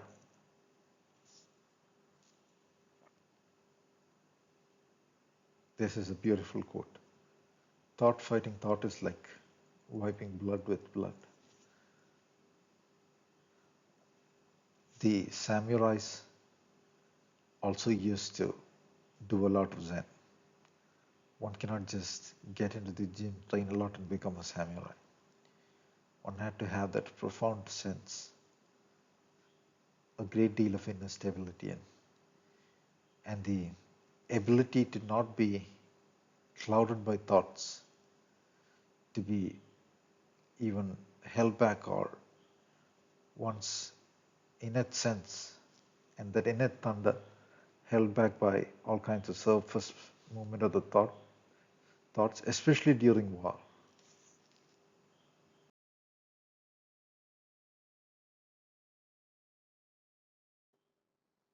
I do not think Zen itself discusses Mahamudra in great detail, But the Tibetan tradition and the different Mahayana Buddhist traditions do discuss the Mahamudra idea. It only means great seal. Uh, the great seal as in not this seal, but the seal. Uh, the awareness is, you can think of the awareness as sealed into the uh, blissful void, the primordial blissful void. Again, we'll discuss ideas of how to dynamically keep freeing the awareness in the next um, lecture. But for completeness sake, I would just touch upon it here. Even in daily life, if one develops an awareness along those lines, I think it is best left for the next lecture.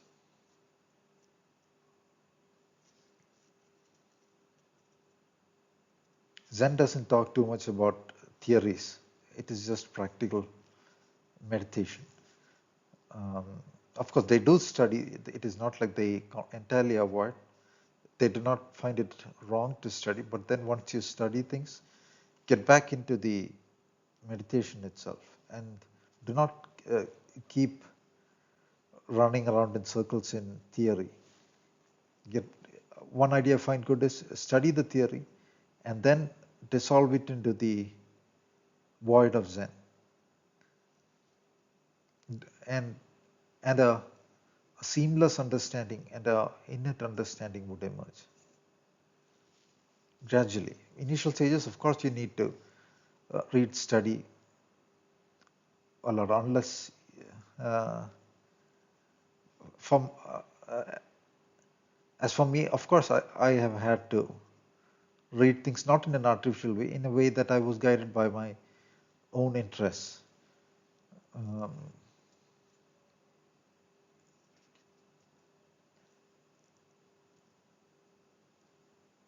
it is because I have explored all those traditions that I can touch upon terminology in different traditions. Then I have not been like systematically study every single book of those traditions. Or make sure you completely read that particular text of that tradition, and not in that sense. AI can design an apparently beautiful outer world. At the same time, AI, when not wielded wisely, can be extremely dangerous. The ease it brings can act as a lullaby when a whole planet is destroyed and taken over. Soulful need interaction, on the other hand, needs both an inner and outer aesthetic of words, a soulful sense, and so on. Not just words, action also. The theory of building ideal homes, ideal societies, that theory itself, finding that out, were undertaken by philosophers across eras and in different ancient societies, from ancient Greece to ancient China, ancient India, and so on. In the West as well, obviously. The experience of that which is aesthetic needs the soul. Thus, the soul ought to be amplified in soulful action. The yajna principle involves the soulfulness and involves the ideal of soulfulness and soulful action principle and the soulful action principle. I'll have to edit it a bit. Yajna, when involving more than one individual, is enabled by an extreme depth, devotion, sealed fields, and an unwavering attitude, a focus on the greater goal, and the outer senses absorbed, generating the inner sense of joyousness. This is seen as the joyousness of familial forms, even of standing together in war, etc. To a greater or lesser extent, the idea were across the world, though those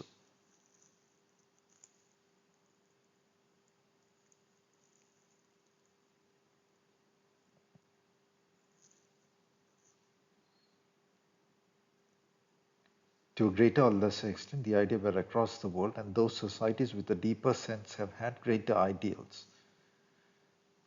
It involved the going beyond world fears.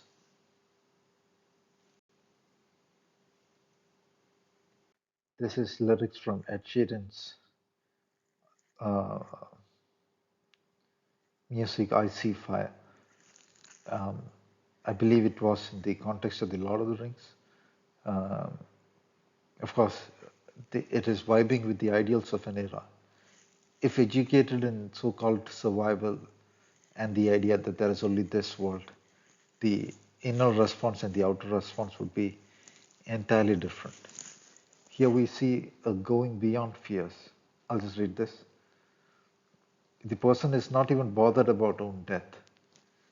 Uh, uh, Again, there's an asking, keep keep watching over Durin's sons, and that is also asking the Father God to prepare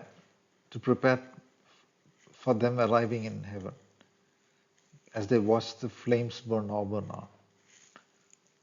So I'll read the whole thing. O misty eye of the mountain below, keep careful watch of my brothers' souls. And should the sky be filled with fire and smoke, keep watching over Durin's sons. If this is to end in fire, then we should all burn together. Watch the flames high. Watch the flames climb high into the night. Calling out, Father, oh, stand by and we will. Watch the flames burn over on the mountainside. And if we should die tonight, then we should all die together. Raise a glass of wine for the last time, calling out, Father, oh, prepare as we will. Watch the flames burn on the mountainside. Desolation comes upon the sky. Now I see fire inside the mountain. I see fire burning the trees, and I see fire hollowing souls, and I see fire, blood in the breeze, and I hope that you remember me. Or should my people fall, then surely I will do the same, confined in mountain halls. We got too close to the flame, calling out, Father, oh, hold fast and we will. Watch the flames burn over on the mountainside. Desolation comes upon the sky. In the previous lyrics of the previous slides, that is the idea of the individual being somehow entirely beyond personal fears. There is at no point a worry over death, even. There's an awareness of the beyond. The moment that everything is in flames, there is a kind of beauty in the moment being experienced. Just like the Zen koan of being chased off a cliff by a tiger, and you're hanging by a rope, and there's a deep cliff underneath, tiger there, tiger right on the edge of the cliff, and on the cliff there is a tiny strawberry plant. And what do you do? The Zen idea is plug the strawberry, be in the moment, taste the strawberry. So there is a spirit to even the Japanese landscape that Zen gave in a particular era. Same way, when you imagine those fantasy landscapes, the spirit of those landscapes is not different from the spirit of the people. And the uh, ideals that uh, emerge in the lyrics previous to two slides cannot be artificially pretended. It is the product of a yajna-oriented existence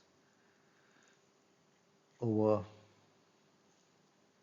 years, over a lifetime even possibly. It's a natural state. It is not even artificially pretended out. When a war arises, people of a kingdom mentality go to war not out of a artificial sense. That is the ideal thing to do then.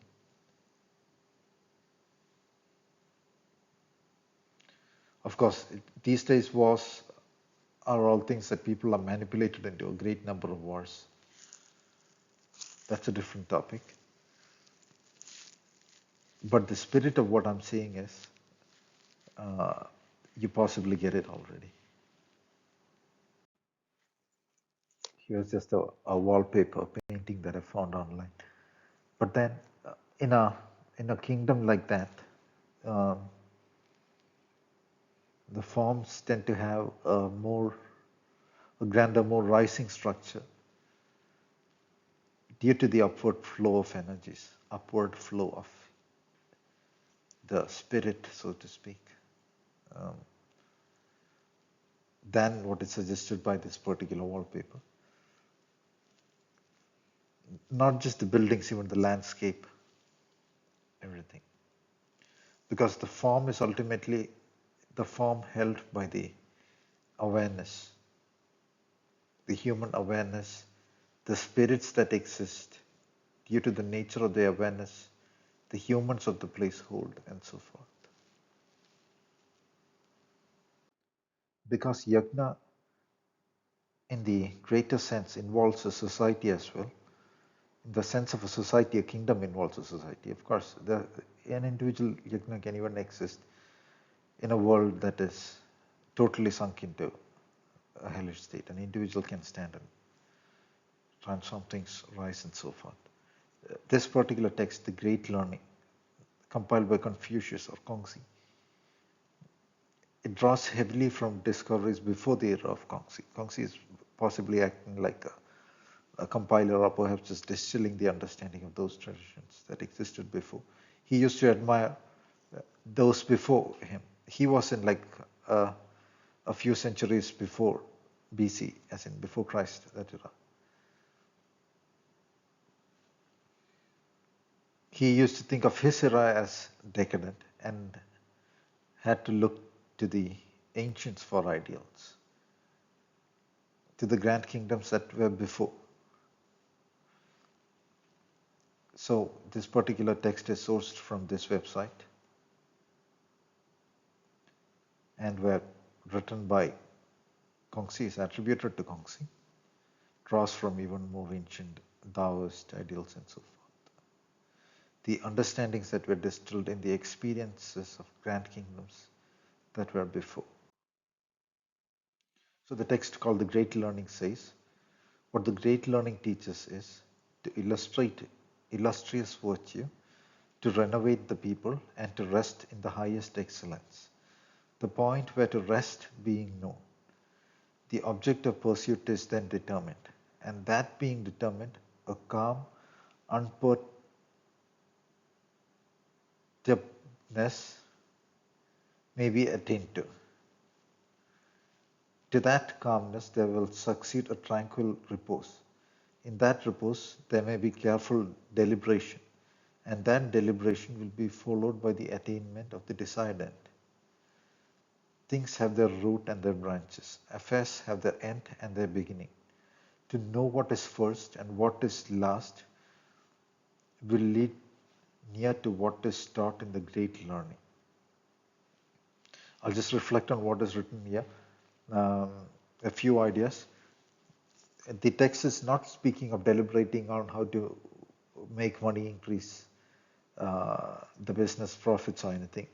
Even though the ideas may apply there as well, or even in war. But it is in the profoundest sense speaking of the illustration of illustrious virtue, the renewal of the people, and to rest in the highest excellence, which is the aware, enlightened state of the awareness. So that is the goal spoken of here. And the point of rest is found. This has profounder sense. In one sense, it can be the 0 point or the Zen state, 0 point and the Zen state.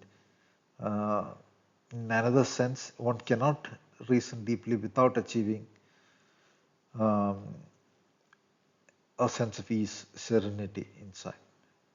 and a sense of depth, calmness, unperturbedness, and so on. We have been discussing the principle of ease all along. So the same discovery was there in ancient China.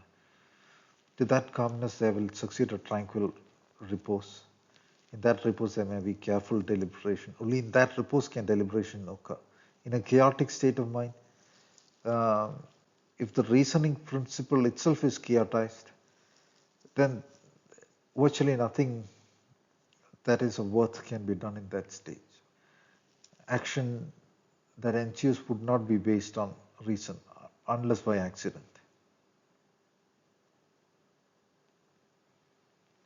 Again, the deliberation is just not based on the surface mind alone, the inner soulfulness. All those principles are involved. Like the example of seeing a drowning rabbit. Nobody is thinking E is equal to mc squared, the integral of whatever is that. So therefore, nothing of the sorts, right? It is more just a deep soulful flow state. And it is not an unreasoning state. This flow state continually, the deep soulful state, continually unveils uh, the action principle that is to be done.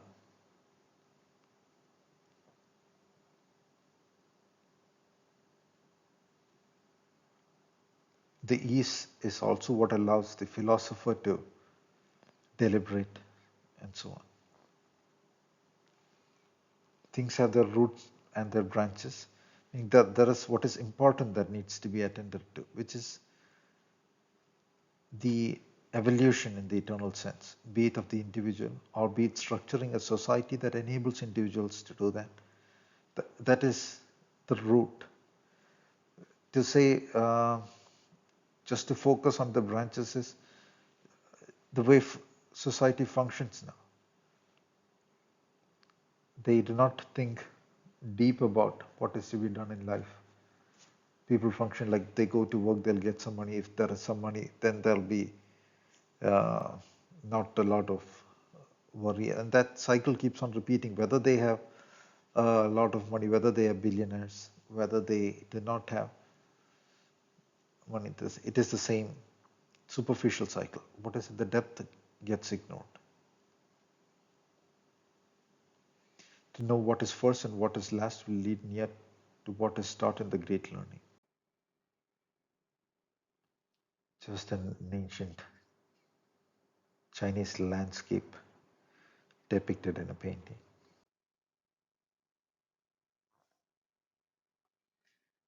The fifth statement of this text says, the ancients who wished to illustrate virtue throughout the kingdom first ordered well their own states. They wish to order their own states. You cannot go far out somewhere else and order the place.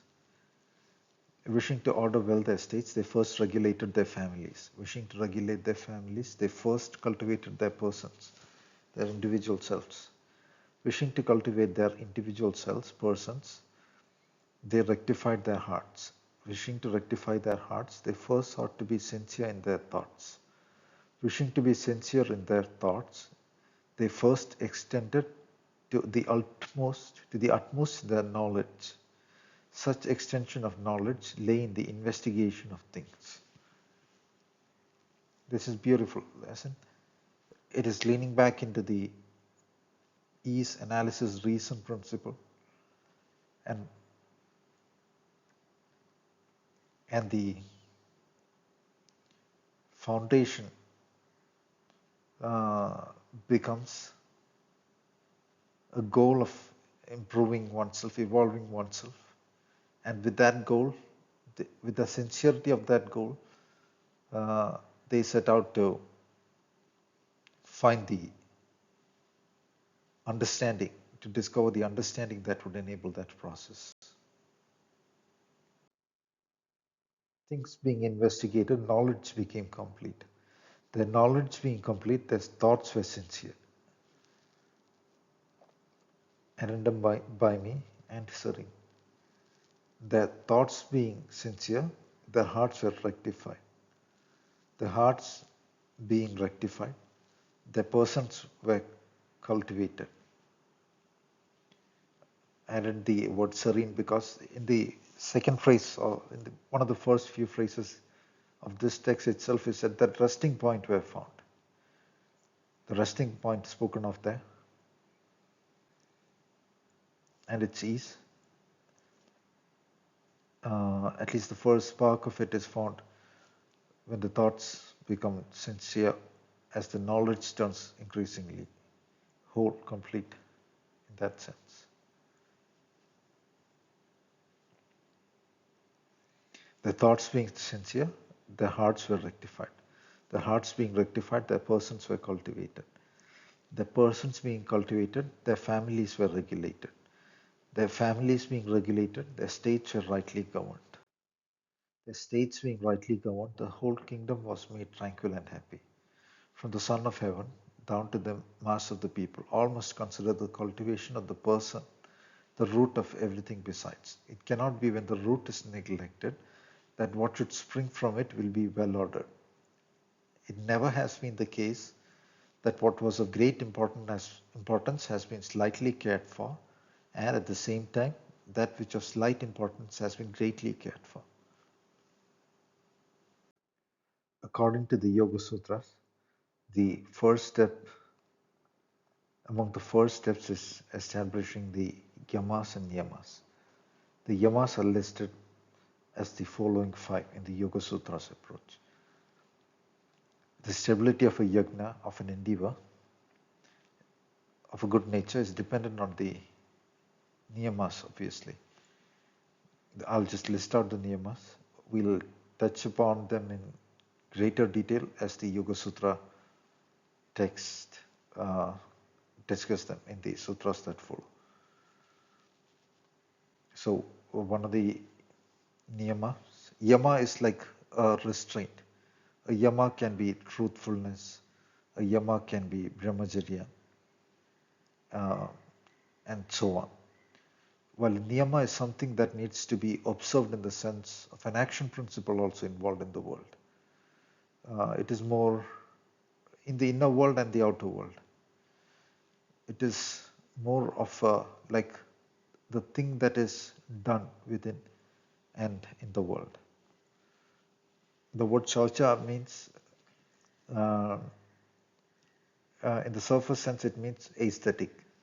Aesthetics, keeping the world space aesthetic and the inner space aesthetic. The place where you meditate, the room you meditate should be beautiful. Those ideas are found in different texts. In some of those ancient texts, they recommend going to a beautiful mountainside or by the river, so on, a beautiful place, but that is not always feasible. A Zen style design is very much conducive to meditation. The simplicity of it, discarding what is not essential in terms of material things inside the room, discarding the unessential. Discarding the unessential is a beautiful design principle to achieve a Zen design.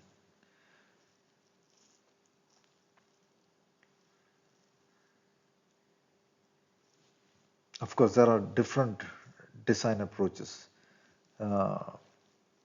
The design of magnificent palaces or fairy tale kind of palaces is not necessarily that kind of Zen approach. I'm just saying we are discussing the formation of an environment in the sense of a room that would enable ease in meditation. Because when one decreases the number of management points that one needs to take care of in own room, then it is easier to manage, less things to attend to, and so on. Anyway, the second thing, santosha. Santosha means joyousness. There should be an ability. Santosha also means contentment, not like joyous when winning a lottery, only when winning a lottery, or joy is when uh, one's greed finds its way. No. So it's a kind of ease, contentment, joyousness in the moment. Uh, one, of course, one can have uh, a great fortune, but people who have a great fortune, we do not find them content inside. So it is the thing idea spoken of is an inner ease and contentment. People tend to display always um, a kind of a grumpy sense, um, even as a kind of a social defense. Perhaps in some situations that is needed. Some social situations one might need to, but uh, perpetually falling into a dull state of mind, a dull expression, and so on, no matter what happens or what does not happen, evoking dull ideas, that is the opposite of santosha. And in that state, it is difficult to do anything, let alone progress in deeper study, meditation, and so on. The third principle is tapas. Tapas, the word root of it is tap, which means to heat, a sense of intensity, discipline, enthusiasm, unwavering effort. Tapas in usage also means like an intense meditation of years. He went and did tapas in the Himalayas. Arjuna went and did tapas in the Himalayas. That is the way the word is used as well. Swadhyaya, the word literally is from swa, self, and dhyaya means to meditate on, study. So it can suggest self-study, both of the books and of the inner appearing. That which is to be viewed, the understanding formed by the view of which appears inside as one progresses. In early stages, one has to study on own. There is um, no sense of. Some people think it is about uh, another individual explaining everything to them. No, there has to be a strong sense of seeking and study on own. Think of the fact that millions of books have been published. Almost all the ancient writings are available on the internet. There are courses in different languages, dictionaries are available. All these resources are there. Who gave you all these resources? Whatever that principle is about the world has put all these resources in front of the individual. And what more is needed? Everything has been put in front of you in the form of a library through the internet and so on. It is only that principle of self-study and that intensity of seeking what is true, what one needs to study, that needs to be activated. One might just feel like reading a random book, read and then see, oh, this is just what I was trying to understand. And then you realize something is actually guiding the process beyond own surface awareness. The next niyama that Patanjali lists in the Yogasutras is Ishvara Pranidhana. Ishvara means the Supreme Being. Ish means wish. Vara means the granting of. Pranidhana means um, obeisance. That there is something beyond that, beyond the appeared world. One should perhaps in the initial stages lean on that inner sense. Everybody has that inner sense within. The trust required is of that inner sense within, that there is something beyond. Nobody actually thinks all that exists is just what they see with the eyes, just what they read from kindergarten to uh, 12th grade or university. Everybody knows within there is something beyond. Uh, and the faith in that, what you already know inside. Otherwise, you are distrusting yourself. It's a kind of breakdown of the psyche, a kind of an attempt to run from what you already know, and so on. Jungian psychology speaks of a process of individuation where one integrates. This slide touches a bit upon the world structuring and the inner structuring through the aesthetic principle. The outer aesthetic foundation then acts as a layer of the inner mind, allowing an anchoring for greater evolution of the mind, granting it greater stability, habit and patterns of stability, clarity, and so forth. What is said is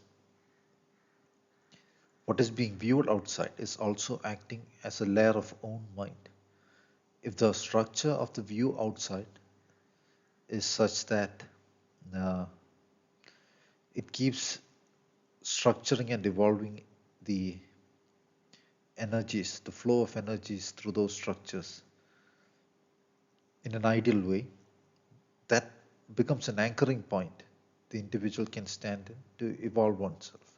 This principle applies in even clearing up the room. If the room is clear, there is a level of clarity in the mind, and that can become an anchoring point for further evolution.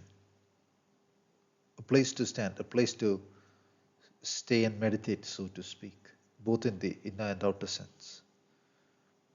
The theory of Epicurus, um, the outer pleasantness stabilizes the inner pleasantness. And that view ideally is a view established in awareness of own soul, the ideal, that which is beyond the world DNA scan.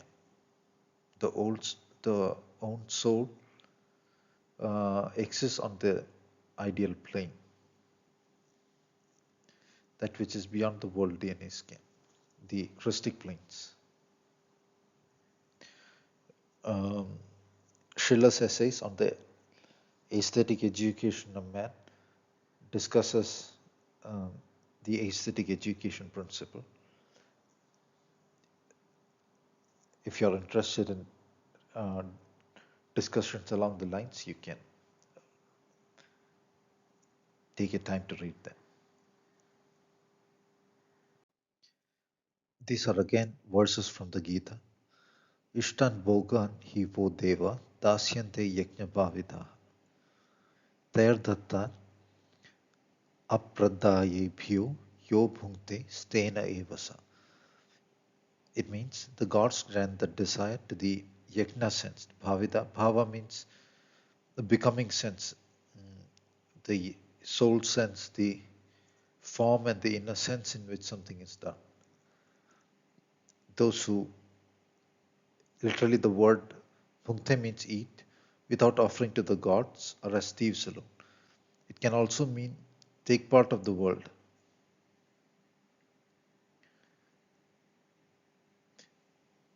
An idea being those who attempt to live devoid of a divine sense and joy, attempt to steal joy and thus fail, thus fall at that, fail at that. What is the God's principle are also acting within. The idea of the divine deva brightness means also the inner brightness. When people attempt to partake of joys devoid of the inner brightness, they end up destroying themselves. They end up stealing uh, themselves away from themselves, so to speak. Um, and if a person assume wants to somehow drink for a very superficial example, drink 10 liters of vodka and get happy for it, because without any sense of deeper what is going on inside one's body, uh, just the uh, sensation of the vodka is not going to get the person absolutely happy. He's going to end up stealing away from himself in, as in the end, get into the hospital, fall into the hospital. But the ideas, when it is more integrate, having a bit of wine or vodka, anything, while attending to the inner brightness, as if serving the inner brightness, then that's a whole integrate action. Then one is serving the inner brightness principle, God principle, and that which shines through within and in the universe. Thus, and with the inner and outer senses should not finally end up generating a sense of duality.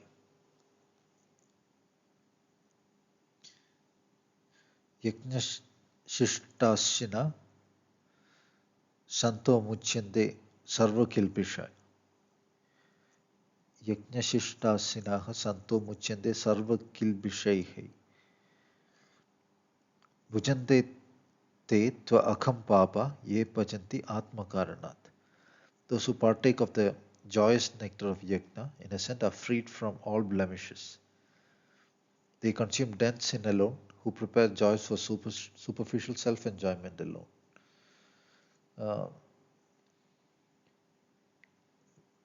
Bhujante tetva agham papa ye bhujante atma karanat. Some people, when they hear the word atma, self, get into the idea everything is about myself, myself, myself, myself. And what happens is that is not a yajnic sense, or that their inner profounder self has been found or anything. Even if you tried living alone, what happens when you end up having to prepare meals for yourself? Joy seems to wither away. Even if you have a pet and offer food to the pet, there is suddenly a sparking of joy. That's why people keep pets, right? It is not because the people keep pets because somehow doing all the additional work brings them, additional work of taking care of the pets brings them joy. No, because being able to offer to something outside of that false ego sense brings joy. And that is the way everybody progresses on the path. Even during the Mahabharata war, before the war starts, Vyasa attempts to stop the war by advising Dhritarashtra. In that sense, he is attempting to offer to the world yajna, to the world form. Vyasa is a great sage who has been meditating in the Himalaya for 100 years and the author of the Mahabharata, the one who ordered the Ved, compiled together the Vedic corpus, put together the Vedic corpus. So it's called the Ved Vyasa.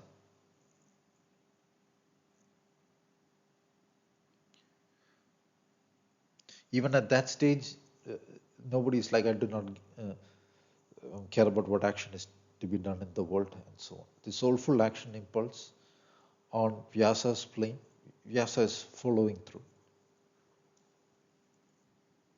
And which takes the form of offering to the world. Vyasa wrote the Mahabharata, and it has the function of following on own soul impulse. It has the function of an offering to the world that were designed to uplift the thoughts of the world. It had the function of attempting to preserve the glory of an era, of a generation, of a people. It had the function of attempting to preserve knowledge systems and so on, or presenting it in such a way that it can be understood by a greater number of people in the form of mythology and so on. Not in the form of a fantastical mythology, but in the form of conversations recorded as part of an ancient history recorded, which the modern academia calls mythology in the sense that it is fantastical. It is not.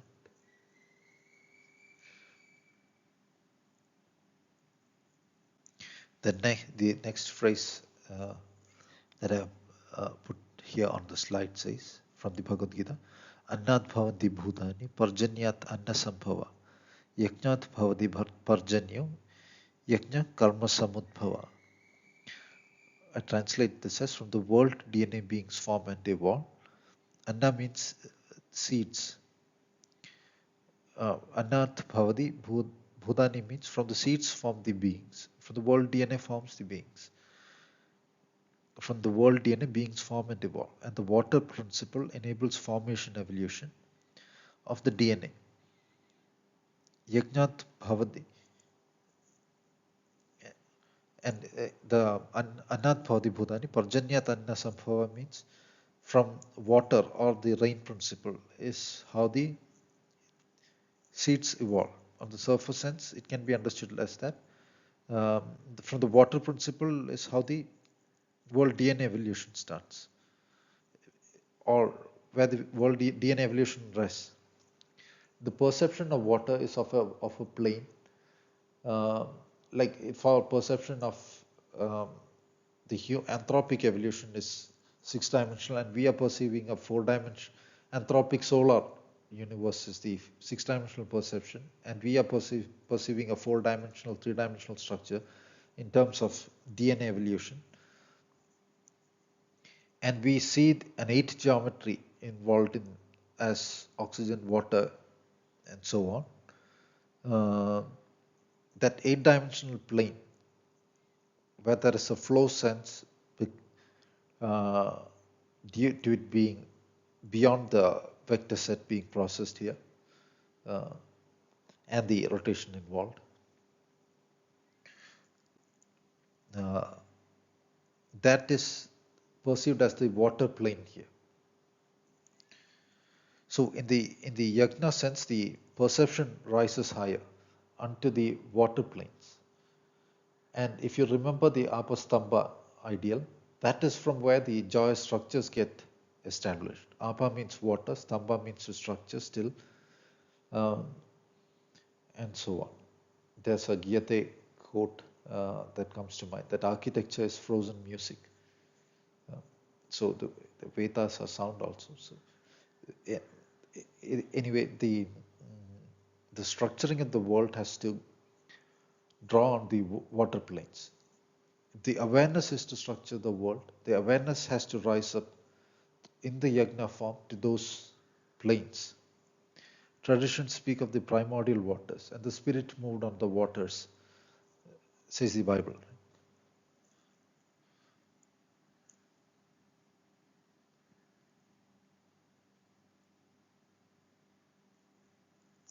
So that particular says yajnat bhavati parjanya, meaning from the yajna arises the perception of the water principle. Yajna karma samudbhava means yajna arises together with the universal action principle that arises in the form of swadharma and so on. When karma is spoken of here, it is not in the surface senses of today. The world actioning principle is called karma. Um, the world actioning principle is called karma, and the origin of the actioning principle is the world machine transformations, the turning of the world machine, so to speak, of the universe, so to speak.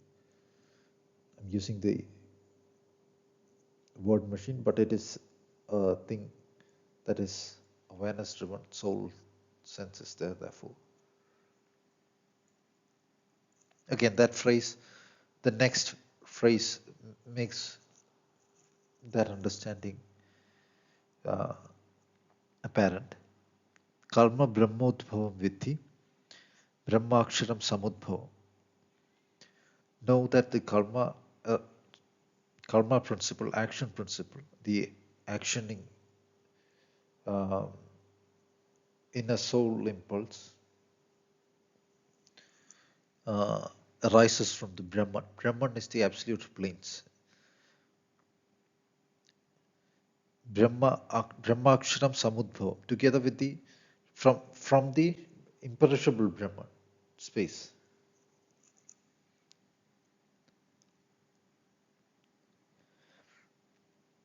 Tasmat Sarvagadam Brahma Nityam Yajna Pradishtitam. Therefore, the all directional Brahman is eternally established in Yajna. Tasmat means therefore, Sarvagadam means all pervading, Brahma means the uh, this created structure, created in the sense this awareness evolved structure. Uh, Nitya means eternally, Yajna means in the Yajna, Pratishtita means established. Again, the ritual forms can be aligned for different aligned towards different purposes, just like driving a car or wielding a gun. The act is the same. It can be done in defense in war, it can be done to fight an evil alien invasion, or it can be done in an evil soulless sense, and so on. So the same is with the forms of different rituals. When there is no deeper sense, it becomes the same yajna form, everything becomes a ritual of greed. The underlying motive is nothing but greed and glitter. Yajna in the profounder sense is not just an outward ritual, it is the world function and its deeper purpose. The outer ritual form and guide is a reminder towards uh, that world functioning, which is to be engaged in for the evolution of oneself and for the good evolution, great evolution of the world, universe, world and the universe thus. The yajna sense, while it structures the world, takes the individual beyond the world. The individual is not so focused on sitting upon all the glitter, so to speak. We find this phrase repeatedly occurring in the Mahabharata and in the Gita. Hado va prapsyasi swargam, jitva va bhokshase mahim, tasmat uttishta kaunteya, yuddhaya krida nischaya. I'll read it again. Hado va prapsyasi swargam, jitva va bhokshyase mahim, tasmat uttishta kaunteya, yuddhaya krida nischaya. It means either you will die in war and enter heaven, or you will win and enjoy the earth. Therefore, rise, O Arjuna, determined to engage the war. This phrase occurs almost in a similar sense, not addressed to Arjuna as well. It seems to have been an idea held by the group of people in Mahabharata. But the sense is the emperors themselves are not sitting in fear of losing all the glitter upon the glitter. No, that is not their inner state of mind. Though the yajna form of existence has brought all that glory, the inner awareness, everything is in a different state. Even the fear of death, fear and war, nothing is there because of the yajna principle. Arjuna's state in chapter 1 of the Bhagavad Gita is not of a fear in war. It is more like it is all his extended family on the other side. So, what is he exactly to do? Is he supposed to destroy all of them and then enjoy the earth? Even though they are on the evil side, they have literally been pushed out of their kingdoms and they have agreed to stay out of their kingdom for around 12 or 14 years just to avoid the war, and then they again attempt peace, which again fails. There were several attempts on their life before, and a lot of uh, uh, things they had to face just in an attempt to establish peace and avoid war. So Arjuna's dilemma is how exactly is he supposed to destroy all his relatives, um, even those people who are related by blood, people who taught him the art of warfare during his early years uh, and during his education. Is he supposed to spill all their blood and then sit upon that kingdom, enjoying that kingdom? So he, at that point, before that he was prepared to engage the enemy. At that point, he wonders if it would be better to just put down the arms and so to speak, let the um, enemy destroy him. Because either way, he reasons this way. Um, the enemy is focused on greed. It seems as if that is the Pandava side are also um, prepared to engage war for kingdom's sake. So are they not falling into the same error, so to speak? That was his dilemma. Of course, the inner purpose he forgot at that moment is the sole purpose. It has to do with that they are the kings, the princes, Princes, prince in the plural, um, and it is their dharma to engage the universe evolution that occurs that way. It is their dharma to hold up the right forms of the kingdom. It is not just an individual thing at that point. Them engaging that yajna of kingdom, of war, and so on, is structuring the world in the right way. When they destroy out the evil forces, it creates that pattern in the universe. Uh, it generates worlds established in that pattern, those patterns. So it is going beyond just an individual greed action sense. And of course, Yudhishthira, Arjuna, none of those people have uh, that kind of superficial sense of world greed or anything like that.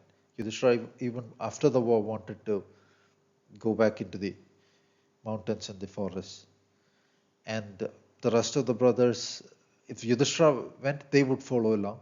But they strongly advise against that, that this form of the kingdom had to be engaged and taken up. And that is the evolving principle there. And the evolving action keeps unveiling the deeper. So even to understand the deeper spiritual senses, one needs senses. To understand the Vedas deeper, one needs to engage the form of own dharma, action principle, that is. Even in a state of far lesser awareness, a simple human level of awareness, people find that when they form an academy, when they discuss things, um, the forms of knowledge keep getting distilled out. That is also a form of yajna, a world activity. If a single person were to sit and attempt to figure everything out, the same impact won't be there. So people become part of those academic endeavors and so on. It has that amplifying effect, an effect of sparking ideas and so on. Likewise, in the greater sense, also in the kingdom ritual, um, the emperor withdrawing is not an ideal in a far greater sense. It'll keep, because what the emperor is doing is, in a sense, alchemizing the evolution of the universe, catalyzing whatever the universe is attempting to do in terms of generating perfections.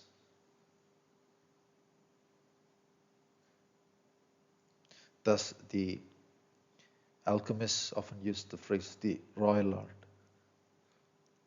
Royalty is not royalty just because they have a lot of glitter on top of them. Only the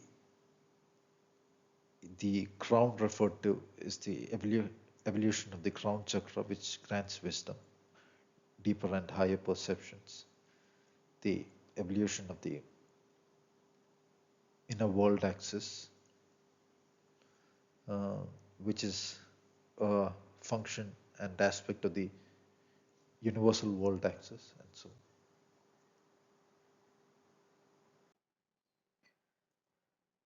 the universal world axis.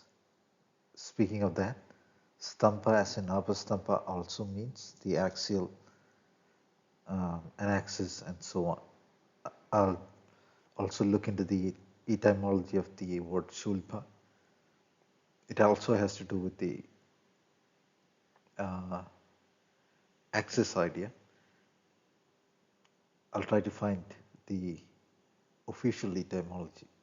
I've discussed its etymology already in one of the earlier slides. The universal world axis and the etymology of Shilpa.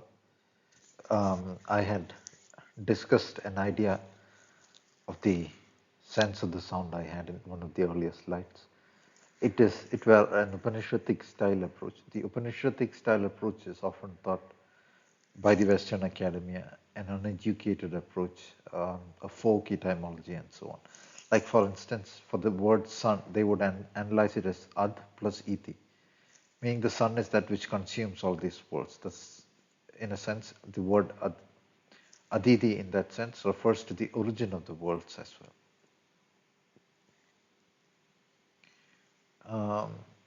You can, in fact, distill out different senses from it.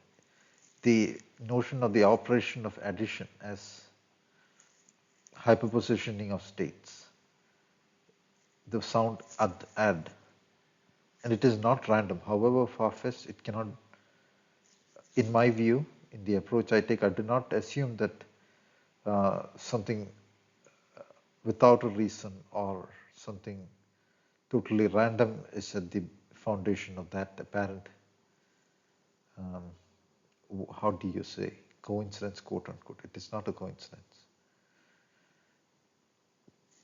So the word shulba is given the meaning string, cord, rope, so on. The world axis together, the projected uh, systems together in the world axis can be thought of as a kind of a bundled state. I've been using the word fiber bundle. In that sense, the unitary axes that are projecting forward are become as if um, bundled together. The whole system, in the axial sense, becomes like a braided rope.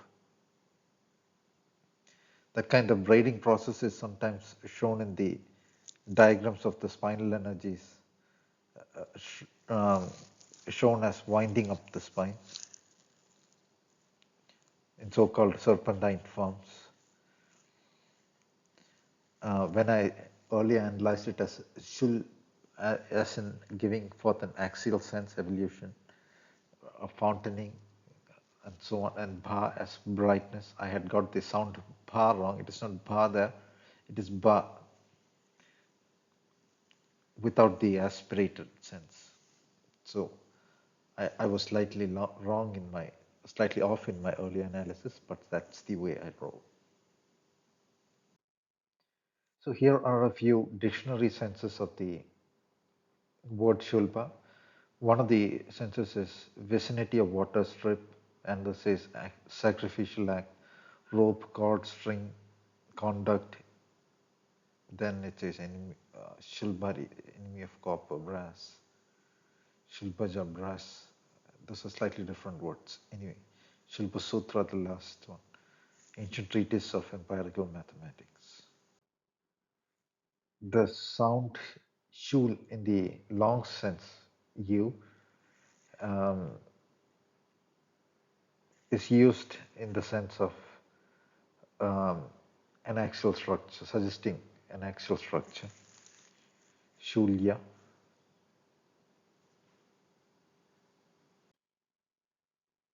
Among the niyamas of, among the yamas of Yoga Sutras is the notion of asteya. On the surface, it can be translated as non-stealing. One of the Gita verses that Bhagavad Gita verses that we discussed early on says, uh,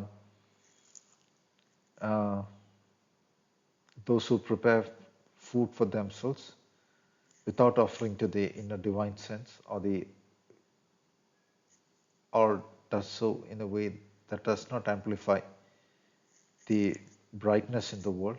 Food can, the word ahara, just like the word vihara, has very profound senses. And it does not mean food alone. It can mean the partaking of the world phenomenon.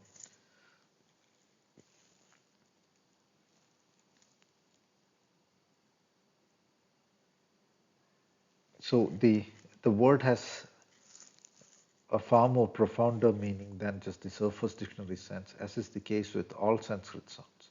If you stick to just the dictionary sounds, remember how much you permutate the words in the dictionary.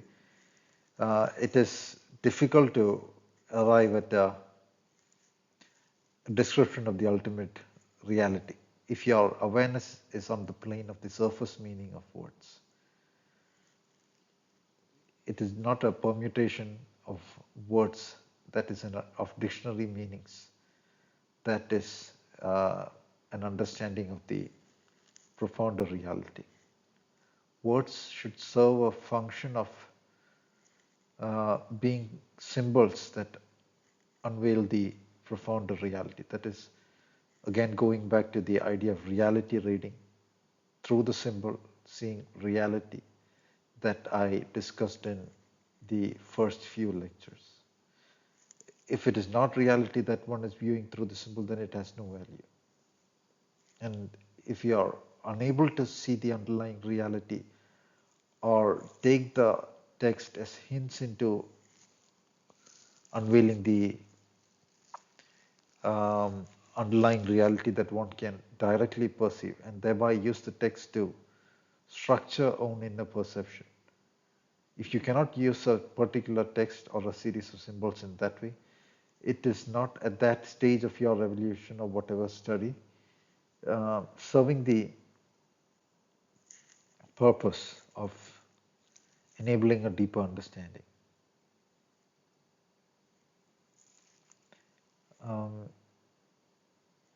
So the ideal of just hard working for money or hard working for money for all those surface entertainments alone.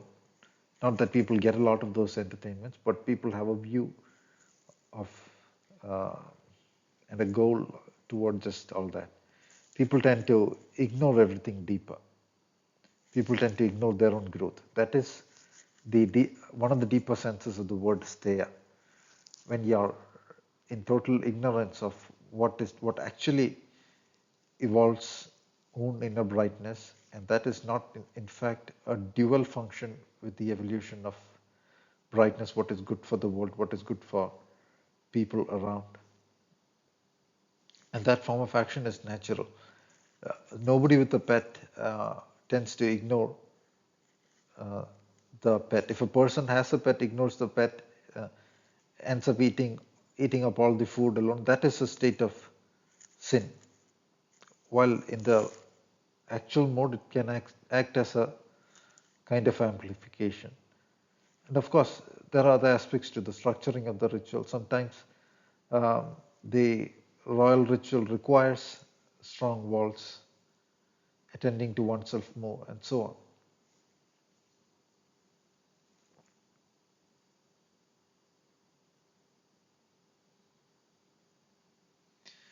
The God principles, as in the divinities, being also within, steya is also stealing away from the wholeness of oneself.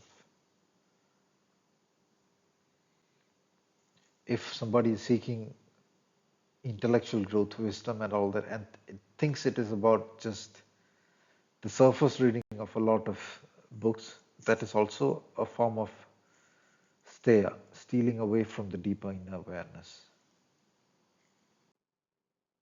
The other way around as well. If somebody just wants to read for the purpose of upskilling at work and avoids reading deeper stuff,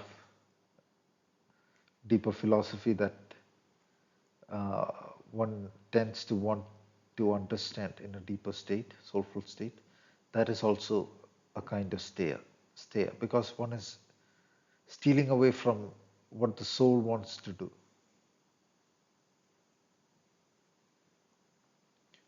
That is a false focus and numbs one to oneself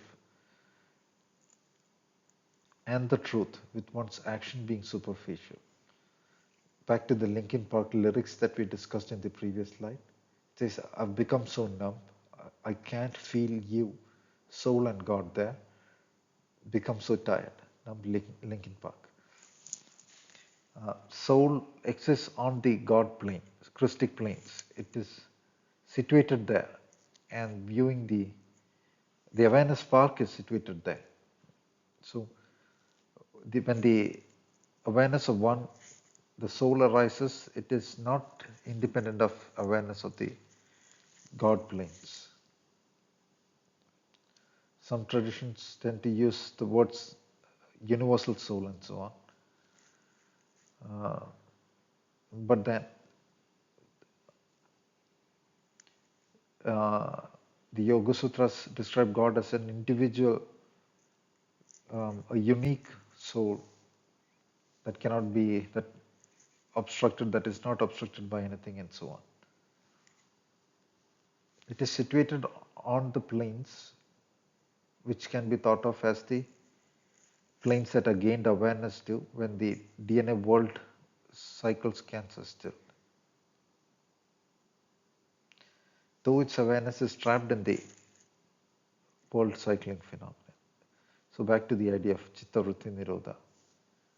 And then the Swarupa awareness gained, and the awareness, Tada Drashtuhu, that is the observer, awareness spark, Swarupe, in the original own form, Avasthanam, situated. With these two phrases, the Yoga Sutras describe the process of yoga.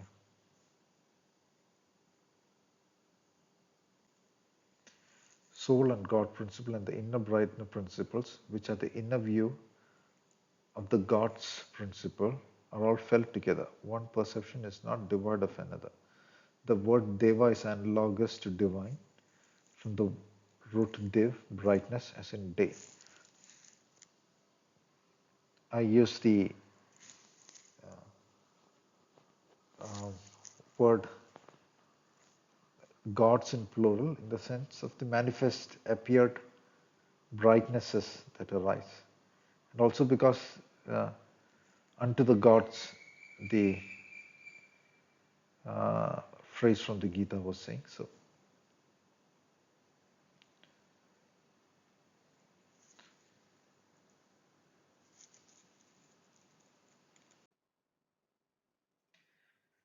because a lot of these lyrics of what are kind of good music arise when the soul is attempting to express something. Uh, there is a deeper sense of it. I like it that forms even lyrics of music. What is vibed with in the action of making the modern music even, that is as if appearing from the Brahman with a deeper meaning and message of divine origin in that sense. It is a good, it is a good kind of Brahma karma that even they engage in the art and of a meaningful nature. It is not entirely, if it is not entirely soulless and evil. When the profounder sense of it is understood, a good proportion of popular art forms of today even. The desire to engage the inner truth is the beginning of yajna. In the next few slides, I discuss the lyrics of the Linkin Park song in the context of the deeper sense of steya. The idea is to quit stealing life from oneself. These lyrics are product of an era, a kind of rebellion that arose against a phase of time where pretensions, lying, stealing from oneself and the world were made an ideal. By I mean the phrase stealing from oneself and the world, I mean by choosing to be less than what one is, by not rising to one's own whole potential, by living in a set of fake pretensions.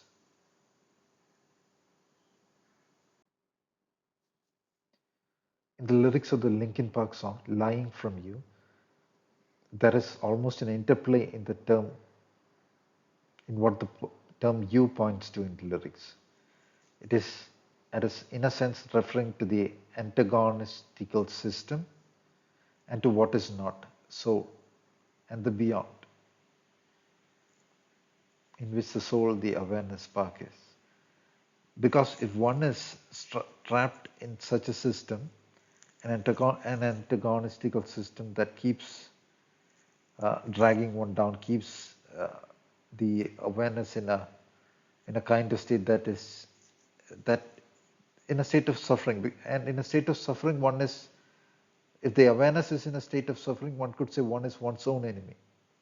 So what is to blame is both the matrix system and that the soul principle is not becoming aware of what its state is.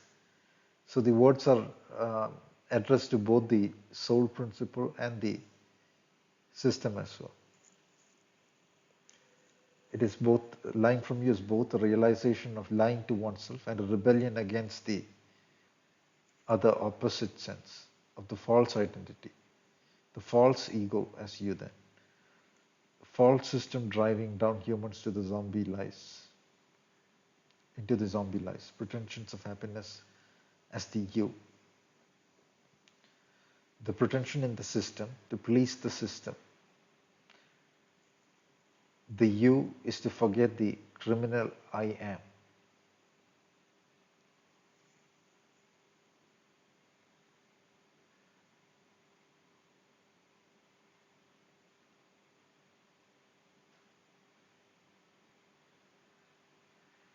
Yeah, you'll get what I mean here when we read the lyrics. At a point, it is uh, the the idea being spoken of is uh, the false ego that forgets its own so-called criminality.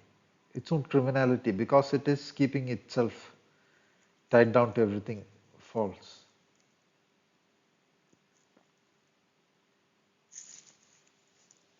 It is nobody else's fault that people are dumb. People stay dumb doing the same actions that destroyed them before. People stay in fear and in a stupid, dumb state, serving the same system that is destroying them. People know AI will destroy them, but if it'll increase a number in the bank, they'll do just just that exact action. What will destroy them, destroy the world, bring them future negative consequences in a spiritual and a usual world sense as well.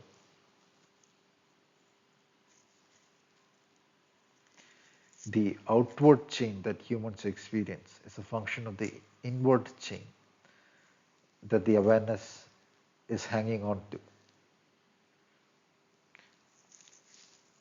Thus, the you becomes a reference to the false ego, the uh, falseness that the awareness is identified with. The Apocryphon of John speaks of forgetfulness as the greatest sin. That is early Christianity, the early Gnostic Christianity. It is not like what the church says. Those were the most respected writings in the early days because Christianity was Christianity in the early days. And the establishments were persecuting the original Christians for like 400 years. After that, they mixed it up with what was already there, edited out a lot of stuff, and made something for the sheep, quote unquote.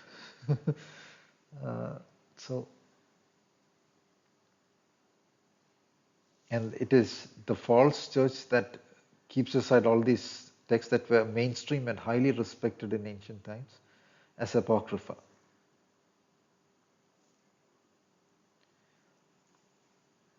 It is also an apology to the true identity and its origin.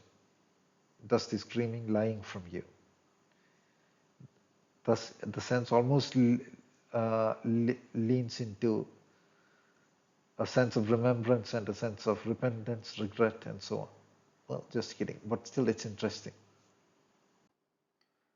The lyrics go like this: when I pretend everything is what I want it to be, I look exactly like what you had always wanted to see.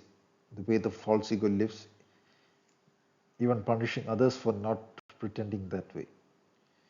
When I pretend I can forget the criminal I am, so that they, the false ego peddlers, can forget about the criminals they are. Stealing second after second just cause I know I can, being stolen from, and stealing time from that system in rebellion. It's the instant, the moment, the day that you have to free yourself. Again, this phrase occurs in both the dual senses.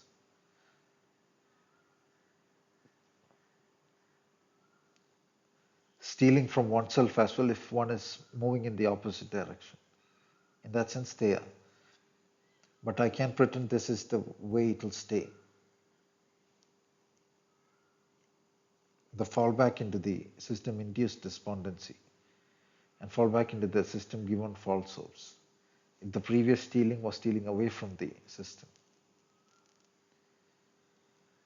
I'm just trying to bend the truth, trying to forget the truth for the absence of strength. Or it could be trying to bend the false truth. So I'm lying away from the dual sense of it. Realization the individual has been lying away from soul and the will to bend the system and lie away from the system into own soul. You, no turning back now. I want to be pushed aside, so let me go. No turning back now. Let me take back my life. I'd rather be all alone. Take back my life as the false patterns keep away life and joy. It is what drags life away from the individual. No turning back now. Anywhere on my own, because I can see. No turning back now. The very worst part of you is me. The very worst part of this system is the realizing individual. The very worst part of the whole identity is the false ego as well. The dual and opposing senses.